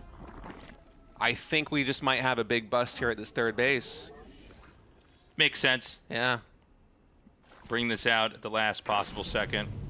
Zoun continuing to add gateways, by the way, going up to either 5 or 6 gateways in total here with a Blink and +1 ground weapons. Roach production has started here for Solar at only 55 drones, so very aggro. And yeah, that is 6 gateways in total here for Zoun. So he's going to have a lot of production to try and deal with this. I don't know if he's aware of exactly what's happening yet, but he's trying to figure it out with his Void Ray in the center of the map. Yeah. Well, any moment he can find that, it's going to be that much of an edge in trying to hold this, because you don't have a lot of time once this starts. Yeah. So it's key to kind of keep the roaches tucked away. He sees it with the tag, so this is the moment. He has seconds now to try to respond. Yeah, photon cannons. Actually, he might have even eked this out. He might have figured this out a little bit earlier, too. He's already building 3 photon cannons and a shield battery. And Solar, he's transitioning. He's adding an infestation pit and a Hydralisk Den. He knows that this push has been revealed. Yeah, and so what he wants to do is have him react in a very specific way, but he's going to just tech into the next step. Oh, this is so smart. I love this from Solar. What a clever play. He's not committing to the attack after he gets spotted by Zoun, especially after he sees with his units on the front line that Zoun is already committing into photon cannons and already committing into shield batteries. And said Solar, he goes for a rat of drones and he starts teching up. I love that transition. What a smart move. Yeah, I love what I'm seeing here. Okay, and it's going to be Hydras and Lurker tech. Are we going to have that Hive coming in shortly? Yeah, there it is. It gets started. All right, we might have a macro game here in ZVP. Solar's been giving us a lot of Lair tech, Hydraling, Veiling, timing attacks, but here in the final match of Group A, he's going to be busting out the Hive.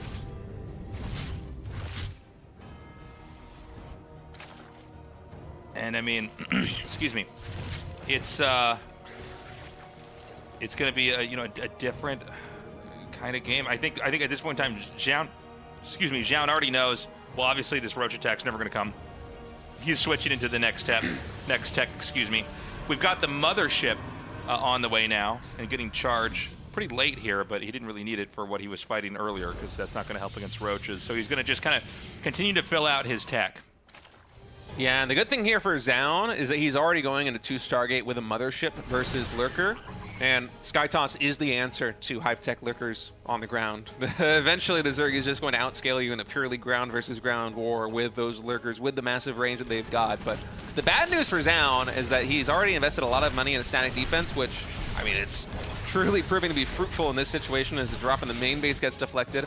One potentially even in the natural expansion might be getting deflected right now. No, that's just an Overseer. But he doesn't have a 4th base yet.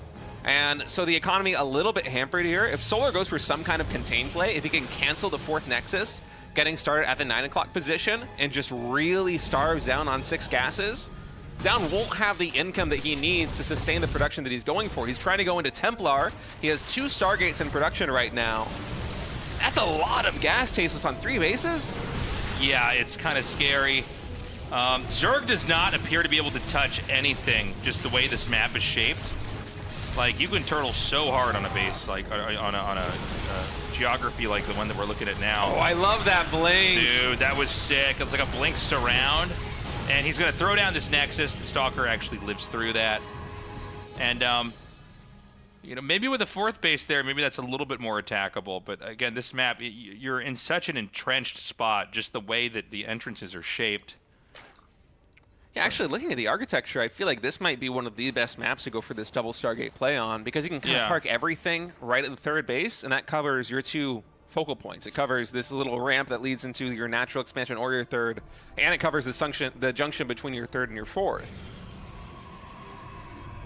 Yeah, I think you're basically right. You can kind of just stay back, and nothing's too far away to where you can get out position.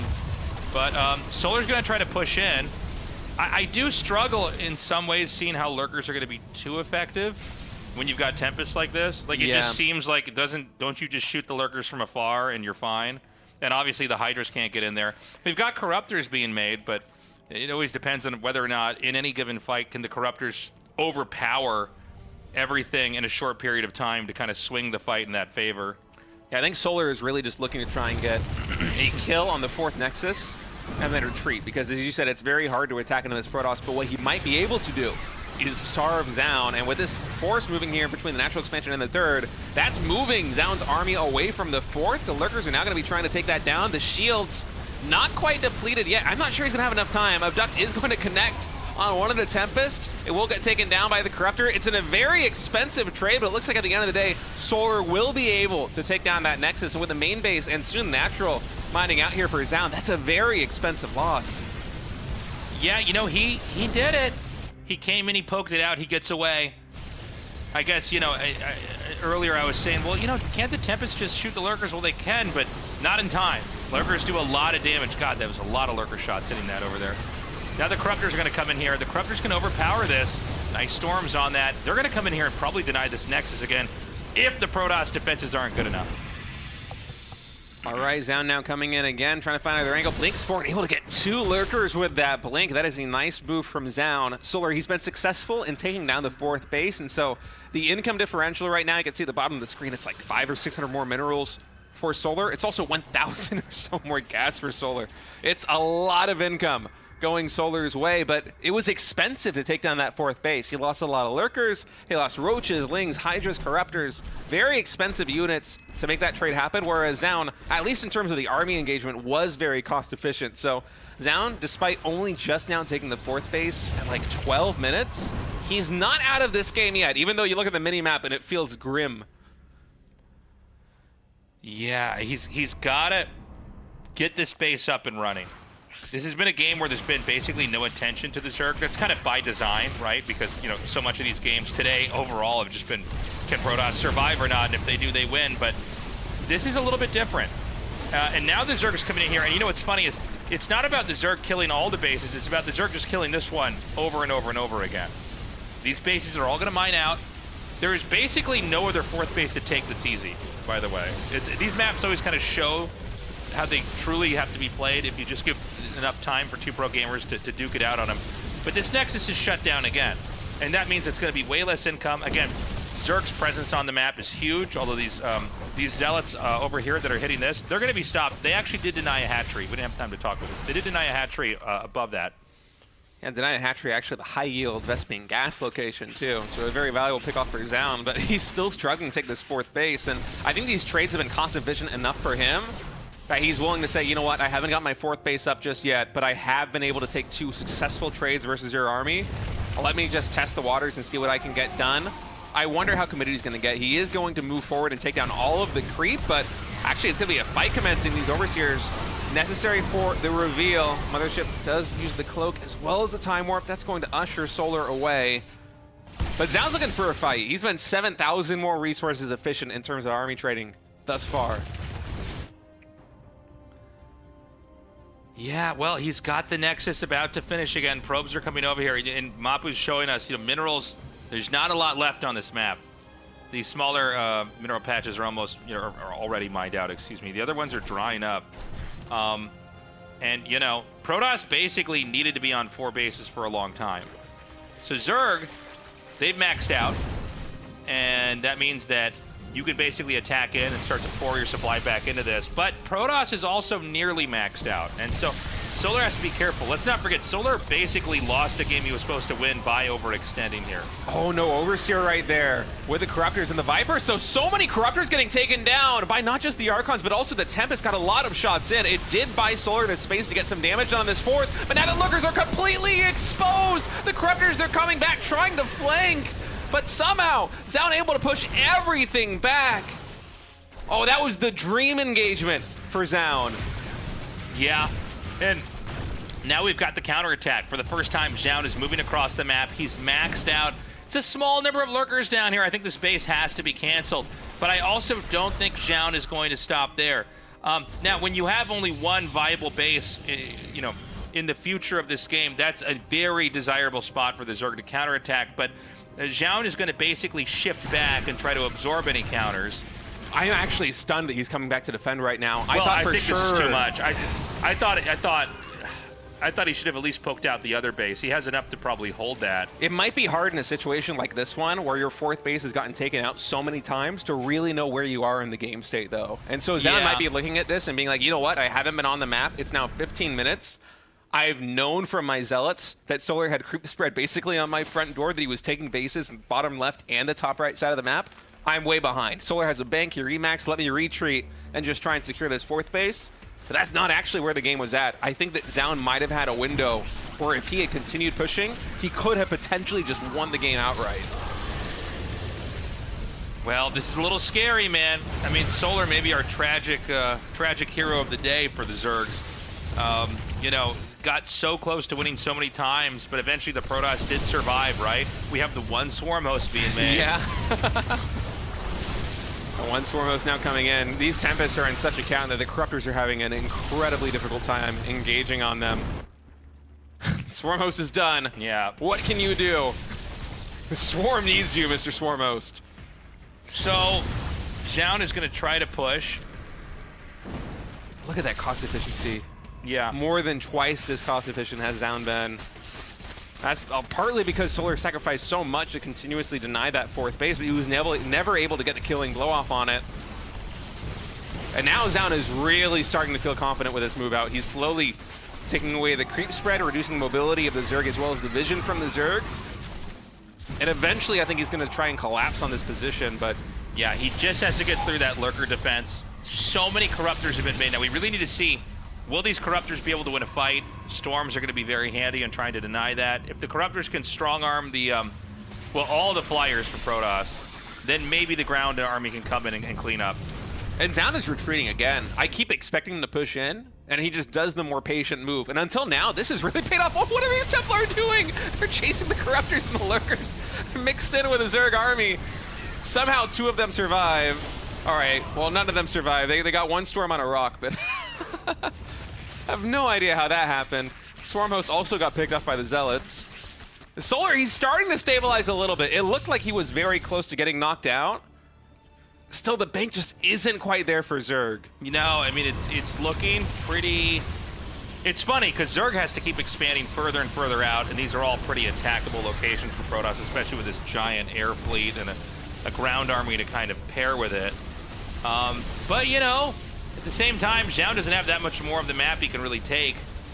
Weirdly enough, it feels like the bottom left base probably goes to Zerg long before it goes to Protoss. The top right also feels like it kind of goes to Zerg more than it goes to Protoss. I think it just speaks to the presence that Solar's had on the map thus far, but it's so hard for him to engage on this army. There's so many Tempests. And even the Archons now on the ground, assisting them. It's just the Corruptors cannot get on top. And I'm not sure that Solar has the bank to make enough Vipers to really make Abducts a reasonable option here. So he fights him off. Ultralisk Cavern coming now. This hatchery is going to go down.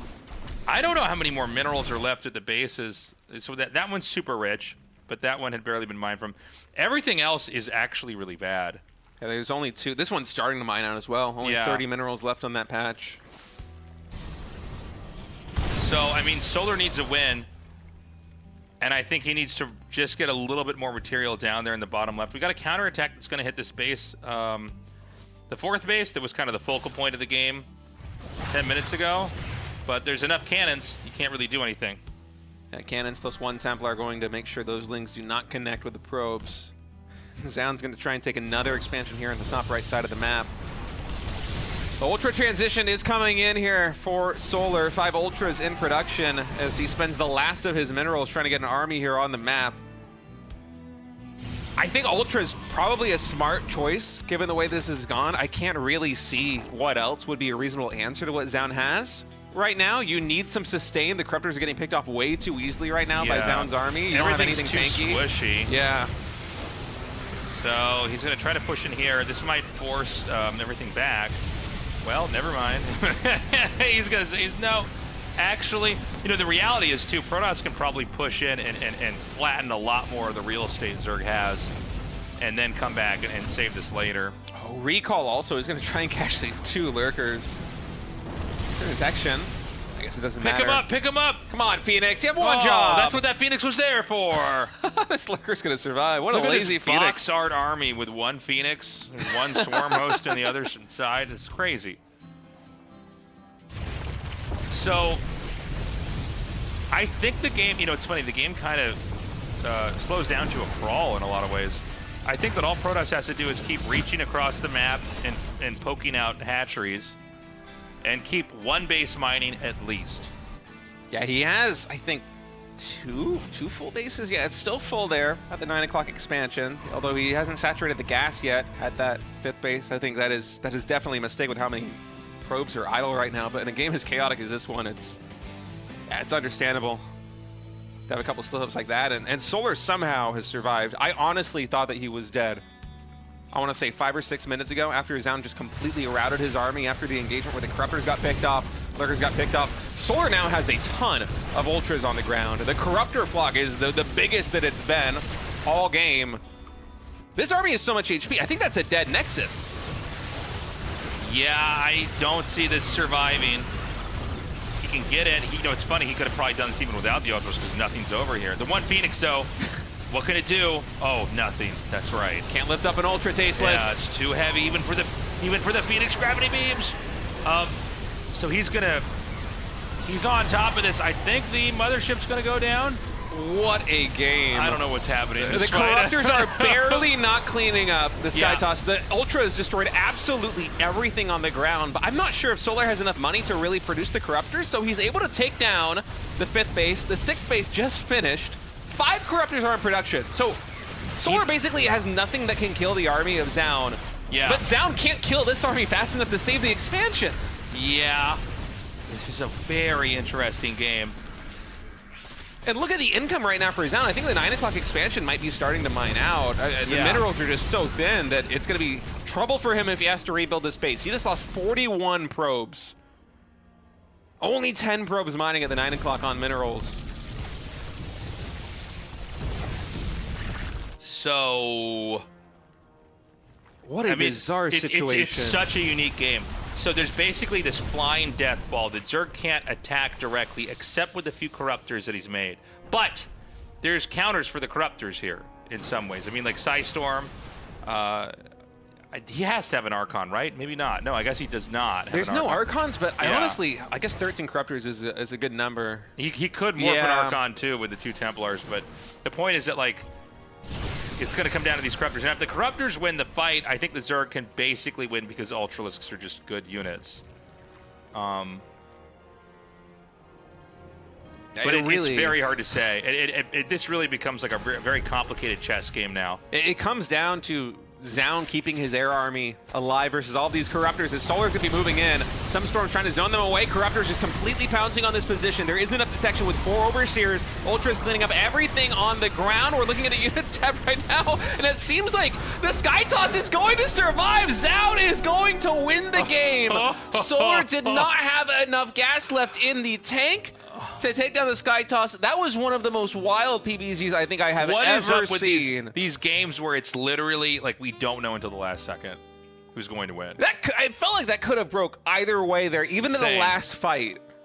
But Zoun just had enough Sky Toss to take down those Corruptors. It was, what, 13 Corruptors against something like 4 Tempests and 3 or 4 Carriers? But I guess plus 3 Carriers, pretty good, Tasteless.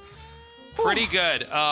Very interesting game, too, but I like the situation that Solar kind of created where it's like, all right, well, he just doesn't quite have an income. If I can barely get enough Corruptors to counter that. It seems like the fight before that where the Corruptors, I think they were under 1 Archon. There was just enough splash damage, the Corruptors got killed off. I literally said I can't tell what's quite happening in that fight. And then as everything disappeared, there's like 1 Archon that kind of, as the Corruptor bodies fly away, that did so much damage that the mothership and everything else wasn't able to be killed. That was one of the most chaotic fights. That I had to literally look at the units tab to tell which units were dying and which were staying alive because it was such a mess with the Ultras, with the Corruptors, with all the Sky Toss units all stacked on top of each other.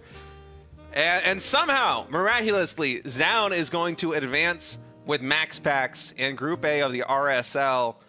Solar, that was a hell of a run. Yeah, I mean, honestly, my hero of the day, but... Yeah, well, it's crazy. He almost got out twice, but didn't, just due to battles that were sorted at the last second. Yeah. Tomorrow, we've got Classic, Creator, and Trigger and Cure. I'm like, oh, my short-term memory. I don't know who it is. Anyways, you guys see Group C and Group D. Yeah. Next slide, Siggy. This is the schedule for RSL Season 3. We really had to kind of cram this one together because... Our tournament is the same size, but we're having to take the final week and smush it into the week before. We were under the impression there was going to be a major StarCraft 2 tournament in China, so we moved it all. We had everybody rearrange their schedules, and then that tournament got canceled, but we're still here. So we're going to be going through this. Join us. It's going to be starting next week earlier because we're doing double days. So. Yeah, and that is basically officially a double day because we're gonna have the whole first section and then a 30-minute break and then the second section of the broadcast. So if you're watching on YouTube, follow us on YouTube, by the way. If you're watching on YouTube, it'll probably feel pretty much the same to you, but oh boy, if you're tuning in next week, it is gonna be a little bit of marathon, so make sure you keep yourself hydrated, get some energy, and check out our official partner for RSL Season 1, 2, and 3, Archon Studio. I have the box. What's in the box? Zeratul's in the box. This is, we have this, I think, before it's even out. I got chills when I opened the box. It came in a bigger box. I didn't actually open this box. This is a terrible promo. This is just one of the many pieces that are going to be in the StarCraft Miniatures tabletop game set coming out later this year. Go to the Archon website, check out their products. The StarCraft stuff's amazing. Everything on their website's amazing. These are the premier tabletop miniatures game manufacturers in the entire freaking world. You know what? Nay, I say the galaxy. I don't know how many tabletop miniatures. If the aliens come to enslave us, I'm going to go, fine. Give me my shock collar. But first, let me ask you this. How are your tabletop games? And they're going to go, nop, nop, nop, nop. And that's alien for not as good as Archon Studio. It's very exciting. I've never had a tabletop miniature game or any tabletop miniatures ever. What a loser. All right, well, you better get one pretty soon here because they're sponsoring our tournament. I'm getting this one. Yeah. I'm getting this one, Tasteless. What else is terrible about your life, I was going to bring it back. I want to pay Zeratul, man. I want to put him on my I've also never been on counter. a roller coaster. Well, that's embarrassing. Anyways, guys, patreon.com/ReviveSC2. We need your support. Sign up. Whatever you can give. We will love you for it. If you can't give us anything because you're not financially in a place to do so, you can become a member and we get access to your email and we can send you information about our tournaments. But please sign up. We want to carry the torch forward. We also have merch. If you want to check out tastelessthreads.com, it's 20% off for Patreon supporters. We've got other stuff on there too. That's not important unless we're talking about the tickets. What? Tickets for where? To our live event.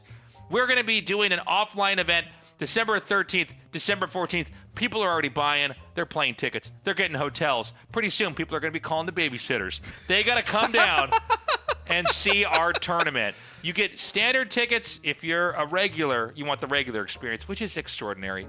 You want the premium tickets? That's extraordinary plus. Wow. All right, what a pitch, Tasteless. I'm running out of gas here. I got to get dinner soon, man. I'm so hungry. Oh, my word. So tonight, is it at midnight, right? Tonight at midnight. That's KST. So that would be in an hour and 8 minutes from now. The LCQ signups are going to go live. You have to have participated in an RSL to sign up for our LCQ. What's the LCQ? That's the last chance qualifier that's going to be happening live here in Seoul. It's going to be on December 13th. So we're going to have this crazy cutthroat battle royale to see who's going to survive to play in the final spot for the tournament the next day, which is going to be the RSL offline finals. So the winner of Season 3 is going to fill in that slot for the third spot. Classic and Zoun obviously have already made it. Winning Season 1 and Season 2 respectively. So if you're going to do that, you have to have participated in an RSL qualifier, and we, unless you're winning Season 3, obviously we cover travel and accommodation there, but we can't just bring you guys out here for that. That's for your pro teams or for your pocketbooks to sort out. Yeah, I mean, there's a lot of folks that played in those qualifiers. Tasteless could have a small army out here in Korea trying to play in the LCQ. Well, hey, here's the thing. If you want to come and you play, you can play in that. Yeah. If you want to, then come and, well, who knows? Maybe you're going to win the whole thing. Or if you don't, you can join our live event and watch their live. Yeah. So.